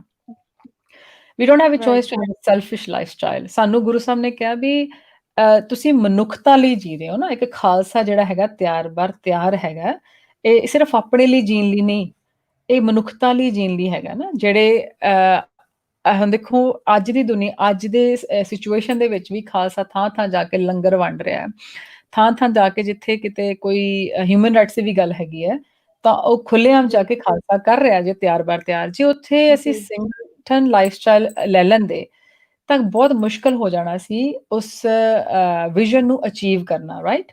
ਸੋ decision is yours how you want to live, but as long as there is growth in it. ਜਦੋਂ ਅਸੀਂ ਸੁਸਾਇਟੀ ਦੇ ਵਿੱਚ ਰਹਿੰਦੇ ਹਾਂ, ਜਦੋਂ ਅਸੀਂ ਜਾਂ ਕਹਿ ਲਓ ਤੁਸੀਂ ਜਿੱਦਾਂ ਮੇਰਾ ਖਿਆਲ ਅੱਖਰ ਯੂਜ਼ ਕੀਤਾ ਸੀ ਕਿ ਅਸੀਂ ਵੱਡੀਆਂ ਫੈਮਲੀਜ਼ ਦੇ ਵਿੱਚ ਸੀ ਪਹਿਲਾਂ ਜਾਂ ਸਾਰਿਆਂ ਦੇ ਜੀ ਨਾਲ ਰਹਿੰਦੇ ਸੀ, ਤਾਂ ਉਹਦੇ ਵਿੱਚ ਸਾਨੂੰ ਨਿੱਤ ਸਾਡੀ ਪੇਸ਼ੈਂਸ ਟੈਸਟ ਹੁੰਦੀ ਸੀ। ਹੁਣ ਵੀ ਜਿਹੜੇ ਬੱਚਿਆਂ ਜੀ ਵਾਲੇ ਨੇ ਉਹਨਾਂ ਨੂੰ ਪਤਾ ਹੈਗਾ ਵੀ ਜਾਂ ਤੁਸੀਂ ਫੈਮਿਲੀ ਦੇ ਨਾਲ ਵੀ ਰਹਿੰਦੇ ਹੋ, ਤੁਹਾਡੀ patience is being tested every day, ਤੁਹਾਡੇ ਲਿਮਿਟਸ ਆਰ ਜੀ ਬੀਇੰਗ ਟੈਸਟਡ ਐਵਰੀ ਡੇ। ਤਾਂ ਉਹਦੇ 'ਚ ਕੀ ਹੁੰਦਾ, ਉਹਦੇ 'ਚ ਇਹ ਨਹੀਂ ਹੁੰਦਾ ਕਿ ਵੀ ਮੈਂ ਇਹਨਾਂ ਨੂੰ ਤੰਗ ਆ ਗਿਆ ਤੇ ਮੈਂ ਛੱਡ ਕੇ ਚੱਲ ਜਾਣਾ, I'm fed up from all this. What you see is ਜੀ you see the mirror. So we go back to the number 1 first again. ਤੁਸੀਂ ਆਪਣੇ ਸ਼ਖਸੀਅਤ ਦੇਖਦੇ ਹੋ ਸ਼ੀਸ਼ੇ ਦੇ ਵਿੱਚ ਕਿ ਮੇਰੀ ਪੇਸ਼ੈਂਸ ਇੰਨੀ ਹੀ ਸੀ, ਜਾਂ ਮੈਂ ਤਾਂ ਬਿਲਕੁਲ ਗੁਰੂ ਦਾ ਸਿੱਖ ਹਾਂ ਕਿ ਮੇਰੇ 'ਚ ਸਹਿਣ ਸ਼ਕਤੀ ਇੰਨੀ ਹੀ ਹੈਗੀ ਹੈ, ਜਾਂ ਮੇਰੇ 'ਚ ਸੇਵਾ ਭਾਵ ਇੰਨਾ ਹੀ ਹੈਗਾ ਕਿ ਮੈਂ ਇਹਨੂੰ ਥੋੜ੍ਹਾ ਜਿਹਾ, ਇੱਕ ਤੁਸੀਂ ਉਹ ਗ੍ਰਾਫ ਦੇਖਿਆ ਹੋਣਾ, ਇੱਕ ਨਾ ਕੰਫਰਟ ਜ਼ੋਨ ਹੁੰਦਾ, ਇੱਥੇ ਮੈਂ ਹੱਥ ਤੇ ਕਰ ਦਿੰਦੀ ਹਾਂ, ਫਿਰ ਜੀ ਇੱਥੇ ਸਟ੍ਰੈਚ ਜ਼ੋਨ ਹੈ, ਫਿਰ ਤੇ ਪੈਨਿਕ ਜ਼ੋਨ ਹੈ ਨਾ। ਤਾਂ ਅਸੀਂ ਜੀ ਪੈਨਿਕ 'ਚ ਵੀ ਨਹੀਂ ਜਾਣਾ ਤੇ ਅਸੀਂ ਕੰਫਰਟ 'ਚ ਵੀ ਨਹੀਂ ਰਹਿਣਾ। ਅਸੀਂ ਆਪਣੇ ਆਪ ਨੂੰ ਜੀ ਸਟ੍ਰੈਚ ਕਰਨਾ, ਕਿਉਂਕਿ ਜਿੰਨਾ ਚਿਰ ਅਸੀਂ ਇਲਾਸਟਿਕ ਨੂੰ ਸਟ੍ਰੈਚ ਨਹੀਂ ਕਰਾਂਗੇ ਉਹਦੀ ਗਰੋਥ ਨਹੀਂ ਹੁੰਦੀ ਨਾ। ਇਹਨੂੰ ਬੜਾ ਜੀ ਲੰਬਾ ਕਨਸੈਪਟ ਹੀ ਹੋ ਜਾਂਦਾ, ਮੈਂ ਜ਼ਿਆਦਾ ਲੰਬਾ ਨਹੀਂ ਕਰਨਾ ਸਮਾਂ ਕਰਕੇ, ਪਰ ਅਸੀਂ ਇਹਨੂੰ ਇੰਨਾ ਕੁ ਦੇਖ ਲਈਏ ਕਿ ਜਦੋਂ ਵੀ ਸਾਡੀ ਲਾਈਫ 'ਚ ਜੀ ਇਦਾਂ ਦਾ ਕੋਈ ਚੈਲੰਜ ਆਉਂਦਾ ਨਾ, ਉਸ ਤੋਂ ਭੱਜਣ ਦੀ ਬਜਾਏ, ਦੇਖੋ ਕਿਸੇ ਦੀ ਕੋਈ ਮਜਬੂਰੀ ਹੋ ਸਕਦੀ ਹੈ, ਉਹ ਉਦਾਂ ਦੇ ਲਾਈਫਸਟਾਈਲ ਜੀ ਰਿਹਾ, ਦੈਟਸ ਐਬਸੋਲੂਟਲੀ ਉਹਨਾਂ ਦੀ ਡਿਸੀਜਨ ਹੈਗਾ। ਪਰ ਜੇ ਅਸੀਂ ਆਪਣੀ ਜੀ ਜ਼ਿੰਮੇਵਾਰੀਆਂ ਤੋਂ ਭੱਜਣਾ ਸ਼ੁਰੂ ਕਰ ਦੇਵਾਂਗੇ ਨਾ, ਤਾਂ ਅਸੀਂ ਇਹਨੂੰ ਇਹ ਸੋਚ ਕੇ ਚੱਲੀਏ ਕਿ ਸਾਡੀ ਗਰੋਥ ਨਹੀਂ ਹੋ ਰਹੀ, ਅਸੀਂ ਬਰੇਵ ਨਹੀਂ ਹੈਗੇ, ਅਸੀਂ ਖਾਸ ਹੋਏ ਕਰੇ ਨਿਤ ਜੰਗ, ਇਹ ਅੰਦਰ ਦੀ ਜੰਗ ਦੀ ਵੀ ਨਾਲ ਗੱਲ ਵਾਹਿਗੁਰੂ ਕਰਦੀ ਹੈ ਨਾ। ਤਾਂ ਉਹ ਜੰਗ ਕਰਕੇ ਸਾਡੀ ਗਰੋਥ ਹੋਣੀ ਸੀ, ਜਿਹਦੇ ਤੋਂ ਅਸੀਂ ਬਹੁਤ ਕੁਝ ਸਿੱਖਣਾ। ਹੁਣ ਮੈਂ ਓਪਨਲੀ ਤੁਹਾਨੂੰ ਕਹਿ ਸਕਦੀ ਹਾਂ ਕਿ everyday challenges that I face with my kids, ਹੈ ਨਾ, they teach me something। ਉਹਦੇ 'ਚ ਏਦਾਂ ਨਹੀਂ ਕਿ ਸੌਖਾ ਕੰਮ ਹੈ, ਇਹ ਨਹੀਂ ਅਸੀਂ ਕਹਿ ਰਹੇ, ਸੌਖਾ ਵਾਲਾ ਤਾਂ ਗੱਲ ਹੈ ਹੀ ਨਹੀਂ, ਹੈ ਨਾ। ਪਰ ਇਟਸ ਜੀ beautiful as well, it's a beautiful growth, it's a ਬਿਲ- ਬਿਊਟੀਫੁਲ ਸਟ੍ਰੈਚ। ਬਿਲਕੁਲ ਬਿਲਕੁਲ ਭੈਣ ਜੀ, ਜਿਵੇਂ ਆਪ ਜੀ ਹੁਣੇ ਗੱਲ ਕੀਤੀ ਹੈ ਨਾ, ਅ, ਇੱਕ ਸਵਾਲ ਜਿਹੜਾ ਮੇਰੇ ਮਨ ਵਿੱਚ ਹੁਣੇ ਆਇਆ ਕਿ ਜਦੋਂ ਅਸੀਂ ਸੋਚਦੇ ਆ ਨਾ ਕਿ ਹਾਂ ਵੀ ਮੈਂ ਇਸ ਇਨਸਾਨ ਦੇ ਨਾਲ ਰਹਿਣਾ ਤੇ ਉਹ ਮੇਰੇ ਵਾਸਤੇ ਚੰਗਾ, ਤੇ ਮੈਂ ਇਸ ਇਨਸਾਨ ਨੂੰ ਵੈਸੇ ਨਾ ਸਪੈਸੀਫਾਈ ਕਰਦੇ ਨੇ ਫਿਰ ਉਹਦੇ ਬਾਅਦ ਕਿ ਨਹੀਂ ਮੈਂ ਰਹਿਣਾ ਦੁਨੀਆ ਦੇ ਵਿੱਚ ਰਹਿਣਾ, ਮੈਂ ਵਿਚਰੂੰਗਾ ਵੀ, ਪਰ ਮੈਂ ਵਿਚਰੂੰਗਾ ਉਹਦੇ ਨਾਲ ਵੀ ਜਿਹਦੇ ਨਾਲ ਮਤਲਬ this is good for me, ਤਾਂ ਮੈਂ ਇਹਦੇ ਨਾਲ ਵਿਚਰੂੰਗਾ, ਮੈਂ ਇਹਦੇ ਨਾਲ ਨਹੀਂ ਵਿਚਰਨਾ। ਕਈ ਵਾਰੀ ਹੂੰ, ਸਤਿਗੁਰ ਦਾ ਸੰਜੋਗ ਇਵੇਂ ਹੁੰਦਾ ਕਿ ਸਾਨੂੰ ਸੰਗਤ ਮਿਲਦੀ ਆ, ਹੈਨਾ, ਹੂੰ। ਤੇ ਕੀ ਮੈਂ ਇਸ ਚੀਜ਼ ਨੂੰ ਇਹ ਦੇਖਾਂ ਕਿ ਕੀ ਅਸੀਂ ਸੰਗਤ ਨੂੰ ਜਾਂ ਚੰਗੇ ਲੋਕਾਂ ਨੂੰ ਅਸੀਂ ਆਪਣੇ ਵਾਸਤੇ ਚੂਜ਼ ਕਰਦੇ ਆ, ਕਿ ਇਹ ਮਹਾਰਾਜ ਦੀ ਦਇਆ ਹੁੰਦੀ ਕਿ ਸੰਗਤ ਸਾਨੂੰ ਚੂਜ਼ ਕਰਦੀ ਆ, ਉਹ ਸਾਨੂੰ ਸਿਖਾਉਂਦੀ ਆ। ਹਾਂ, ਦੇਖੋ ਇਹ ਬਿਟ ਆਫ ਬੋਥ ਹੈ, ਦੋਨੋਂ ਚੀਜ਼ਾਂ ਨੇ। ਜੀ ਕਿਉਂਕਿ ਤੁਹਾਨੂੰ ਕਈ ਵਾਰ ਏਦਾਂ ਦੀ ਸਿਚੁਏਸ਼ਨ 'ਚ ਪਾ ਦਿੱਤਾ ਜਾਂਦਾ ਹੈ ਕਿ ਤੁਹਾਨੂੰ ਉਹ ਸੰਗਤ ਤੁਸੀਂ ਅਵੋਇਡ ਨਹੀਂ ਕਰ ਪਾਉਂਦੇ, ਭਾਵੇਂ ਉਹ ਚੰਗੀ ਜੀ ਹੈ, ਭਾਵੇਂ ਉਹ ਮਾੜੀ ਹੈ, ਤੁਹਾਡੀਆਂ ਨਜ਼ਰਾਂ ਦੇ ਵਿੱਚ, ਜੀ ਹੈ ਨਾ, ਕਿਉਂਕਿ ਅਸੀਂ ਜੀ ਜੱਜ ਆ ਨਾ ਉਸ ਸੰਗਤ ਦੇ। ਪਰ ਇਹਦੇ 'ਚ 2 ਚੀਜ਼ਾਂ ਦਾ ਖਿਆਲ ਰੱਖੀਏ, ਇੱਕ ਤਾਂ ਸਾਡੀ ਇੰਟੈਂਸ਼ਨ, ਸਾਡੀ ਜੀ ਇੰਟੈਂਸ਼ਨ ਕੀ ਹੈ, ਉਹ ਸੰਗਤ 'ਚੋਂ ਮੈਂ ਕੀ ਲੈ ਕੇ ਆਉਣਾ। ਤੁਹਾਨੂੰ ਮੈਂ ਇੱਕ ਐਗਜ਼ਾਮਪਲ ਦੇ ਦੇਵਾਂ ਇੱਥੇ, ਔਰ ਤੁਸੀਂ ਸੰਗਤ 'ਚ ਜਾ ਰਹੇ ਹੋ, ਸੋਚੋ ਤੁਸੀਂ ਕਿਤੇ ਸਿੱਖੀ ਕੈਂਪ 'ਚ ਗਏ ਹੋ, ਏਦਾਂ ਲੈ ਲਈਏ ਆਪਾਂ। ਜੀ, ਕੋਈ ਮਤਲਬ ਜੀ, ਕੋਈ ਅੱਛੀ ਆਪਾਂ ਅੱਛੀ ਚੀਜ਼ ਆਪਾਂ ਜੱਜ ਕਰਦੇ ਹਾਂ। ਪਰ ਤੁਹਾਡੀ ਜੀ, ਇੰਟੈਂਸ਼ਨ ਉੱਥੇ ਜਾਣ ਦੀ ਇਹ ਨਹੀਂ ਹੈ ਕਿ ਮੈਂ ਉੱਥੋਂ ਕੁਛ ਸਿੱਖ ਕੇ ਆਉਣਾ ਹੈ ਜਾਂ ਮੈਂ ਗੁਰੂ ਦੇ ਕੋਲ ਆਉਣਾ ਹੈ ਜਾਂ ਮੈਂ ਆਪ ਸਵਾਰਨਾ। ਤੁਹਾਡੀ ਇੰਟੈਂਸ਼ਨ ਕੁਛ ਹੋਰ ਸੀ, ਕੁਛ ਨੈਗੇਟਿਵ ਸੀ ਕਿ ਮੈਂ ਕਿਸੇ ਨੂੰ ਜੱਜ ਕਰਨ ਜਾਣਾ ਜੀ, ਹੈ ਜਾਂ ਮੈਂ ਉੱਥੇ ਸੋਸ਼ਲਾਈਜ਼ ਕਰਨ ਜਾਣਾ ਹੈ ਜਾਂ ਬਸ ਥੋੜਾ ਬਹੁਤਾ ਜਾਂ ਮਜ਼ੇ ਮੁਝੇ ਕਰਕੇ ਮੈਂ ਲੰਗਰ ਹੀ ਛਕ ਕੇ ਘਰ ਆ ਜਾਣਾ, ਵਟਐਵਰ, ਰਾਈਟ? ਜੀ, ਇੰਟੈਂਸ਼ਨ ਕੁਛ ਹੋਰ ਜੀ, ਸੀ ਤਾਂ ਉੱਥੇ ਕਿੰਨਾ ਕੁ ਸਾਨੂੰ ਫਾਇਦਾ ਹੋਣ ਵਾਲਾ ਇਹ ਸਾਨੂੰ ਪਤਾ ਹੈ। ਐਵੇਂ ਹੀ ਜੇ ਤੁਸੀਂ ਮੰਨ ਜੀ, ਲਓ ਕੋਈ ਜੌਬ ਕਰਦੇ ਹੋ ਤਾਂ ਉਹ ਸੰਗਤ ਗੁਰਸਿੱਖ ਸੰਗਤ ਨਹੀਂ ਹੈਗੀ। ਤੁਹਾਨੂੰ ਉੱਥੇ ਜੀ, ਜਾਣਾ ਪੈ ਰਿਹਾ, ਤੁਹਾਡੀ ਮਜਬੂਰੀ ਹੈ ਕੁਛ ਏਦਾਂ ਦੀ। ਉਹ ਤੁਹਾਨੂੰ ਸੰਗਤ ਤੁਹਾਡੇ ਅਕੋਰਡਿੰਗਲੀ, ਤੁਹਾਡੀ ਜਿਹੜੀ ਗੁਰਸਿੱਖੀ ਵਿਜ਼ਨ ਦੇ ਅਕੋਰਡਿੰਗਲੀ ਉਹ ਸੰਗਤ ਤੁਸੀਂ ਇਹ ਵੀ ਕਹਿ ਸਕਦੇ ਹੋ ਕਿ ਹਾਂ ਮੇਰੇ ਲਈ ਉਹ ਠੀਕ ਨਹੀਂ ਹੈ ਦੁਨਿਆਵੀ ਤਲ ਤੇ। ਜੀ, ਪਰ ਜੀ, ਜੇ ਤੁਹਾਡੀ ਉਹਦੇ 'ਚ ਇੰਟੈਂਸ਼ਨ ਠੀਕ ਹੈਗੀ ਹੈ ਕਿ ਤੁਹਾਡੀ ਉੱਥੇ ਇੰਟੈਂਸ਼ਨ ਇਹ ਹੈ ਕਿ ਮੈਂ ਆਪਣਾ ਕੰਮ ਕਰਨ ਜਾਣਾ, ਮੈਂ ਆਪਣਾ ਗੁਰੂ ਜਪਣਾ, ਜੇ ਮੇਰੇ ਨਾਲ ਕੋਈ ਗੱਲ ਵੀ ਕਰਦਾ ਤਾਂ ਮੈਂ ਉਹਨੂੰ ਉਹਦੇ ਨਾਲ ਪਿਆਰ ਨਾਲ ਬੋਲਣਾ, ਗੁਰੂ ਵਾਲੀ ਹੀ ਗੱਲ ਕਰਨੀ ਹੈ, ਗੁਰੂ ਦੇ ਗੁਣ ਹੀ ਮੇਰੇ ਸਾਰੇ ਜਿਹੜੇ ਮੇਰੇ ਐਕਸ਼ਨਸ ਨੇ ਉਹਦੇ ਚੋਂ ਸਾਰੇ ਮੈਨੀਫੈਸਟ ਹੋਣੇ ਨੇ ਸਾਰਾ ਦਿਨ। ਤਾਂ ਜੀ, ਉਹਦੇ 'ਚ ਬਹੁਤ ਫਰਕ ਹੋ ਜਾਏਗਾ ਦੋਨਾਂ ਚੀਜ਼ਾਂ ਦੇ ਵਿੱਚ। ਇਹਦੇ ਜੀ, ਨਾਲ ਦੀ ਨਾਲ ਅਸੀਂ ਇਹ ਵੀ ਨਹੀਂ ਕਹਿ ਸਕਦੇ ਕਿ ਜਿਹੜੀ ਮਰਜ਼ੀ ਸੰਗਤ 'ਚ ਜਾਈ ਜਾਓ, ਇੰਟੈਂਸ਼ਨ ਸਹੀ ਲੈ ਕੇ ਚੱਲ ਜਾਓ। ਠੀਕ ਜੀ, ਹੈ, ਸਾਨੂੰ ਜੀ, ਕੌਨਸ਼ੀਅਸਲੀ ਰੋਜ਼ ਵਿਚਾਰ ਕਰਨੀ ਪਏਗੀ ਕਿਉਂਕਿ ਆਪਾਂ ਮਹਾਰਾਜ ਸਾਨੂੰ ਬਾਰ-ਬਾਰ ਦੱਸਦੇ ਆ ਵੀ ਸੰਗਤ ਦੇ ਵਿੱਚ ਜਾ ਕੇ ਕਿੰਨਾ ਪ੍ਰਭਾਵ ਸਾਡੀ ਲਾਈਫ ਤੇ ਪੈ ਸਕਦਾ ਹੈ। ਸੰਗਤ ਕੈਨ ਜੀ, ਬ੍ਰੇਕ ਅਸ, ਸੰਗਤ ਕੈਨ ਮੇਕ ਅਸ। ਤੇ ਜੇ ਇਸ ਮਾੜੀ ਸੰਗਤ ਬਿਲਕੁਲ, ਨਾਲ ਅਸੀਂ ਬਹੁਤ ਸਾਡੇ ਜਿਹੜੇ ਹੌਲੀ-ਹੌਲੀ ਜਿਹੜੇ ਸਾਡੇ ਗੁਣ ਨੇ ਉਹ ਖਤਮ ਵੀ ਹੋ ਸਕਦੇ ਨੇ ਨਾ। ਇਸੇ ਕਰਕੇ ਮਹਾਰਾਜ ਜੀ ਸਾਨੂੰ ਕਹਿੰਦੇ ਸਾਂਝ ਕਰੀਜੈ ਗੁਣੈ ਕੇਰੀ, ਛੋੜ ਅਵਗੁਣ ਛੋੜ ਚੱਲੀਐ। ਉਹ ਅਵਗੁਣ ਗੁਣਾਂ ਦੀ ਚੱਲੀਏ, ਸਾਂਝ ਕਿੱਥੋਂ ਕਰਨੀ ਹੈ? ਗੁਣਾਂ ਵਾਲਿਆਂ ਨਾਲ ਬੈਠਾਂਗੇ ਤਾਂ ਗੁਣਾਂ ਦੀ ਜੀ, ਸਾਂਝ ਹੋਏਗੀ ਨਾ। ਤੇ ਜੀ, ਪਰ ਹੂ ਕੈਨ ਜੱਜ ਇਟ? ਸੋ ਆਪਾਂ ਇਹਨੂੰ ਇੰਨਾ ਕੁ ਕਹਿ ਜੀ, ਸਕਦੇ ਹਾਂ ਕਿ ਬਿਟ ਆਫ ਬੋਥ, ਕਿ ਸਾਡੇ ਕਈ ਵਾਰ ਅਸੀਂ ਸੋਚਿਆ ਵੀ ਨਹੀਂ ਹੁੰਦਾ, ਸਾਨੂੰ ਕਿਤੇ ਮਹਾਰਾਜ ਭੇਜ ਦਿੰਦੇ ਆ ਕੋਈ ਓਦਾਂ ਹੀ ਰੈਂਡਮ ਕੋਈ ਜੌਬ ਕਰਨ ਲਈ। ਮੇਰੀ ਲਾਈਫ 'ਚ ਤਾਂ ਏਦਾਂ ਬਹੁਤ ਜੀ, ਵਾਰੀ ਹੋਇਆ। ਤਾਂ ਤੁਹਾਨੂੰ ਅੱਗੇ ਜਾ ਕੇ ਇੰਨੀ ਪਿਆਰੀ ਕੋਈ ਸੰਗਤ ਮਿਲ ਜਾਂਦੀ ਹੈ, ਕੋਈ ਏਦਾਂ ਦਾ ਲਾਈਫ ਲੈਸਨ ਹਾਏ, ਮਿਲਦਾ ਕਿ ਉਹ ਤੁਹਾਡੇ ਲਈ ਸੰਗਤ ਬਣ ਜਾਂਦਾ ਸਾਰੀ ਉਮਰ ਲਈ। ਸੋ ਬਿਟ ਆਫ ਬੋਥ। ਪਰ ਇਹਦਾ ਮਤਲਬ ਇਹ ਨਹੀਂ ਕਿ ਅਸੀਂ ਬਿਲਕੁਲ ਅਵੇਸਲੇ ਹੋ ਜਾਈਏ, ਬਿਲਕੁਲ ਕੇਅਰ ਫ੍ਰੀ ਹੋ ਜੀ, ਜਾਈਏ ਕਿ ਜਿੱਥੇ ਮਰਜ਼ੀ ਜੋ ਮਰਜ਼ੀ ਹੋਈ ਜਾਏ। ਸੋ ਕੌਨਸ਼ੀਅਸਲੀ ਆਪਾਂ ਜੀ, ਸਟੈਪ ਲਈਏ ਕਿ ਇਹਨਾਂ ਨੂੰ ਅਸੀਂ ਬੜਾਵਾ ਦੇਣਾ ਇਸ ਵਾਲੀ ਸੰਗਤ ਨੂੰ, ਕਿ ਅਸੀਂ ਉਹਨੂੰ ਲਿਮਿਟ 'ਚ ਰੱਖਣਾ ਜਿੰਨੀ ਕੁ ਸਾਨੂੰ ਲੋੜ ਹੈਗੀ ਹੈ। ਜੀ, ਬਿਲਕੁਲ। ਭੈਣ ਜੀ, ਜਿਵੇਂ ਅਸੀਂ ਹੁਣੇ ਵਿਚਾਰਦੇ ਸੀ ਤੇ ਅੱਜ ਇੱਕ ਬੜੀ ਪਿਆਰੀ ਗੱਲ ਕਹੀ ਕਿ ਆਪਾਂ ਇਤਿਹਾਸ ਵੱਲ ਝਾਤ ਮਾਰੀਏ ਤੇ ਉੱਥੇ ਇਹ ਨਹੀਂ ਸੀਗਾ ਕਿ ਗੁਰੂ ਸਾਹਿਬਾਨ ਦੀ ਲਾਈਫ ਰਿਸ਼ਤਿਆਂ ਨੂੰ ਲੈ ਕੇ ਇਟ ਵਾਸ ਪਰਫੈਕਟ, ਹਨਾ, ਵੀ ਹਰ ਰਿਸ਼ਤਾ ਠੀਕ ਆ। ਅਸੀਂ ਗੁਰੂ ਅਰਜਨ ਦੇਵ ਮਹਾਰਾਜ ਜੀ ਦੀ ਗੱਲ ਕਰੀਏ ਤਾਂ ਪਤਾ ਹੈ ਸਾਨੂੰ ਸਾਰਿਆਂ ਨੂੰ ਇਤਿਹਾਸ, ਕਿਵੇਂ ਭਾਈ ਬਿਰਥੇ ਚੰਦ ਜੀ ਨੇ, ਹਨਾ, ਮੁੜ ਹਰ ਇੱਕ ਰਾਹ ਤੇ ਪਿੰਡ ਤੇ ਚੱਲਦਿਆਂ ਕਿਵੇਂ ਸਤਿਗੁਰਾਂ ਦੇ ਨਾਲ ਉਹ ਈਰਖਾ ਦਾ ਸੁਭਾਵ ਰੱਖਿਆ। ਪਰ ਇਹ ਉਹ ਗੁਣ ਜਿਹੜੇ ਸਤਿਗੁਰਾਂ ਨੇ ਸਾਨੂੰ ਦਰਸਾਏ ਆਪਣੇ ਜੀਵਨ ਦੇ ਵਿੱਚ ਲੈ ਕੇ, ਉਹ ਹੂੰ, ਖਿਮਾ ਦਾ, ਉਹ ਪ੍ਰੇਮ ਦਾ, ਉਹ ਸਹਿਜ ਦਾ, ਕਿ ਸਭ ਕੁਝ ਜਾਣਦੇ ਹੋਏ ਜਾਣੀ ਜਾਣ ਸਤਿਗੁਰ ਪਾਵਰ ਸਭ ਕੁਝ ਹੈ, ਚਾਹੁਣ ਤੇ 1 ਮਿੰਟ ਵਿੱਚ ਸਭ ਕੁਝ ਕਰ ਸਕਦੇ ਨੇ। ਪਰ ਸਾਨੂੰ ਸਿਖਾਉਣ ਵਾਸਤੇ ਗੁਰੂ ਸਾਹਿਬ ਉਸ ਰਾਹ ਤੇ ਵੀ ਜਿੰਦੇ ਨੇ ਜਿੱਥੇ ਆਪਣੇ ਆਪ ਨੂੰ ਸੈਕਰੀਫਾਈਸ ਕਰ ਦਿੰਦੇ ਨੇ, ਕਿਸੇ ਨੂੰ ਨਹੀਂ ਕੁਝ ਆਖਦੇ। ਤੇ ਅੱਜ ਜੇਕਰ ਮੈਂ ਵੇਖਾਂ ਤੇ ਸਾਡੇ ਵਿੱਚੋਂ ਕਿਤੇ ਮੈਂ ਇਹ ਜੇ ਜਾਣਨ ਦੀ ਕੋਸ਼ਿਸ਼ ਕਰਾਂ ਆਪਣੇ ਵਿੱਚੋਂ, ਤੇ ਮੈਂ ਇਹ ਚੀਜ਼ ਲੈ ਸਕਦੀ ਹਾਂ ਵੀ ਜਿਹੜਾ ਸਾਡਾ ਯੂਥ ਹੈਗਾ, ਸਾਡੇ ਕੋਲ ਜਿਹੜੀ ਉਹ ਸਹਿਣ ਸ਼ਕਤੀ ਦੀ ਪਾਵਰ ਸੀ ਨਾ, ਕਿ ਮੈਂ ਉਸ ਚੀਜ਼ ਨੂੰ ਬਰਦਾਸ਼ਤ ਕਰਾਂ ਕਿ ਜੇ ਕਿਸੇ ਨੇ ਮੇਰੇ ਨਾਲ ਬੁਰਾ ਕੀਤਾ ਵੀ, ਜੇ ਕਿਸੇ ਨੇ ਮੇਰੇ ਨਾਲ ਮਾੜਾ ਕੀਤਾ ਵੀ, ਹਨਾ, ਤੇ ਫਿਰ ਮੈਂ ਉਹਨੂੰ ਬਰਦਾਸ਼ਤ ਕਰਾਂ ਔਰ ਮੈਂ ਉਹਨੂੰ ਭਾਣਾ ਕਰਕੇ ਜਾਣਾ। ਅਸੀਂ ਉਸ ਗੁਣ ਨੂੰ ਆਪਣੇ ਜੀਵਨ 'ਚ ਕਿਵੇਂ ਲੈ ਕੇ ਆਈਏ? ਅ, ਹਾਂ, ਇਹ ਤਾਂ ਉਹੀ ਐਕਸਪੈਕਟੇਸ਼ਨਸ ਦੀ ਗੱਲ ਆ ਜਾਂਦੀ ਮੇਰੇ ਹਿਸਾਬ ਨਾਲ, ਉਹਦੇ ਨਾਲ ਇਹਦਾ ਲਿੰਕ ਵੀ ਹੈਗਾ ਕਿ ਜੀ, ਅਸੀਂ ਸੋਚਦੇ ਹਾਂ ਵੀ ਇਹ ਇਨਸਾਨ ਇਸ ਤਰ੍ਹਾਂ ਕੰਮ ਕਰੇ ਤੇ ਠੀਕ ਹੈ, ਜੇ ਇਸ ਤਰ੍ਹਾਂ ਨਹੀਂ ਕਰ ਰਿਹਾ, ਕਿਸੇ ਹੋਰ ਢੰਗ ਨਾਲ ਕਰ ਰਿਹਾ ਤਾਂ ਉਹ ਮਿਸਟੇਕ ਹੈ। ਜੀ, ਜਿਹੜਾ ਉਹ ਦੂਸਰਾ ਇਨਸਾਨ ਹੈ, ਹੋ ਸਕਦਾ ਉਹ ਮਿਸਟੇਕ ਉਹਦੀਆਂ ਅੱਖਾਂ 'ਚ ਮਿਸਟੇਕ ਨਾ ਹੋਏ। ਤਾਂ ਇਹ ਸਾਨੂੰ ਪੂਰਾ ਜੀ, ਰਿਵਰਸ ਡੀਐਨਏ ਕਰਨਾ ਪਏਗਾ, ਸਾਨੂੰ ਆਪਣਾ ਪੂਰਾ ਡੀਐਨਏ ਚੇਂਜ ਕਰਨਾ ਪਏਗਾ ਇਹਨੂੰ ਸਮਝਣ ਲਈ ਕਿ let's completely change our perspective on people's mistakes. ਉਹ ਵਾਹਿਗੁਰੂ, ਕਿਵੇਂ ਹੋਏਗੀ ਕਿ ਆਪਾਂ ਇਹਨੂੰ ਜੇ ਏਦਾਂ ਸਮਝਣ ਲੱਗ ਜਾਈਏ ਕਿ ਇਹ ਜਿਹੜਾ ਵੀ ਇਨਸਾਨ ਜਿਹਦੇ ਨਾਲ ਸਾਨੂੰ ਪ੍ਰੋਬਲਮ ਆ ਰਹੀ ਹੈ, ਉਸ ਬੰਦੇ ਨੂੰ ਉਹਦੀ ਮੱਤ ਉੱਥੇ ਤੱਕ ਹੀ ਕੰਮ ਕਰਦੀ ਹੈ, ਉਹਦਾ ਇੰਟੈਲੈਕਟ ਲੈਵਲ ਉੱਥੇ ਤੱਕ ਹੀ ਹੈਗਾ। ਕਈ ਪੱਖ ਨੇ ਇਹਨੂੰ ਦੇਖਣ ਦੇ, ਆਪਾਂ ਇਹ ਵੀ ਕਹਿ ਸਕਦੇ ਹਾਂ ਕਿ that person is acting to the best of their ability, ਕੁਛ ਵੀ ਕਹਿ ਲਓ ਇਹਨੂੰ। ਉਹਦਾ ਇਸ ਜੀ, ਤੋਂ ਅੱਗੇ ਉਹਦੀ ਸੋਚ ਹੀ ਨਹੀਂ ਜਾਂਦੀ।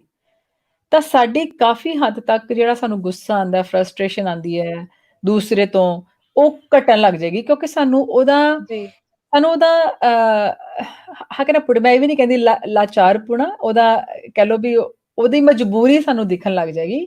ਉਹਦੇ ਤੇ ਸਾਨੂੰ ਜੀ ਇੱਕ ਪਿਆਰ ਆਉਣ ਲੱਗ ਜਾਏਗਾ, ਬਜਾਏ ਕਿ ਹੁਣ ਇੱਕ ਬੱਚਾ ਏ, ਉਹਨੇ ਖਾਂਦੇ ਨੇ ਦੁੱਧ ਡੋਲ ਦਿੱਤਾ ਜਾਂ ਕੁਛ ਏਦਾਂ ਦਾ, ਵੀ ਆਲ ਮੇਕ ਦੋਸ ਬਲੰਡਰਸ, ਹੈ ਨਾ। ਹੁਣ ਬਜਾਏ ਕਿ ਉਹਨੂੰ 6-7 ਛਿੱਤਰ ਲਾ ਦਈਏ, ਉਹ ਬੱਚੇ ਦੀ ਓਨੀ ਕੁ ਐਬਿਲਿਟੀ ਹੈਗੀ ਹੈ, ਉਹਦੇ ਲਈ ਉਹ ਗਲਤੀ ਨਹੀਂ ਹੈਗੀ ਆ, ਉਹਦੇ ਲਈ ਇਟਸ ਏ ਕਾਮਨ ਥਿੰਗ।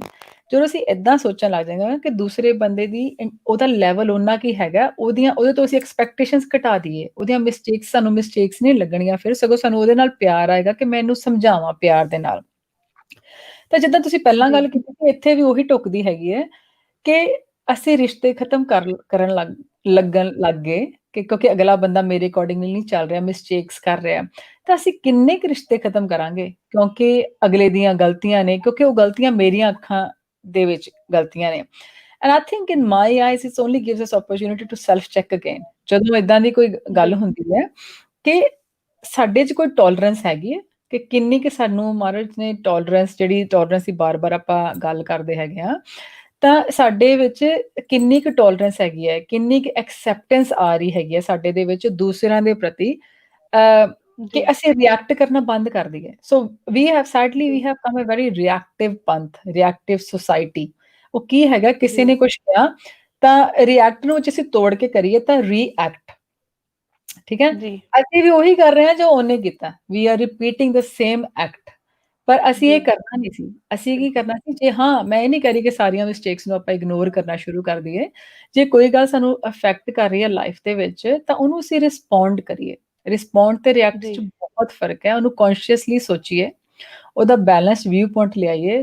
ਸਿਰਫ ਤੇ ਸਿਰਫ ਆਪਣੀ ਈਗੋ ਦੇ ਵਿੱਚੋਂ ਉਹਨੂੰ ਰਿਐਕਟ ਨਾ ਕਰੀਏ ਕਿ ਕਿਉਂਕਿ ਮੈਨੂੰ ਦੁੱਖ ਲੱਗਾ, ਜੀ ਮੇਰੀ ਈਗੋ ਹਰਟ ਹੋਈ ਹੈ, ਤਾਂ ਤੇਰੀ ਜੀ ਗਲਤੀ ਹੈਗੀ, ਤੇਰੇ ਕਰਕੇ ਸਾਰਾ ਕੁਛ ਹੈ। ਉਹ ਸਾਨੂੰ ਸਾਰਾ ਆਪਣਾ ਰਿਵਰਸ ਆਪਣੀ ਸੋਚਣੀ ਕਰਨੀ ਪਏਗੀ, ਸੋ ਦੈਟ ਅਸੀਂ ਨਾਲੇ ਇੱਕ ਸੈਕਿੰਡ ਜੇ ਅਸੀਂ ਪੌਜ਼ ਕਰਕੇ ਇਹ ਸੋਚ ਲਈਏ ਨਾ ਕਿ ਹੂ ਆਰ ਵੀ, ਅਸੀਂ ਹੈਗੇ ਕੌਣ ਆ? ਰਾਈਟ ਅਸੀਂ ਸਿਰਫ ਇੱਥੇ ਤੱਕ ਹੀ ਆ, ਇੱਕ ਬਾਡੀ ਟੂ ਬਾਡੀ ਲੈਵਲ, ਕਿ ਅਸੀਂ ਪਰਮਾਤਮਾ ਦੇ ਵਿੱਚ, ਪਰਮਾਤਮਾ ਦੀ ਅੰਸ਼ ਆਤਮਾ ਹੈਗੇ ਆ। ਜਦੋਂ ਅਸੀਂ ਜੀ ਆਪਣੇ ਨੂੰ ਆਤਮਾ ਲੈ ਕੇ ਚੱਲਾਂਗੇ ਨਾ, ਇਹ ਐਕਸਪੈਕਟੇਸ਼ਨਸ ਜਿਹੜੀਆਂ ਦੂਜੇ ਦੀਆਂ ਸਾਨੂੰ ਗਲਤੀਆਂ ਬਹੁਤ ਤੰਗ ਕਰਦੀਆਂ ਨੇ, ਉਹ ਸ਼ਾਇਦ ਉਹਨੂੰ ਵੀ ਇੰਨਾ ਤੰਗ ਨਹੀਂ ਕਰਦੀਆਂ ਜਿਹੜੀਆਂ ਜਿੰਨਾ ਸਾਨੂੰ ਤੰਗ ਕਰਦੀਆਂ ਨੇ। ਤਾਂ ਗਲਤੀ ਉਹਦੀ ਸੀ, ਤਾਂ ਜੀ ਮੈਂ ਕਿਉਂ ਭੁਗਤਾਂ? ਤਾਂ ਪਰ ਆਰਨਟ ਜੀ ਵੀ ਗਿਵਿੰਗ ਪਨਿਸ਼ਮੈਂਟ ਟੂ ਅਵਰਸੈਲਵਸ, ਕਿਸੇ ਦੀ ਮਿਸਟੇਕ ਕਰਕੇ, ਜੋ ਜੀ ਵਾਕਈ ਮਿਸਟੇਕ ਹੈ, ਤਾਂ ਆਪਣੇ ਆਪ ਨੂੰ ਜਾਣ ਲਈਏ ਵੀ ਮਨ ਤੂੰ ਜੋਤ ਸਰੂਪ ਹੈ, ਆਪਣਾ ਮੂਲ ਪਛਾਣ, ਮਨ ਹਰਜੀ ਤੇਰੇ ਨਾਲ ਹੈ, ਗੁਰਮਤੀ ਰੰਗ ਮਾਣ। ਆਪਾਂ ਤਾਂ ਰੰਗ ਮਾਣਨ ਲਈ ਆਏ ਆ। ਆ ਨਿੱਕੀਆਂ ਨਿੱਕੀਆਂ ਗੱਲਾਂ ਕਰਕੇ ਅਸੀਂ ਇੱਥੇ ਦਾ ਵੀ ਤੇ ਅਗਲਾ ਵੀ ਖਰਾਬ ਕਰੀ ਜਾਂਦੇ ਆ, ਉਹ ਸਾਨੂੰ ਸੋਭਦਾ ਨਹੀਂ। ਜੀ ਬਿਲਕੁਲ ਸਰ। ਹਾਂਜੀ ਭੈਣ ਜੀ, ਮੈਂ ਇਹਦੇ ਵਿੱਚ ਇੱਕ ਐਡੀਸ਼ਨ ਕਰਾਂ ਤੇ ਕਈ ਵਾਰੀ ਇਦਾਂ ਹੁੰਦਾ ਸਾਡੇ ਘਰਾਂ ਦੇ ਵਿੱਚ ਵੀ ਕਿ ਹੁਣ ਹਸਬੈਂਡ ਵਾਈਫ ਦਾ ਜਿਵੇਂ ਰਿਲੇਸ਼ਨ ਲੈ ਲਓ, ਦੋ ਅਲੱਗ-ਅਲੱਗ ਖਿੱਤਿਆਂ ਦੇ ਵਿੱਚੋਂ ਦੋ ਜੀਅ ਜੁੜੇ, ਤੇ ਕਈ ਵਾਰੀ ਬਹੁਤ ਬਹੁਤ ਕੇਸਿਸ ਇਦਾਂ ਹੁੰਦਾ ਹੈ ਕਿ ਸਾਡੇ ਕਲਚਰਸ ਡਿਫਰੈਂਟ ਹੋ ਸਕਦੇ, ਸਾਡੇ ਥੋਟ ਪ੍ਰੋਸੈਸਸ ਡਿਫਰੈਂਟ ਹੋ ਸਕਦੇ, ਪਰ ਜਿਸ ਵੇਲੇ ਅਸੀਂ ਇਸ ਚੀਜ਼ ਨੂੰ ਮਨ ਵਿੱਚ ਧਿਆਨ ਵਿੱਚ ਰੱਖਣਾ ਕਿ ਉਹ ਇੱਕ ਇੰਡੀਵਿਜੂਅਲ ਪਰਸਨ ਹੈ, ਉਹ ਆਪਣੇ ਰਾਹ ਤੇ ਹੈ, ਆਪਣੇ ਪਾਥ ਤੇ ਹੈ, ਵਿਦਆਊਟ ਜਜਮੈਂਟ ਅਸੀਂ ਉਸਦੇ ਰਸਤੇ ਨੂੰ ਰਿਸਪੈਕਟ ਕੀਤੀ, ਅਸੀਂ ਐਕਸੈਪਟੈਂਸ ਔਰ ਭਾਣਾ ਲੈ ਕੇ ਉਸ ਸਤਿਕਾਰ ਦੇ ਨਾਲ ਉਸ ਨਾਲ ਸਾਥ ਦਿੱਤਾ, ਤੇ ਸਤਿਗੁਰ ਕਿਰਪਾ ਕਰਨ ਤੇ ਉਹ ਵੀ ਸਾਡੇ ਨਾਲ ਉਸ ਜਰਨੀ ਵਿੱਚ ਆਪਣੇ ਤਰੀਕੇ ਨਾਲ ਚੱਲਦੇ ਰਹਿਣ। ਭੈਣ ਜੀ, ਜੇ ਮੈਂ ਹਾਂ, ਤੁਹਾਡੇ ਕੋਲ ਇੱਕ ਚੀਜ਼ ਪੁੱਛਾਂ ਕਿ ਹੁਣ ਅਸੀਂ ਇਹ ਵੀ ਦੇਖਦੇ ਹਾਂ ਵੀ ਹੁਣ ਤੱਕ ਅਸੀਂ ਪ੍ਰੋਬਲਮਸ ਦੀ ਗੱਲ ਕਰਦੇ ਪਏ ਹਾਂ, ਕਿਉਂਕਿ ਮੈਨੂੰ ਰਿਸ਼ਤਿਆਂ ਦੇ ਵਿੱਚੋਂ ਕਿਤੇ ਐਕਸਪੈਕਟੇਸ਼ਨ ਸੀ।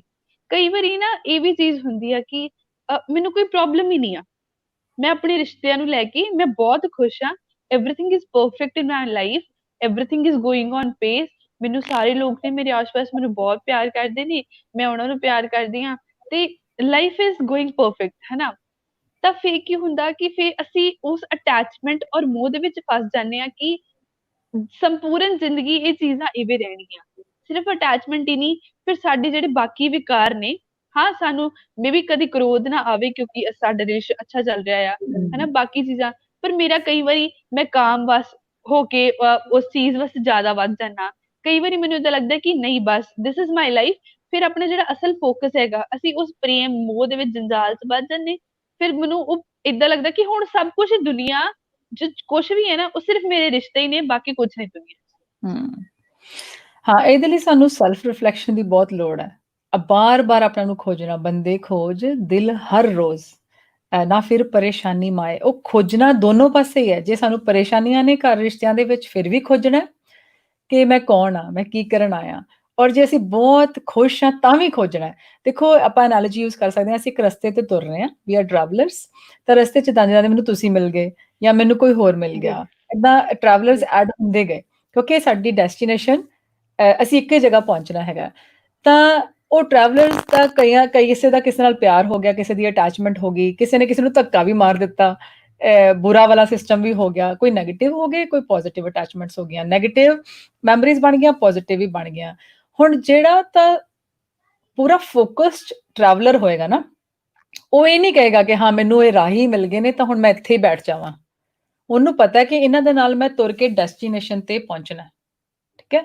ਅਸੀਂ ਰਿਸਪੌਂਸਿਬਿਲਿਟੀਜ਼ ਨਹੀਂ ਛੱਡੀਆਂ ਉਹ ਟਰੈਵਲਰ ਦੇ ਪ੍ਰਤੀ, ਭਾਵੇਂ ਜਿਸ ਤਰ੍ਹਾਂ ਦਾ ਵੀ ਸਾਡਾ ਜੀ, ਰਿਲੇਸ਼ਨਸ਼ਿਪ ਸੀਗਾ, ਅਸੀਂ ਪੂਰੀਆਂ ਉਹਨਾਂ ਦੀਆਂ ਨੀਡਸ, ਆਪਣੀਆਂ ਨੀਡਸ ਪੂਰੀਆਂ ਗੁਰਮਤ ਅਨੁਸਾਰ ਪੂਰਨ ਕਰਨ ਦੀ ਕੋਸ਼ਿਸ਼ ਕੀਤੀ ਕਿਉਂਕਿ ਸਾਡੇ ਕੁਛ ਏਦਾਂ ਦੇ ਸਾਨੂੰ ਰਿਸਪੌਂਸਿਬਿਲਿਟੀਜ਼ ਮਿਲੀਆਂ ਨੇ ਸੋਸਾਇਟੀ ਦੇ ਵਿੱਚ ਦਸੀਆਂ, ਜਿਹੜੀਆਂ ਅਸੀਂ ਕੋਸ਼ਿਸ਼ ਕਰਨੀ ਆ ਖੁਸ਼ੀ ਨਾਲ ਪੂਰੀ ਕਰਨ ਦੀਆਂ। ਪਰ ਐਟ ਦ ਸੇਮ ਜੀ, ਟਾਈਮ ਅਸੀਂ ਇਹ ਨਹੀਂ ਕਿਹਾ ਬਸ ਹੁਣੇ ਰਸਤੇ 'ਚ ਹੀ ਬੈਠ ਜਾਓ। ਉਹ ਕੋਈ ਮੂਰਖ ਹੋਏਗਾ ਜਿਹੜਾ ਕਹੇਗਾ ਕਿ ਹਾਂ ਇਹ ਤਾਂ ਬਹੁਤ ਵਧੀਆ ਹੋ ਗਿਆ, ਮੇਰੀ ਜਰਨੀ ਤਾਂ ਕਿੰਨੀ ਪਿਆਰੀ ਹੈਗੀ ਹੈ, ਤਾਂ ਮੈਂ ਇੱਥੇ ਕਿਉਂ ਨਾ ਰੁਕ ਜਾਵਾਂ। ਉਹਨੂੰ ਇਹ ਨਹੀਂ ਪਤਾ ਅੱਗੇ ਕਿੰਨਾ ਪਿਆਰਾ ਹੈ। ਉਹ ਕੀ ਹੋ ਰਿਹਾ, ਅਸੀਂ ਆਪ ਨਹੀਂ ਰੁਕੇ, ਅਸੀਂ ਨਾਲ ਕੋ ਟਰੈਵਲਰ ਨੂੰ ਵੀ ਬੰਨ ਲਿਆ। ਰਾਈਟ, ਤਾਂ ਵਧੀਆ ਇਹ ਹੁੰਦਾ ਕਿ ਅਸੀਂ ਦੋਨੋਂ ਇੱਕ ਦੂਜੇ ਨੂੰ ਸਾਥ, ਦੋਨੋਂ ਜਾਂ ਜਿੰਨੇ ਵੀ, ਮੈਂ ਐਨਾਲੋਜੀ ਯੂਜ਼ ਕਰ ਰਹੀ ਹਾਂ ਕਿ ਦੋਨੋਂ ਅਸੀਂ ਇੱਕ ਜੀ, ਦੂਜੇ ਨੂੰ ਪਿਆਰ ਦੇ ਨਾਲ, ਜਿੱਦਾਂ ਤੁਸੀਂ ਹਸਬੈਂਡ ਵਾਈਫ ਦੀ ਵੀ ਗੱਲ ਕੀਤੀ ਹੈ, ਕਿੰਨਾ ਕੁਛ ਇਹਦੇ ਵਿੱਚ ਆ ਜਾਂਦਾ ਹੈ। ਅਸੀਂ ਭਾਵੇਂ ਉਹ ਆਪਣੀ ਜਰਨੀ 'ਚ ਨੇ, ਤੁਸੀਂ ਆਪਣੀ ਜਰਨੀ 'ਚ, ਬਿਨਾਂ ਇੱਕ ਦੂਜੇ ਨੂੰ ਜੱਜ ਕੀਤੇ। ਪਰ ਇਹ ਵੀ ਨਹੀਂ ਕਿ ਅਸੀਂ ਉਹ ਪਿੱਛੇ ਰਹਿ ਗਿਆ ਤਾਂ ਅਸੀਂ ਉਹਨੂੰ ਕਹਿਣਾ ਉਹ ਤਾਂ ਦੇਖ ਕਿੰਨਾ ਪਿੱਛੇ ਹੈ, ਮੈਂ ਤਾਂ ਅੱਗੇ ਪਹੁੰਚ ਗਈ। ਅਸੀਂ ਇਹ ਕਹਿਣਾ ਕਿ ਹਾਂ, ਨਾਲ ਦੀ ਨਾਲ ਲੈ ਕੇ ਚੱਲਣਾ, ਪਰ ਉਹ ਗੁੱਸੇ ਵਾਲਾ ਨਹੀਂ ਨਾਲ ਧੱਕਾ ਲਾਣਾ। ਇੱਕ ਜੀ, ਇੰਸਪੀਰੇਸ਼ਨ ਦੇ ਸਕਦੇ ਹਾਂ, ਜਦੋਂ ਸਾਡੇ 'ਚੋਂ ਪਿਆਰ ਡੁੱਲ-ਡੁੱਲ ਪਏਗਾ ਨਾ, ਸਿੱਖੀ ਤਾਂ ਇੰਨੀ ਪਿਆਰੀ ਚੀਜ਼ ਹੈ ਕਿ ਤੁਹਾਨੂੰ ਦੂਜਿਆਂ ਨੂੰ ਸੁੱਖ ਮਿਲਣ ਲੱਗ ਜਾਂਦਾ ਤੁਹਾਡੇ ਤੋਂ ਵੀ। ਕਿਉਂਕਿ ਰਾਈਟ, ਤੁਹਾਡਾ ਸਾਰਾ ਅੰਦਰ-ਬਾਹਰ ਚੇਂਜ ਹੋ ਜਾਂਦਾ ਹੈ। ਸਿਰਫ ਇਹ ਸਪਿਰਿਚੁਅਲਿਟੀ ਦੀ ਗੱਲ ਨਹੀਂ ਹੈਗੀ, ਸਾਡਾ ਜੀਵਨ ਜਾਚ ਹੈ ਸਿੱਖੀ। ਜਦੋਂ ਸਾਡਾ ਜੀਵਨ ਬਦਲੇਗਾ, ਦੂਜਿਆਂ ਨੂੰ ਨੈਚੁਰਲੀ ਸੁੱਖ ਮਿਲੇਗਾ, ਸਾਨੂੰ ਆਪਣੇ ਆਪ ਨੂੰ ਵੀ ਸੁੱਖ ਮਿਲੇਗਾ। ਤਾਂ ਕਿ ਦੂਸਰਾ ਨਹੀਂ ਇੰਸਪਾਇਰ ਹੋਏਗਾ, ਕਿ ਦੂਸਰੇ ਦਾ ਜੀਅ ਨਹੀਂ ਕਰੇਗਾ ਕਿ ਮੈਂ ਵੀ ਤੇਰੇ ਨਾਲ ਚੱਲਾਂ, ਜਿੱਥੇ ਤੂੰ ਪਹੁੰਚਣਾ ਹੈ, ਤੂੰ ਮੈਨੂੰ ਵੀ ਉੱਥੇ ਲੈ ਜਾ। ਐਂਡ ਥਿਸ ਇਜ਼ ਦ ਕੀ ਕਿ ਸਾਡੇ ਪਰਿਵਾਰ ਫਿਰ ਸਾਡੇ ਲਈ ਸੰਗਤ ਕਿੱਦਾਂ ਬਣ ਜਾਂਦੇ ਨੇ, ਜਦੋਂ ਸਾਡਾ ਜੀਵਨ ਬਦਲਣ ਲੱਗ ਜਾਂਦਾ ਹੈ। ਸਿਰਫ ਅਸੀਂ ਨਿਤਨੇਮ ਕਰ ਲਿਆ ਤੇ ਸਾਰਾ ਦਿਨ ਕਿਸੇ ਨੂੰ ਬੁਲਾਇਆ ਵੀ ਨਾ ਪਿਆਰ ਨਾਲ, ਜੇ ਬੁਲਾਇਆ ਵੀ ਤੇ ਕੌੜੇ ਬੋਲਣ ਨਾਲ ਬੁਲਾਇਆ, ਤਾਂ ਮਾਫ਼ ਕਰਨਾ, ਫਿਰ ਅਸੀਂ ਸਿੱਖੀ ਕਮਾਈ ਨਹੀਂ, ਅਸੀਂ ਸਿੱਖੀ ਨੂੰ ਹਾਲੇ ਜਾਣਿਆ ਵੀ ਨਹੀਂ। ਜੀ, ਬਿਲਕੁਲ। ਭੈਣ ਜੀ, ਸਮਾਂ ਲੰਬੇਰਾ ਹੋ ਗਿਆ, ਪਰ ਅਸੀਂ ਕੁਛ ਨਾ ਸਵਾਲ ਲਿੱਤੇ ਸੀਗੇ ਸੰਗਤ ਤੋਂ ਜੀ, ਕਿ ਉਹ ਸਾਨੂੰ ਕੁਝ ਸਵਾਲ ਭੇਜਣ ਜੋ ਉਹਨਾਂ ਨੂੰ ਆਪ ਜੀ ਨੂੰ ਪੁੱਛਣੇ ਸੀਗੇ। ਤੇ ਇੱਕ ਸਵਾਲ ਭੈਣ ਹੁਣਾਂ ਦਾ ਆਇਆ ਸੀਗਾ, ਜਿਵੇਂ ਕਿ ਆਪਾਂ ਗੱਲ ਕੀਤੀ ਨਾ ਹੁਣੇ, ਕਿ ਸਾਨੂੰ ਕਈ ਵਾਰੀ ਪਤਾ ਹੈਗਾ ਕਿ ਮੇਰੇ ਅੰਦਰ ਸ਼ਾਇਦ ਦਇਆ ਨਹੀਂ, ਖਿਮਾ ਨਹੀਂ, ਜਿਹਦੇ ਕਰਕੇ ਮੇਰੀ ਲਾਈਫ 'ਚ ਪ੍ਰੋਬਲਮਸ ਆਉਂਦੀਆਂ ਨੇ। ਐਕਚੁਅਲੀ ਅਸੀਂ ਐਕਸੈਪਟ ਨਹੀਂ ਕਰ ਪਾਉਂਦੇ ਆ ਆਪਣੇ ਰਿਲੇਸ਼ਨਸ ਨੂੰ। ਹੁਣ ਮੈਨੂੰ ਰਿਅਲਾਈਜ਼ੇਸ਼ਨ ਤੇ ਹੋ ਗਈ, ਪਰ ਮੈਂ ਆਪਣੇ ਆਪ ਨੂੰ ਚੇਂਜ ਕਿਵੇਂ ਕਰਨਾ? ਕਿਉਂਕਿ ਇਹ ਸੌਖਾ ਨਹੀਂ ਸ਼ਾਇਦ। ਮੈਂ ਪਤਾ ਨਹੀਂ ਕਿੰਨੇ ਕੁ ਸਾਲਾਂ ਤੋਂ ਇਸ ਚੀਜ਼ ਦੇ ਵਿੱਚ ਚੱਲੀ ਆ ਰਹੀ ਸੀ ਕਿ ਮੇਰੇ ਦਿਮਾਗ, ਮੇਰੀ ਸੋਚ ਉਸ ਪਰਸਪੈਕਟਿਵ 'ਚ ਵੱਧ ਚੁੱਕੀ। ਹੁਣ ਉਹ ਤੋਂ ਬਾਹਰ ਨਿਕਲ ਕੇ ਆਪਣੇ ਆਪ ਤੇ ਕਿਵੇਂ ਵਰਕ ਕਰਨਾ, ਤੇ ਮੈਂ ਕਿਵੇਂ ਆਪਣੇ ਅੰਦਰ ਉਹ ਦਇਆ ਔਰ ਖਿਮਾ ਵਾਲੇ ਗੁਣ ਲੈ ਕੇ ਆਣੇ? ਹਾਂਜੀ, ਬੜਾ ਪਿਆਰਾ ਕੁਐਸਚਨ ਹੈ। ਇਹਦੇ ਲਈ ਕਾਫ਼ੀ ਟਿਪਸ ਵੀ ਨੇ, ਪਰ ਸਭ ਤੋਂ ਪਹਿਲਾਂ ਜੇ ਅਸੀਂ ਸਿਰਫ ਇੰਨਾ ਹੀ ਕਰਨਾ ਸ਼ੁਰੂ ਕਰ ਦਈਏ ਨਾ ਕਿ ਅਸੀਂ ਖਿਮਾ ਦੀ ਗੱਲ ਹੋ ਰਹੀ ਹੈ ਨਾ ਇੱਥੇ, ਫॉरगिवनेस ਦੀ ਔਰ ਜੀ, ਦਇਆ। ਦਇਆ, ਹਾਂ, ਖਿਮਾ ਜੀ। ਹਾਂ। ਤਾਂ ਕਿ ਅਸੀਂ ਸਭ ਤੋਂ ਪਹਿਲਾਂ ਆਪਣੇ ਆਪ ਨੂੰ ਮਾਫ਼ ਕਰਨਾ। ਸਭ ਤੋਂ ਪਹਿਲਾਂ ਵਾਹਿਗੁਰੂ। ਅਸੀਂ ਆਪਣੇ ਆਪ ਤੇ ਪ੍ਰੈਕਟਿਸ ਕਰਨੀ ਹੈ, ਆਪਣੇ ਆਪ ਨੂੰ ਮਾਫ਼ ਕਰਨ ਦੀ। ਤੁਸੀਂ ਦੇਖਿਓ, it's very easy to forgive others, ਪਰ ਵੀ ਡੋਂਟ ਫॉरगिव आवरसेल्व्स, ਹੈ ਨਾ? ਕਿ ਅਸੀਂ ਪਰਮਾਤਮਾ ਦੀ ਜੋਤ ਨਹੀਂ ਹੈਗੇ, ਕਿ ਅਸੀਂ ਪਰਮਾਤਮਾ ਦੇ ਬੱਚੇ ਨਹੀਂ ਹੈਗੇ। ਤੁਸੀਂ ਇਹ ਆਪਣੇ ਆਪ ਨੂੰ ਫॉरगिव ਕਰਨਾ ਸ਼ੁਰੂ ਕਰ ਦਿਓ ਰੋਜ਼। ਬੋਲ ਕੇ ਕਹਿਣਾ ਸ਼ੁਰੂ ਕਰ ਦਿਓ, ਪ੍ਰੈਕਟਿਸ ਕਰਨੀ ਸ਼ੁਰੂ ਕਰ ਦਿਓ। ਤਾਂ ਉਹਦੇ ਨਾਲ ਸਾਡੀ ਮਾਈਂਡ ਦੀ, ਸਾਡੇ ਮਨ ਦੀ ਟ੍ਰੇਨਿੰਗ ਸ਼ੁਰੂ ਸ਼ੁਰੂ ਹੋ ਜਾਏਗੀ। ਜਿੱਦਾਂ ਆਪਾਂ ਜਿਮ 'ਚ ਜਾ ਕੇ ਆਪਣੇ ਮਸਲਸ ਟ੍ਰੇਨ ਕਰਦੇ ਹਾਂ ਨਾ, ਸਾਡੀ ਸਾਡੀ ਜਦੋਂ ਟ੍ਰੇਨਿੰਗ ਸ਼ੁਰੂ ਹੋ ਜਾਏਗੀ ਨਾ, ਟ੍ਰੇਨਿੰਗ ਦੇ ਨਾਲ ਫਿਰ ਸਾਨੂੰ ਦੂਜਿਆਂ ਨੂੰ ਖਿਮਾ ਕਰਨਾ ਵੀ ਆਉਣਾ, ਔਰ ਇੱਕ ਇੱਕ ਕਹਿ ਦੇਣਾ ਕਿ ਆਈ ਫॉरगिव ਯੂ। ਇੱਕ ਉਹਦੇ ਤੇ ਅਮਲ ਕਰਨਾ, ਉਹਨੂੰ ਆਪਣੇ ਭਾਵਾਂ ਦੇ ਵਿੱਚ ਪੂਰਾ ਮਹਿਸੂਸ ਕਰਕੇ ਕਿਸੇ ਨੂੰ ਮਾਫ਼ ਕਰਨਾ, ਉਹ ਬਿਲਕੁਲ ਡਿਫਰੈਂਟ ਚੀਜ਼ ਹੈਗੀ ਹੈ। ਔਰ ਇਹ ਤੁਸੀਂ ਇਹਨੂੰ ਇਹਨੂੰ ਇੱਕ ਮੈਡੀਸਨ ਲੈ ਕੇ ਚੱਲੀਏ, ਜਿੰਨਾ ਚਿਰ ਅਸੀਂ ਮਾਫ਼ੀ ਦਿੰਦੇ ਨਹੀਂ ਨਾ, ਕਹਿੰਦੇ ਇੱਕ ਸ਼ਲੋਕ ਮੈਨੂੰ ਯਾਦ ਨਹੀਂ ਆ ਰਿਹਾ, ਜਹਾਂ क्षमा तै आप, ਹੈ ਨਾ, ਇੱਕ ਆਉਂਦਾ ਨਾ, ਤੁਹਾਨੂੰ ਜੀ ਯਾਦ ਹੈ ਤਾਂ ਪਲੀਜ਼ ਬੋਲ ਦਿਓ, ਹੈ ਨਾ? ਤਾਂ ਵੀ ਜਿੱਥੇ ਖਿਮਾ ਆ ਗਈ ਨਾ, ਉੱਥੇ ਪਰਮੇਸ਼ਰ ਆਪ ਹੈ, ਉਹਦਾ ਵਾਸਾ ਆਪ ਹੈਗਾ। ਤਾਂ ਜੇ ਅਸੀਂ ਆਪਾਂ ਅਰਦਾਸ ਕਰਦੇ ਹਾਂ ਨਾ, ਜਿੱਦਾਂ ਸੰਗਤੀ ਅਰਦਾਸ ਵੀ ਕਰਦੇ ਹਾਂ, ਪੰਥਕ ਅਰਦਾਸ ਜਾਂ ਇੰਡੀਵਿਜੂਅਲ ਅਰਦਾਸ ਵੀ ਕਰਦੇ ਹਾਂ, ਤਾਂ ਉਹਦੇ 'ਚ ਅਸੀਂ ਆਮ ਹੀ ਕਹਿੰਦੇ ਹਾਂ, ਭੁੱਲਾਂ ਚੁੱਕਾਂ ਦੀ ਖਿਮਾ ਬਖਸ਼ਣਾ ਜੀ।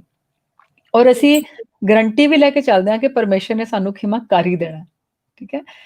ਤਾਂ ਪਰਮੇਸ਼ਰ ਤੋਂ ਜੇ ਅਸੀਂ ਇਹ ਗੁਣ ਮੰਗ ਰਹੇ ਹਾਂ ਵੀ ਸਾਨੂੰ ਖਿਮਾ ਕਰ ਦੇ, ਪਰ ਇਹਦਾ ਮਤਲਬ ਨਾਲ ਦੀ ਨਾਲ ਹੀ ਸਾਨੂੰ ਪਰਮੇਸ਼ਰ ਨੇ ਗੁਣ ਦਿੱਤਾ ਸੀ ਨਿਰਵੈਰਤਾ ਦਾ। ਨਿਰਭਉ, ਨਿਰਵੈਰ। ਨਿਰਵੈਰਤਾ ਦਾ ਗੁਣ ਤਾਂ ਹੀ ਆ ਸਕਦਾ ਜੇ ਅਸੀਂ ਉਹ ਸਾਰੀਆਂ ਚੀਜ਼ਾਂ ਜਿਹੜੀਆਂ ਸਾਨੂੰ ਬੌਦਰ ਕਰ ਰਹੀਆਂ, ਉਹਨਾਂ ਨੂੰ ਖਿਮਾ ਕਰ ਦਈਏ।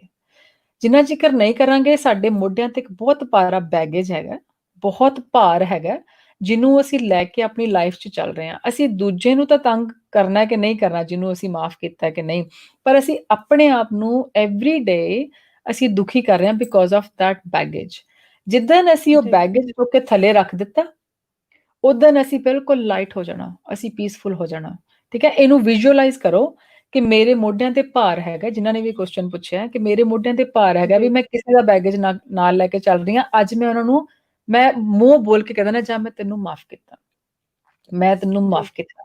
ਬਾਰ-ਬਾਰ ਏਦਾਂ ਬੋਲ ਕੇ ਕਹੀਏ, ਔਰ ਸਾਨੂੰ ਹੌਲੀ-ਹੌਲੀ ਮਹਾਰਾਜ ਉਹ ਕਰੇਜ ਵੀ ਦੇ ਦੇਣਗੇ, ਕਰੇਜ ਆ ਜਾਏਗੀ ਜੀ ਕਿ ਅਸੀਂ ਮੂੰਹ ਤੋਂ ਵੀ ਕਹਿ ਸਕਣਗੇ, look you know what, I am sorry for everything I did. ਕਹਿ ਕੇ ਦੇਖੋ, ਪਲੀਜ਼, ਮੈਂ ਤੁਹਾਨੂੰ ਹੱਥ ਜੋੜ ਕੇ ਬੇਨਤੀ ਕਰਦੀ ਹਾਂ, ਇਹਨੂੰ ਕਰਕੇ ਦੇਖੋ ਤੇ ਦੇਖਿਓ ਤੁਹਾਡੇ ਜੀ ਅੰਦਰ ਖੇੜਾ ਕਿਵੇਂ ਆਏਗਾ।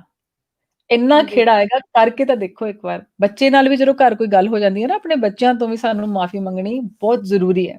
ਅਸੀਂ ਕਈ ਵਾਰ ਬੱਚੇ ਨੂੰ ਉੱਚਾ ਰਾਈਟ ਬੋਲ ਦਿੰਦੇ ਹਾਂ, ਜਾਂ ਕੁਛ ਗੁੱਸਾ ਵੱਧ ਘੱਟ ਅਸੀਂ ਸਮਝਦੇ ਹਾਂ ਵੀ ਅਸੀਂ ਸਾਰਾ ਸਾਡੇ ਤੇ ਪੂਰਾ ਕੰਟਰੋਲ ਹੈਗਾ, ਸਾਡੇ ਬੱਚਿਆਂ ਦੇ, ਅਸੀਂ ਜੋ ਮਰਜ਼ੀ ਜੀ ਕਰੀਏ।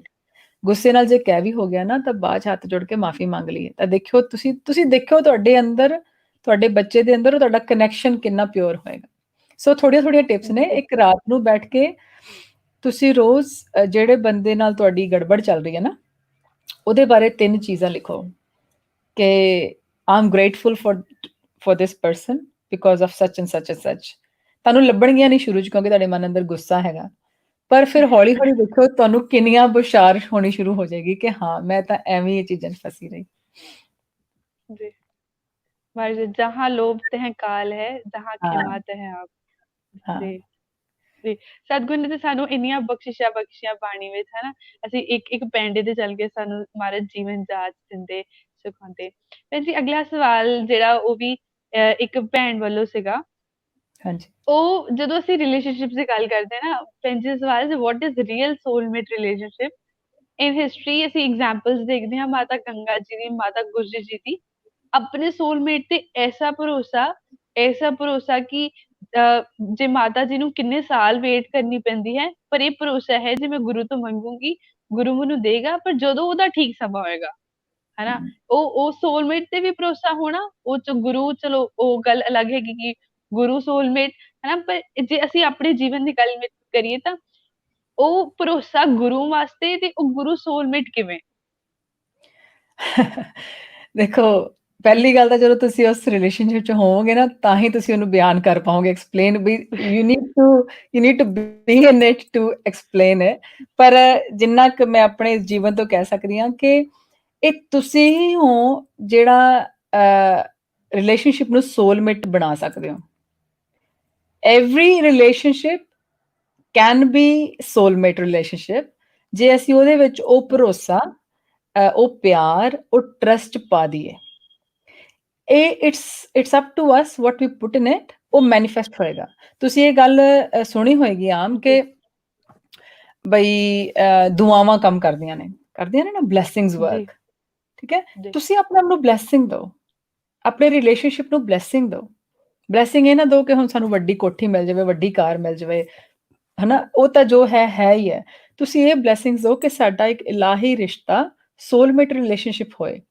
ਜਦੋਂ ਔਰ ਉਹਨੂੰ ਉਵੇਂ ਹੀ ਦੇਖਣ ਲੱਗ ਜਾਓ, ਉਸ ਰਿਲੇਸ਼ਨਸ਼ਿਪ ਨੂੰ। ਜਦੋਂ ਅਸੀਂ ਉਸ ਰਿਲੇਸ਼ਨਸ਼ਿਪ ਨੂੰ ਓਦਾਂ ਦੇਖਣ ਲੱਗ ਜਾਵਾਂਗੇ ਨਾ, ਉਹ ਫੀਲਿੰਗਸ ਉਦਾਂ ਦੀਆਂ ਪਾਵਾਂਗੇ, ਤਾਂ ਉਹੀ ਚੀਜ਼ ਮੈਨੀਫੈਸਟ ਹੋ ਕੇ ਤੁਹਾਡੇ ਸਾਹਮਣੇ ਆ ਜਾਏਗੀ। ਜੋ ਕੁਛ ਅੰਦਰ ਹੈ, ਉਹੀ ਬਾਹਰ ਆਣਾ ਹੈ। ਇਹ ਫਿਰ ਹੁਣ ਨਵਾਂ ਸਬਜੈਕਟ ਸ਼ੁਰੂ ਹੋ ਜਾਣਾ ਕਿ ਅੰਦਰ ਦੀਆਂ ਚੀਜ਼ਾਂ ਹੀ ਸਾਡੀ ਸੋਚ ਹੀ ਮੈਨੀਫੈਸਟ ਹੁੰਦੀ ਹੈ, ਸਾਡੀ ਸ਼ੈਡੋ ਜੀ ਸੈਲਫ ਹੀ ਮੈਨੀਫੈਸਟ ਹੁੰਦੀ ਹੈ। ਜੇ ਅਸੀਂ ਰਿਲੇਸ਼ਨਸ਼ਿਪ ਨੂੰ ਕਰਸੀ ਕਰਦੇ ਰਵਾਂਗੇ ਕਿ ਇਹਦੇ ਚ ਆ ਨਹੀਂ ਠੀਕ, ਇਹਦੇ ਚ ਆ ਨਹੀਂ ਠੀਕ, ਇਦਾਂ ਹੋਏਗਾ ਤਾਂ ਉਹੀ ਚੀਜ਼ ਸਾਹਮਣੇ ਆਏਗੀ। ਔਰ ਇਹ ਤੁਸੀਂ ਐਕਸਪੀਰੀਅੰਸ ਕਰਕੇ ਦੇਖ ਲਓ। ਆਈ ਹੈਵ ਜੀ definitely experience that in my life. ਜਦੋਂ ਅਸੀਂ ਪੋਜ਼ਿਟਿਵ ਦੇਖਦੇ ਹਾਂ ਰਿਲੇਸ਼ਨਸ਼ਿਪ ਦੇ ਵਿੱਚ ਤਾਂ ਸਾਨੂੰ ਸਾਡੇ ਸਾਹਮਣੇ ਉਹ ਪੋਜ਼ਿਟਿਵ ਹੀ ਸਾਰਾ ਕੁਝ ਆ ਜਾਂਦਾ ਹੈ। ਤਾਂ ਇਹ ਕੀਪਿੰਗ ਬਾਲੀਵੁੱਡ ਅਸਾਈਡ, ਇਹਨੂੰ ਐਵੇਂ ਸੋਚ ਕੇ ਚੱਲੀਏ ਕਿ ਇਹ ਸਾਨੂੰ ਗੁਰੂ ਸਾਹਿਬ ਨੇ ਸਾਡੇ ਹੱਥਾਂ ਦੇ ਵਿੱਚ ਗ੍ਰੇਸ ਦਿੱਤੀ ਹੈ, ਪਾਵਰ ਦਿੱਤੀ ਹੈ ਕਿ ਅਸੀਂ ਕੋਈ ਵੀ ਰਿਸ਼ਤੇ ਨੂੰ ਇਲਾਹੀ ਔਰ ਜਿੱਦਾਂ ਤੁਸੀਂ ਲਫ਼ਜ਼ ਵਰਜਿਆ ਸੋਲਮੇਟ, ਯੂ ਕੈਨ ਡੈਫੀਨਿਟਲੀ ਜੀ bring that on by putting those feelings into it। ਜੀ ਭੈਣ ਜੀ ਬਿਲਕੁਲ। ਭੈਣ ਜੀ ਹੁਣ ਆਪਾਂ ਜੇ ਇੱਕ ਬਸ ਆਖਰੀ ਸਵਾਲ ਵੱਲ ਲਈਏ ਤੇ ਇੱਕ ਵੀਰ ਦਾ ਸਵਾਲ ਸੀਗਾ ਕਿ ਅਸੀਂ ਜਦੋਂ ਸਾਨੂੰ ਪਤਾ ਹੋਵੇ ਸਾਡੀ ਲਾਈਫ ਦੇ ਵਿੱਚ ਮੇਰੇ ਨਾਲ ਕਿਸੇ ਨੇ ਮਾੜਾ ਕੀਤਾ, ਕਿਸੇ someone did bad deeds to me, maybe ਮੇਰੇ ਆਫਿਸ ਦੇ ਵਿੱਚ ਕੋਈ ਮੇਰੀ ਲੈਗ ਪੁਲਿੰਗ ਕਰਦਾ ਆ, ਮੇਬੀ ਮੇਰੇ ਨਾਲ ਕੁਛ ਚੀਟ ਕਰਦਾ ਆ ਇਨ ਮਾਈ ਪ੍ਰੋਫੈਸ਼ਨਲ ਜੀਵਨ ਜਾਂ ਪਰਸਨਲ ਜੀਵਨ ਜਾਂ ਫਿਰ ਸੁਸਾਇਟੀ 'ਚ ਕਿਤੇ ਵੀ ਹੈ ਨਾ, ਮੈਨੂੰ ਜੀ ਲੱਗਦਾ ਹੈ ਕਿ ਨਹੀਂ ਇਹ ਬੰਦਾ ਮੇਰੇ ਨਾਲ ਠੀਕ ਨਹੀਂ ਕਰ ਰਿਹਾ, ਮੈਨੂੰ ਮੇਰੇ ਹੱਕ ਵਾਲੀ ਚੀਜ਼ ਨਹੀਂ ਮਿਲ ਰਹੀ, ਹੈਨਾ? ਤੇ ਅਸੀਂ ਬੜੀ ਛੇਤੀ ਕਹਿ ਦਿੰਦੇ ਹਾਂ ਕਿ ਇਹਦੇ ਵਿੱਚ ਵੀ ਤੇ ਰੱਬ ਸੀਗਾ ਨਾ, ਜਾਂ ਤੇ ਰੱਬ ਨੂੰ ਦਿਖਦਾ ਨਹੀਂ ਕੁਛ, ਜਾਂ ਤੇ ਰੱਬ ਜੀ ਮੇਰੀ ਸੁਣਦੇ ਨਹੀਂ, ਠੀਕ ਹੈ, ਹਮ ਜਾਂ ਤੇ ਫਿਰ ਇਹਦੇ ਵਿੱਚ ਰੱਬ ਹੈ ਹੀ ਨਹੀਂ, ਹਨਾ? ਤੇ ਉਸ ਚੀਜ਼ ਨੂੰ ਆਪਾਂ ਆਪਾਂ ਕਿਵੇਂ ਉਹ ਚੀਜ਼ ਨੂੰ ਸਮਝਣਾ ਤੇ ਉਹਨਾਂ ਦੇ ਵਿੱਚ ਕਿਵੇਂ ਰੱਬ ਦੇਖਣਾ ਤੇ ਉਹਨਾਂ ਨੂੰ ਕਿਵੇਂ ਮਾਫ ਕਰਨਾ? ਦੇਖੋ, ਉਹਨਾਂ ਨੂੰ ਉਹਨਾਂ ਦੀ ਡਿਊਟੀ ਮਿਲੀ ਹੈ ਕਰਨ ਦੀ, ਤੁਹਾਨੂੰ ਤੁਹਾਡੀ ਡਿਊਟੀ ਮਿਲੀ ਹੈ ਕਰਨ ਦੀ, ਠੀਕ ਹੈ? ਉਹ ਆਪਣੀ ਰਾਈਟ ਡਿਊਟੀ ਤੇ 100% ਪਹਿਰਾ ਦੇ ਰਹੇ ਨੇ, ਤੁਸੀਂ ਆਪਣੀ ਤੇ ਦੇ ਰਹੇ ਹੋ। ਤਾਂ ਅਸੀਂ ਕਿਵੇਂ ਕਹਿ ਦਾਂਗੇ ਕਿ ਉਹ ਬੰਦਾ ਗਲਤ ਕਰ ਰਿਹਾ ਤੇ ਅਸੀਂ ਠੀਕ ਕਰ ਰਹੇ ਹਾਂ, ਜਾਂ ਵਾਈਸ ਵਰਸਾ। ਸਾਨੂੰ ਨਹੀਂ ਪਤਾ ਕਿ ਕੋਈ ਇਨਸਾਨ ਕਿਸ ਤਰ੍ਹਾਂ ਦੇ ਸੰਸਕਾਰ, ਕਰਮ ਆਪਣੇ ਨਾਲ ਲੈ ਕੇ ਆ ਰਿਹਾ, ਜਾਂ ਤੁਸੀਂ ਉਹਨਾਂ ਦੇ ਨਾਲ ਕਿੱਦਾਂ ਦੇ ਸੰਸਕਾਰ ਪਹਿਲਾਂ ਕੀਤੇ ਨੇ, ਕਰਮ ਕੀਤੇ ਨੇ। ਇਹ ਪੂਰਾ ਨਿਆਂ ਕਰੇ ਕਰਤਾਰ। ਅਸੀਂ ਇਹ ਤਾਂ ਸਮਝ ਲਈਏ ਨਾ ਵੀ ਪੂਰਾ ਨਿਆਂ ਹੈਗਾ ਹੈ। ਅਸੀਂ ਉਹਨੂੰ ਨਾਲੇ ਉਸ ਇਨਸਾਨ ਦਾ, ਚਲੋ ਡਿਫਰੈਂਟ ਸਬਜੈਕਟ ਹੋ ਜਾਂਦਾ, ਅਸੀਂ ਇਨਸਾਨ ਨੂੰ ਦੇਖਣਾ ਕਿ ਇਨਸਾਨ ਦੀ ਬੁਰਾਈ ਦੇਖਣੀ ਹੈ। ਹੁਣ ਉਹਦੇ ਲਈ ਤੁਸੀਂ ਕਿਹਾ ਵੀ ਆਫਿਸ 'ਚ ਕਰ ਰਿਹਾ ਜਾਂ ਕੋਈ ਏਦਾਂ ਕਰ ਰਿਹਾ ਹੈ, ਬਿਲਕੁਲ ਉਹਦੇ ਵਿੱਚ ਰੱਬ ਹੈਗਾ, ਕਿਉਂ ਨਹੀਂ ਹੈਗਾ, ਹਨਾ? ਪਰ ਉਹਦੀ ਕੁਛ ਡਿਊਟੀ ਲੱਗੀ ਹੈ ਕਿ ਉਹ ਤੁਹਾਡੇ ਨਾਲ ਏਦਾਂ ਹੀ ਕਰੇ, ਕਿਉਂਕਿ ਤੁਹਾਡੀ ਗਰੋਥ ਹੋ ਰਹੀ ਹੈ। ਤੁਸੀਂ ਭਾਈ ਮਨ ਜੀ ਦੀ ਸਾਖੀ ਆਉਂਦੀ ਹੈ ਨਾ, ਜਦੋਂ ਗੁਰੂ ਪਾਤਸ਼ਾਹ ਨੇ ਉਹਨਾਂ ਨੂੰ ਕਿਹਾ ਸੀ ਕਿ ਬਈ ਸੇਵਾ ਕਰਦੇ ਹੋ ਕਿ ਮਜ਼ਦੂਰੀ ਕਰਦੇ ਹੋ, ਜਦੋਂ ਲੰਗਰ 'ਚ ਬਹਿ ਕੇ ਪ੍ਰਸ਼ਾਦਾ ਛਕ ਰਹੇ ਹਾਂਜੀ ਸੀਗੇ, ਹਾਂਜੀ ਠੀਕ ਹੈ? ਜੀ ਤੁਸੀਂ ਸੋਚੋ, ਓ ਮਾਈ ਗॉड, ਕਿੱਦਾਂ ਚੋਟ ਲੱਗੀ ਹੋਏਗੀ ਏਦਾਂ।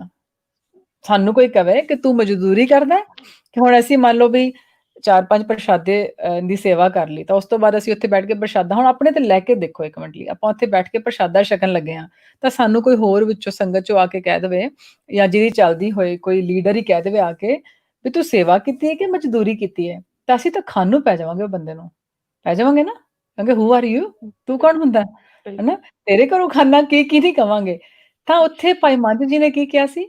ਭਾਈ ਮੱਝ ਜੀ ਨੇ ਹੱਥ ਜੋੜ ਕੇ ਕਿਹਾ ਸੀ ਕਿ ਤੁਸੀਂ ਮੈਨੂੰ ਕਿੰਨਾ ਪਿਆਰ ਕਰਦੇ ਹੋ ਕਿ ਮੈਨੂੰ ਮੇਰੀ ਅਸਲੀਅਤ ਫਟਾਫਟ ਦਿਖਾ ਦਿੰਦੇ ਹੋ, ਮੈਨੂੰ ਡਿੱਗਣ ਵੀ ਨਹੀਂ ਦਿੰਦੇ, ਮੈਨੂੰ ਡਿੱਗਣ ਤੋਂ ਪਹਿਲਾਂ ਹੀ ਬਚਾ ਲੈਂਦੇ ਰਾਈਟ ਹੋ, ਠੀਕ ਹੈ? ਤਾਂ ਹੁਣ ਇਹ ਤਾਂ ਹੁਣ ਸਾਡੀ ਬਿਰਤੀ ਤੇ ਹੈ ਨਾ, ਅਸੀਂ ਇਹ ਵੀ ਕਹਿ ਸਕਦੇ ਹਾਂ ਕਿ ਉਹਦੇ 'ਚ ਰੱਬ ਹੈ, ਜਾਂ ਉਹਨੂੰ ਰੱਬ ਨੂੰ ਦਿਖਦਾ ਨਹੀਂ ਵੀ ਉਹ ਮੇਰੇ ਨਾਲ ਏਦਾਂ ਕਹਿ ਰਿਹਾ, ਜਾਂ ਅਸੀਂ ਇਹ ਕਵਾਂਗੇ ਕਿ ਪਰਮੇਸ਼ਰ ਜੀ, ਤਾਂ ਆਪ ਜੀ ਦਾ ਬਹੁਤ ਸ਼ੁਕਰਾਨਾ, ਮੇਰੇ 'ਚ ਇਹ ਕਮੀ ਹੈ, ਤੁਸੀਂ ਬਾਰ-ਬਾਰ ਮੈਨੂੰ ਉਸ ਚੈਲੰਜ 'ਚ ਪਾਉਂਦੇ ਹੋ ਤਾਂ ਕਿ ਮੇਰੀ ਉਹ ਕਮੀ ਵੀ ਦੂਰ ਹੋ ਜਾਵੇ, ਤਾਂ ਕਿ ਮੇਰੀ ਗਰੋਥ ਇਹਦੇ 'ਚ ਵੀ ਹੋ ਜਾਵੇ, ਮੇਰੇ 'ਚ ਟੋਲਰੈਂਸ ਕਿੱਦਾਂ ਆ ਜਾਵੇ। ਜੋ ਬੰਦਾ ਮੇਰੇ ਨਾਲ ਮਾੜਾ ਕਰ ਰਿਹਾ, ਨਾਟ ਟੂ ਦ ਐਕਸਟੈਂਟ ਕਿ ਉਹ ਮੇਰੀ ਜਾਨ ਹੀ ਲੈ ਰਿਹਾ, ਹੈ ਨਾ? ਉਹ ਸਾਨੂੰ obviously we need to set right the boundaries, ਇਹ ਅਸੀਂ ਜੀ ਸਾਰੇ ਜਾਣਦੇ ਹਾਂ। ਜੀ ਪਰ ਜੇ ਕਿਸੇ ਨੇ ਕੁਛ ਏਦਾਂ ਕਰ ਰਿਹਾ, ਤਾਂ ਮੈਂ ਉਹਨੂੰ ਮੈਂ ਕਿਵੇਂ ਫਿਰ ਵੀ ਪਿਆਰ ਦੇ ਬੋਲ ਸਕਾਂ, ਜਿਹਦੇ ਯੂ ਨੋ ਔਖੀ ਖੇਡ ਹੈ ਕਿ ਪਹਿਲਾਂ ਆਪਣੀ ਹਉਮੈ ਮਾਰਨੀ ਪਏਗੀ। ਉਹ ਬਾਰ-ਬਾਰ ਮੇਰੀ ਬਿਲਕੁਲ ਕਿਹਨੂੰ ਕਿਹਨੂੰ ਰਿਊਡ ਬੋਲ ਰਿਹਾ, ਉਹ ਮੇਰੀ ਹਉਮੈ ਨੂੰ ਠੇਸ ਲੱਗ ਰਹੀ ਹੈ ਨਾ ਜਦੋਂ ਕੋਈ ਮੈਨੂੰ ਬੋਲ ਰਿਹਾ, ਤਾਂ ਜੀ ਇਹ ਹੈ ਕੌਣ? ਜੀ ਕੌਣ ਆ? ਹੈ ਨਾ? ਮੇਰੀ ਹਉਮੈ ਨੂੰ ਦੁੱਖ ਲੱਗ ਰਿਹਾ ਹੈ, ਮੇਰੀ ਹਉਮੈ ਨੂੰ ਖੁਸ਼ੀ ਮਿਲ ਰਹੀ ਹੈ, ਤਾਂ ਉਦੋਂ ਕਵੇ ਕਿ ਉਸ ਤੋਂ ਹਟ ਕੇ ਫਿਰ ਵੀ ਮੈਂ ਉਹਨੂੰ ਪਿਆਰ ਦੇ 2 ਬੋਲ ਲਵਾਂ, ਜਾਂ ਫਿਰ ਵੀ ਮੈਂ ਉਹਨੂੰ ਨਿਊਟਰਲ ਤਰੀਕੇ ਨਾਲ ਵਰਤਾਂ ਜਿੱਦਾਂ ਬਾਕੀਆਂ ਨਾਲ ਵਰਤ ਰਿਹਾ, ਤਾਂ ਫਿਰ ਦੇਖੋ ਖੇਡ ਗੁਰਸਿੱਖੀ ਦੀ ਕੀ ਹੈਗੀ ਹੈ। ਇਹ ਕਿਸੇ ਨੇ ਨਹੀਂ ਕਿਹਾ ਵੀ ਸੌਖਾ ਕੰਮ ਹੈ, ਠੀਕ ਹੈ? ਬਿਲਕੁਲ ਇਹ "ਖਨਿਓ ਤਿੱਖੀ ਵਾਲੋਂ ਨਿਖੇਤ ਮਾਰਗ ਜਾਣਾ", ਪਰ ਇਹਦੇ 'ਚ ਕਹਿ ਲਓ ਰਸ ਵੀ ਇਹਦੇ 'ਚ ਹੀ ਹੈ ਕਿ ਜਦੋਂ ਇਹ ਚੀਜ਼ਾਂ ਸਾਡੇ ਨਾਲ ਹੁੰਦੀਆਂ ਨੇ ਨਾ, ਸਾਡਾ ਪਰਸਪੈਕਟਿਵ ਦੀ ਗੱਲ ਹੈ ਸਾਰੀ। ਕਹਿੰਦੇ your perception is your projection. ਜਿੱਦਾਂ ਤੁਸੀਂ ਜ਼ਿੰਦਗੀ ਨੂੰ ਦੇਖੋਗੇ, ਜ਼ਿੰਦਗੀ ਤੁਹਾਡੇ ਲਈ ਉਹੀ ਬਣ ਜਾਏਗੀ। ਜੇ ਅਸੀਂ ਉਹਨੂੰ ਐਵੇਂ ਦੇਖ ਲਈਏ ਕਿ ਕਿਆ ਬਾਤ ਹੈ ਗੁਰੂ ਸਾਹਿਬ ਮੇਰੇ 'ਚ ਆਹੀ ਚੱਕਰ ਸੀ, ਇਹ ਮੈਨੂੰ ਹਉਮੈ ਮੇਰੀ ਆਹੀ ਗੱਲ ਹੀ ਤੰਗ ਕਰ ਰਹੀ ਸੀ, ਤੁਸੀਂ ਉਹ ਵੀ ਮੇਰੇ ਲਈ ਸਾਹਮਣੇ ਲਿਆ ਕੇ ਖੜਾ ਕਰ ਦਿੱਤਾ, ਥੈਂਕ ਯੂ ਸੋ ਮਚ ਕਿ ਤੁਸੀਂ ਮੈਨੂੰ ਇੰਨਾ ਪਿਆਰ ਕਰਦੇ ਹੋ ਕਿ ਮੈਂ ਇਹਦੇ ਤੇ ਵੀ ਇੰਪਰੂਵ ਹੋ ਜਾਵਾਂ। ਤੇ ਇਹ ਤਾਂ ਹੁਣ ਫਿਰ ਸਾਡੇ ਤੇ ਹੈ ਨਾ ਕਿ ਅਸੀਂ ਕਿਵੇਂ ਦੇਖਣਾ ਇਹਨੂੰ। ਬਿਲਕੁਲ। ਇਹ ਸਤਿਗੁਰਾਂ ਦੀ ਬੜੀ ਪਿਆਰੀ ਖੇਡ ਹੈ ਕਿ ਉਹ ਆਪਣੇ ਗੁਰਸਿੱਖਾਂ ਨੂੰ ਉਸ ਚੀਜ਼ ਦੇ ਸਿਨੈਰੀਓ 'ਚ ਪਾਉਂਦੇ ਨੇ, ਕੱਢਦੇ ਵੀ ਆਪ ਨੇ, ਫਿਰ ਹਾਂ, ਸਮਝਾਉਂਦੇ ਵੀ ਉੱਥੋਂ ਹੀ ਨੇ। ਪਰ ਇੱਕ ਸਭ ਤੋਂ ਪਿਆਰੀ ਚੀਜ਼ ਸਾਨੂੰ ਇੱਥੇ ਧਿਆਨ ਰੱਖਣ ਵਾਲੀ ਗੱਲ ਆ ਵੀ ਗੁਰੂ ਸਾਹਿਬ ਕਿਤੇ ਵੀ ਉਸ ਬੰਦੇ ਵਾਸਤੇ ਪਾਰਟਿਕੂਲਰਲੀ ਹੇਟਰੇਟ ਵਾਲੀ ਫੀਲਿੰਗ ਨਹੀਂ ਆਉਣ ਦਿੰਦੇ। ਮੈਂ ਸਤਿਗੁਰਾਂ ਨੇ ਸਾਨੂੰ ਇਹ ਚੀਜ਼ ਬੜੇ ਪਿਆਰ ਨਾਲ ਸਮਝਾਈ ਕਿ ਉਹ ਭਾਵੇਂ ਮੇਰੇ ਪਰਿਵਾਰ ਵਿੱਚ ਕੋਈ ਹੈ, ਭਾਵੇਂ ਮੇਰੀ ਸਰਾਊਂਡਿੰਗਸ 'ਚ ਕੋਈ ਹੈ, ਉਹਦੇ ਥਰੂ ਸਤਿਗੁਰਾਂ ਨੇ ਮੈਨੂੰ ਕੁਝ ਸਮਝਾਇਆ। ਮੇਬੀ ਉੱਥੇ ਹਾਂ, ਉਹਦਾ ਕਰੈਕਟਰ ਨੈਗੇਟਿਵ ਹੋ ਸਕਦਾ, ਹਾਂ, ਪਰ ਉਹ ਬੰਦਾ ਨੈਗੇਟਿਵ ਨਹੀਂ। ਹਾਂ, ਸਤਿਗੁਰੂ ਤੋਂ ਕਰਾ ਰਹੇ ਨੇ, ਉਹ ਉਹਦਾ ਹੁਕਮ ਹੈ, ਉਹਦੇ ਹੁਕਮ ਵਿੱਚ ਚੱਲਦਾ ਆ ਰਿਹਾ ਹੈ ਤੇ ਹਾਂ। ਮੇਰੇ ਜੀਵਨ ਦੀ ਵਿੱਚ ਕੁਝ ਸੇਧ ਵਾਸਤੇ ਹੀ ਸਤਿਗੁਰਾਂ ਨੇ ਕਰਵਾਇਆ। ਭੈਣ ਹਾਂ, ਜੀ, ਔਰ ਕਦੇ ਅੱਜ ਵੀ ਅਸੀਂ ਆਪਾਂ ਇਹ ਨਾ ਹੁਣ ਸੋਚੀਏ ਜੀ, ਕਿ ਵੀ ਜੀ, ਉਹ ਇਨਸਾਨ ਮਾੜਾ ਹੈ। ਉਹਦੇ ਇਨਸਾਨ ਦੇ ਜੀ, ਕੁਝ ਕਰਮ ਨੇ ਜਿਹਦੇ ਕਰਕੇ ਤੁਹਾਨੂੰ ਲੱਗ ਰਿਹਾ ਇਸ ਵੇਲੇ, ਪਰ ਉਹ ਵੀ ਹੁਕਮ ਦਾ ਬੱਚਾ ਹੈਗਾ ਔਰ ਤੁਸੀਂ ਵੀ ਹੁਕਮ ਦੇ ਜੀ, ਬੱਚੇ ਹੋ। ਅਸੀਂ ਕਿਸੇ ਜੀ, ਨੂੰ ਕਹਿ ਲਓ ਵੀ ਅਸੀਂ ਆਪਣੇ ਆਪ ਨੂੰ ਇੰਨਾ ਐਲੀਵੇਟ ਕਰ ਲਈਏ ਗੁਰੂ ਸਾਹਿਬ ਦੀ ਕਿਰਪਾ ਨਾਲ ਕਿ ਸਾਨੂੰ ਉਹ ਚੀਜ਼ਾਂ ਦਿਖਣ ਦੀ ਬਜਾਏ ਸਾਨੂੰ ਉਹਦੇ ਵਿੱਚ ਵੀ ਜੋਤ ਨਜ਼ਰ ਆਣੀ ਸ਼ੁਰੂ ਹੋ ਜਾਵੇ। ਔਰ ਜਦੋਂ ਤੁਸੀਂ ਇਦਾਂ ਦੀਆਂ ਜੀ, ਬਲੈਸਿੰਗ ਲਓਗੇ ਨਾ ਆਪਣੇ ਮਨ 'ਚ ਹੀ ਸੋਚਣ ਲੱਗ ਜਾਓਗੇ ਤਾਂ ਤੁਸੀਂ ਕਰਕੇ ਦੇਖ ਲੈਣਾ ਉਸ ਇਨਸਾਨ ਦੇ ਕੋਲ ਤੁਹਾਡਾ ਮੈਸੇਜ ਪਹੁੰਚ ਜਾਵੇਗਾ ਕਿਉਂਕਿ ਤੁਸੀਂ ਗੁਰੂ ਦੀ ਦਿੱਤੀਆਂ ਬਲੇਸਿੰਗਸ ਉਹਦੇ ਨਾਲ ਸ਼ੇਅਰ ਕਰ ਰਹੇ ਹੋ। ਤਾਂ ਥੋੜਾ ਥੋੜਾ ਕੰਮ ਬਿਲਕੁਲ, ਕਰਨਾ ਪਏਗਾ ਆਪਣੇ ਤੇ, ਪਰ ਇੰਨਾ ਵੀ ਔਖਾ ਨਹੀਂ ਹੈਗਾ। ਔਰ ਔਰ ਮਜ਼ਾ ਇਹਦੇ 'ਚ ਹੈ, ਰਸ ਇਹਦੇ 'ਚ ਹੈ। ਜਦੋਂ ਅਸੀਂ ਗੁਰੂ ਇਹ ਜਿੱਦਾਂ ਸਿੱਖੀ ਬੜੀ ਪਿਆਰੀ ਖੇਡ ਹੈਗੀ ਹੈ। ਇਹਦੇ 'ਚ ਜਦੋਂ ਸਾਨੂੰ ਖੇਡਣ ਦੀ ਜਾਚ ਆ ਜਾਵੇਗੀ ਨਾ ਗੁਰੂ ਸਾਹਿਬ ਦੀ ਕਿਰਪਾ ਦੇ ਨਾਲ, ਤਾਂ ਫਿਰ ਇਹ ਖੇਡ ਦੇ ਵਿੱਚ ਸਾਨੂੰ ਆਤਮਿਕ ਆਨੰਦ ਆਉਣਾ ਸ਼ੁਰੂ ਹੋ ਜਾਵੇਗਾ। ਬਿਲਕੁਲ। ਭੈਣ ਜੀ, ਜੇ ਮੈਂ ਇੱਕ ਫਾਈਨਲ ਚੀਜ਼ ਆਪ ਜੀ ਤੋਂ ਗੱਲ ਕਰਾਂ ਕਿ ਇੱਕ ਮੈਸੇਜ ਜਾਂ ਫਿਰ ਇੱਕ ਸੰਦੇਸ਼, ਇੱਕ ਸੁਨੇਹਾ, ਇੱਕ ਬੇਨਤੀ ਆਪਾਂ ਜਿਹੜੀ ਯੂਥ ਨੂੰ ਆਪ ਜੀ ਦੇ ਦੁਆਰਾ ਕਿ ਆਪਾਂ ਹੁਣ ਜੇ ਇਹਨਾਂ ਚੀਜ਼ਾਂ ਨੂੰ ਸਮਝਿਆ ਹੈ ਨਾ, ਜਿੱਥੇ ਸਤਿਗੁਰਾਂ ਤੋਂ ਓਟ ਆਸਰਾ ਲੈ ਕੇ ਅਸੀਂ ਇਹ ਚੀਜ਼ ਸਮਝਿਆ ਕਿ ਹੁਣ ਇਹ ਚੀਜ਼ਾਂ ਵਰਕ ਕਿਵੇਂ ਕਰਦੀਆਂ ਨੇ। ਹੁਣ ਮੈਂ ਜਦੋਂ ਇਹਦੀ ਲਾਈਫ ਦੀ ਇੰਪਲੀਮੈਂਟੇਸ਼ਨ 'ਚ ਆਉਣਾ ਤੇ ਉਸ ਭਰੋਸੇ ਨੂੰ ਕਿ ਹਾਂ ਮੈਂ ਕੋਸ਼ਿਸ਼ ਕਰੂੰ ਤੇ ਗੁਰੂ ਮੇਰਾ ਸਾਥ ਦੇ, ਗੁਰੂ ਸਾਹਿਬ ਕਿਰਪਾ ਕਰਨਗੇ, ਹੋਏਗਾ। ਆਪਣੇ ਆਪ ਤੇ ਵੀ ਭਰੋਸਾ ਰੱਖਣਾ ਤੇ ਗੁਰੂ ਸਾਹਿਬ ਤੇ ਵੀ ਭਰੋਸਾ ਰੱਖਣਾ। ਇੱਕ ਲਾਸਟ ਮੈਸੇਜ ਯੂਥ ਵਾਸਤੇ ਭੈਣ ਜੀ ਆਪ ਜੀ ਵੱਲੋਂ।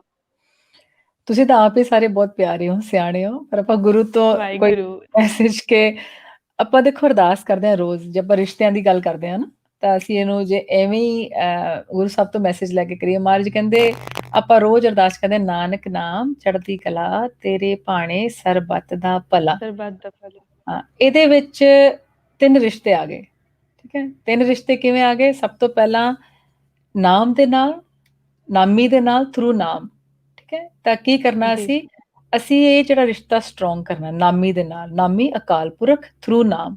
ਜਦੋਂ ਜਪਾਂਗੇ, ਬੈਠਾਂਗੇ, ਥੋੜਾ ਸਮਾਂ ਦੇਵਾਂਗੇ ਆਪਣੇ ਆਪ ਨੂੰ, ਤਾਂ ਅਸੀਂ ਨਾਮੀ ਵਰਗੇ ਹੀ ਬਣ ਜਾਵਾਂਗੇ। ਇਹ ਰਿਸ਼ਤਾ ਬਰਕਰਾਰ ਰੱਖਣਾ, ਇਹ ਰਿਸ਼ਤਾ ਸਭ ਤੋਂ ਜ਼ਰੂਰੀ ਹੈਗਾ ਸਾਡੀ ਲਾਈਫ ਦੇ ਵਿੱਚ। ਅੱਗੇ ਆ ਗਿਆ ਨਾਨਕ ਨਾਮ ਚੜ੍ਹਦੀ ਕਲਾ। ਚੜ੍ਹਦੀ ਕਲਾ ਕੀ ਹੈਗਾ? ਰਿਸ਼ਤਾ ਆਪਣੇ ਆਪ ਦੇ ਨਾਲ, ਠੀਕ ਹੈ? ਸੈਲਫ ਦੇ ਨਾਲ ਰਿਸ਼ਤਾ ਹੈਗਾ, by being aware, by being a conscious being. ਆਪਾਂ ਬਸ ਡੂ ਨਹੀਂ ਕਰੀ ਜਾਣਾ, ਆਪਾਂ ਖੋਜਣਾ ਹੈ, ਵਾਹਿਗੁਰੂ। ਆਪਣੇ ਆਪ ਨੂੰ ਬਾਰ-ਬਾਰ ਖੋਜਣਾ ਹੈ ਤੇ ਦੇਖਣਾ ਹੈ ਕਿ ਕਿੱਥੇ ਚੜ੍ਹਦੀ ਕਲਾ ਮੇਰੇ ਲਈ ਐਗਜ਼ਿਸਟ ਕਰਦੀ ਹੈ। ਇਹ ਦੂਸਰਾ ਰਿਸ਼ਤਾ ਆ ਗਿਆ ਆਪਣੇ ਆਪ ਦੇ ਨਾਲ। ਤੇ ਤੀਸਰਾ ਰਿਸ਼ਤਾ ਆ ਗਿਆ ਤੇਰੇ ਭਾਣੇ ਸਰਬੱਤ ਦਾ ਭਲਾ, ਸਰਬੱਤ। ਸਰਬੱਤ ਦੇ ਨਾਲ, ਸਾਰੀ ਦੁਨੀਆ ਦੇ ਨਾਲ, ਮਨੁੱਖਤਾ ਦੇ ਨਾਲ। ਔਰ ਕੋਸ਼ਿਸ਼ ਕਰਨੀ ਹੈ ਕਿ ਇਹਨਾਂ ਦੇ ਵਿੱਚ ਕਿਸੇ ਨਾ ਕਿਸੇ ਤਰ੍ਹਾਂ ਅਸੀਂ ਬੈਲੈਂਸ ਬਣਾ ਕੇ ਰੱਖੀਏ ਕਿਉਂਕਿ ਖਾਲਸਾ ਪੂਰਨ ਹੈ, ਠੀਕ ਹੈ? ਉਹ ਇੱਕ ਪੱਖ ਨੂੰ ਜੀ, ਪਿੱਛੇ ਨਹੀਂ ਛੱਡ ਦਿੰਦਾ। ਤੇ ਇਹਨਾਂ ਦਾ ਜੀ, ਜਦੋਂ ਗੁਰੂ ਸਾਹਿਬ ਕਿਰਪਾ ਕਰਨ ਕਿ ਅਸੀਂ ਇਹ ਬੈਲੈਂਸ ਆਪਣੇ ਆਪ ਨੂੰ ਸਮਾਂ ਨਾਮੀ ਬਣਨ ਲਈ, ਕੌਨਸ਼ੀਅਸ ਬੀਇੰਗ ਬਣਨ ਲਈ, ਔਰ ਉਹਦੇ ਤੋਂ ਜੋ ਸਾਨੂੰ ਮਿਲੇ ਫਿਰ ਅਸੀਂ ਉਹ ਵੰਡ ਕੇ ਛਕਣਾ ਹੁਣ ਸਰਬੱਤ ਦੇ ਨਾਲ, ਐਵੇਂ ਫਿਰ ਸਰਬੱਤ ਦਾ ਭਲਾ ਹੋ ਸਕੇਗਾ। ਪਰ ਆਪਣੇ ਆਪ ਨੂੰ ਪਹਿਲਾਂ, ਸਭ ਤੋਂ ਪਹਿਲਾਂ ਆਪਣੀ ਖੋਜ, ਆਪਣੇ ਆਪ ਲਈ ਸਮਾਂ ਕੱਢਣਾ ਸ਼ੁਰੂ ਕਰੀਏ। ਜੀ। ਭੈਣ ਜੀ, ਆਪ ਜੀ ਦਾ ਬਹੁਤ-ਬਹੁਤ ਧੰਨਵਾਦ। ਆਪ ਜੀ ਆਪਣੇ ਸਮੇਂ ਤੋਂ ਇੰਨਾ ਸਾਰਾ ਸਮਾਂ ਕੱਢਿਆ ਸੰਗਤ ਦੇ ਵਾਸਤੇ ਤੇ ਤਹਿ ਦਿਲੋਂ ਆਪ ਜੀ ਦਾ ਬਹੁਤ-ਬਹੁਤ ਸ਼ੁਕਰਾਨਾ। ਮਹਾਰਾਜ ਧੰਨਵਾਦ ਦਾ ਆਪ ਜੀ ਬਹੁਤ ਦਾ, ਆਪਨੇ ਮਹਾਰਾਜ ਇਹ ਪਲੇਟਫਾਰਮ ਬਣਾਇਆ ਔਰ ਮੌਕਾ ਵੀ ਦਿੱਤਾ ਆਪ ਸਾਰਿਆਂ ਨਾਲ। ਅਸੀਂ ਕਿਸੇ ਨੂੰ ਕੁਝ ਸਿਖਾ ਨਹੀਂ ਸਕਦੇ, every time you give us a topic ਅਸੀਂ ਆਪ ਹੀ ਸਿੱਖਦੇ ਹਾਂ। ਕਿਉਂਕਿ ਮੈਂ ਸੋਚਦੀ ਸੀ ਹਾਂ ਇਹ ਵਾਹਿਗੁਰੂ। ਰਿਸ਼ਤਿਆਂ ਦੀ ਕੀ ਲੋੜ ਹੈ, ਮੈਂ ਇਹਦੇ ਬਾਰੇ ਸੋਚਿਆ ਤੇ ਗੁਰੂ ਸਾਹਿਬ ਨੇ ਕਿੰਨਾ ਖੇਡ ਹੀ ਵਰਤਾਉਂਦੇ ਆ ਗੁਰੂ ਸਾਹਿਬ, ਆਪ ਹੀ ਦੱਸਦੇ ਆ ਕਿ ਜੀ, ਦੇਖੋ ਇਹਦੇ ਵਿੱਚੋਂ ਅਸੀਂ ਤੁਹਾਨੂੰ ਇੰਨਾ ਖਜ਼ਾਨਾ ਦੇ ਰਹੇ ਹਾਂ। ਸੋ ਆਪ ਸਭ ਦਾ ਬਹੁਤ-ਬਹੁਤ ਸ਼ੁਕਰਾਨਾ। ਔਰ ਜੇ ਕੁਛ ਕਹਿੰਦੇ ਆ ਕਿਸੇ ਲਈ, ਜਿੱਦਾਂ ਪਹਿਲਾਂ ਹੀ ਅਸੀਂ ਕਹਿਤਾ ਸੀ, ਇਹ ਬਹੁਤ ਸੈਂਸਿਟਿਵ ਸਬਜੈਕਟ ਹੈਗਾ। ਜੇ ਕਿਸੇ ਦੇ ਦਿਲ ਨੂੰ ਠੇਸ ਲੱਗੀ ਹੋਈ ਤਾਂ ਤੁਸੀਂ ਪਲੀਜ਼ ਉਹ ਇੱਥੇ ਹੀ ਸਾਨੂੰ ਮਾਫ਼ ਕਰ ਦਿਓ and take what is positive for you. ਠੀਕ ਹੈ ਜੀ। ਥੈਂਕ ਯੂ ਸੋ ਮਚ ਭੈਣ ਜੀ। ਥੈਂਕ ਯੂ ਜੀ, ਆਪ ਤੇ ਜੀ ਦਾ ਸੰਗਤ ਜੀ, ਬਹੁਤ-ਬਹੁਤ। ਵਾਹਿਗੁਰੂ।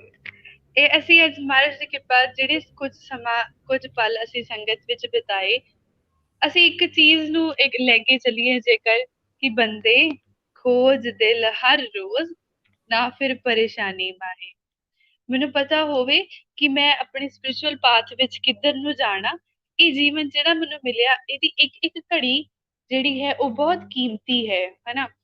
ਰਿਲੇਸ਼ਨਸ ਵਿੱਚ ਰਹਿੰਦਿਆਂ, ਦੁਨਿਆਵੀ ਰਿਸ਼ਤਿਆਂ ਵਿੱਚ ਰਹਿੰਦਾ, ਕਿਵੇਂ ਉਹਨਾਂ ਤੋਂ ਨਿਰਲੇਪ ਹੋਣਾ, ਨਿਰਲੇਪ ਹੋ ਕੇ ਉਹਨਾਂ ਨੂੰ ਫਿਰ ਵੀ ਪ੍ਰੇਮ ਸਹਿਤ ਉਹਨਾਂ ਦੇ ਵਿੱਚ ਰਹਿ ਕੇ ਦਇਆ, ਖਿਮਾ, ਸਤ ਸੰਤੋਖ ਦੀ ਭਾਵਨਾ ਨੂੰ ਵਿੱਚ ਵਰਤਾਉਣਾ।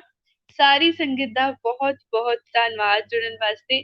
ਆਪ ਜੀ ਦੀ ਬਹੁਤ ਸ਼ੁਕਰਾਨਾ ਹੈ। ਆਪ ਜੀ ਇਸ ਪਲੇਟਫਾਰਮ ਨੂੰ, ਇਸ ਸੇਵਾ ਨੂੰ ਬਹੁਤ ਸਪੋਰਟ ਕਰ ਰਹੇ ਹੋ। ਬੇਨਤੀ ਆਪ ਜੀ ਦੇ ਸਾਰਿਆਂ ਦੇ ਅੱਗੇ ਫਿਰ ਇੱਕ ਵਾਰ, ਕਿ ਅਸੀਂ ਕੋਸ਼ਿਸ਼ ਕਰਨੀ ਕਿ ਇਹ ਜੋ ਗੁਰੂ ਨਾਨਕ ਸਾਹਿਬ ਜੀ ਦਾ ਮੈਸੇਜ ਅਸੀਂ ਇੱਥੇ ਬੈਠ ਕੇ ਆਪਣੇ ਘਰਾਂ ਘਰੀ ਬੈਠ ਕੇ ਜਿਹੜਾ ਡਿਸਕਸ ਕਰਨ ਦੀ ਕੋਸ਼ਿਸ਼ ਕਰ ਰਹੇ ਹਾਂ, ਇਹਨੂੰ ਅਸੀਂ ਵੱਧ ਤੋਂ ਵੱਧ ਸੰਗਤ ਤੱਕ ਲੈ ਕੇ ਜਾਣਾ, ਤਾਂ ਜੋ ਜਿੱਥੇ ਮੈਂ ਆਪਣੇ ਆਪ ਦੇ ਵਿੱਚ ਬਦਲਾਅ ਲੈ ਕੇ ਆਉਣ ਦੀ ਕੋਸ਼ਿਸ਼ ਕਰਨੀ, ਉੱਥੇ ਇਸ ਪਾਠ ਵਿੱਚ ਚੱਲਦਿਆਂ ਮੇਰੇ ਹੋਰ ਵੀਰ ਭੈਣ, ਮੇਰੇ ਹੋਰ ਗੁਰਸਿੱਖ ਸਾਥੀ ਜਿਨ੍ਹਾਂ ਨੂੰ ਇਸ ਚੀਜ਼ ਦਾ ਫਾਇਦਾ ਹੋ ਸਕਦਾ, ਅਸੀਂ ਉਹਨਾਂ ਦੇ ਨਾਲ ਵੀ ਇਸ ਚੀਜ਼ ਨੂੰ ਸ਼ੇਅਰ ਕਰਨਾ। ਆਪ ਜੀ ਕਿਰਪਾ ਕਰਨੀ, ਕੋਈਆਂ ਬੇਅੰਤ ਭੁੱਲਾਂ ਵਾਸਤੇ ਖਿਮਾ ਕਰਨਾ ਜੀ। ਇਸ ਚੀਜ਼ ਨੂੰ ਆਪ ਜੀ ਹੋਰ ਸ਼ੇਅਰ ਕਰਨਾ, ਔਰ ਕਿਸੇ ਵੀ ਸੁਝਾਅ ਵਾਸਤੇ ਆਪ ਜੀ ਜ਼ਰੂਰ ਟੀਮ ਨੂੰ ਅਪਰੋਚ ਕਰਨਾ ਜੀ। ਬੇਅੰਤ ਭੁੱਲਾਂ ਚੁੱਕਾਂ ਦੀ ਖਿਮਾ ਦਿਓ ਅਸੀਸ, ਬੁਲਾਓ ਫਤਿਹ ਜੀ। ਵਾਹਿਗੁਰੂ ਜੀ ਕਾ ਖਾਲਸਾ, ਵਾਹਿਗੁਰੂ ਜੀ ਕੀ ਫਤਿਹ।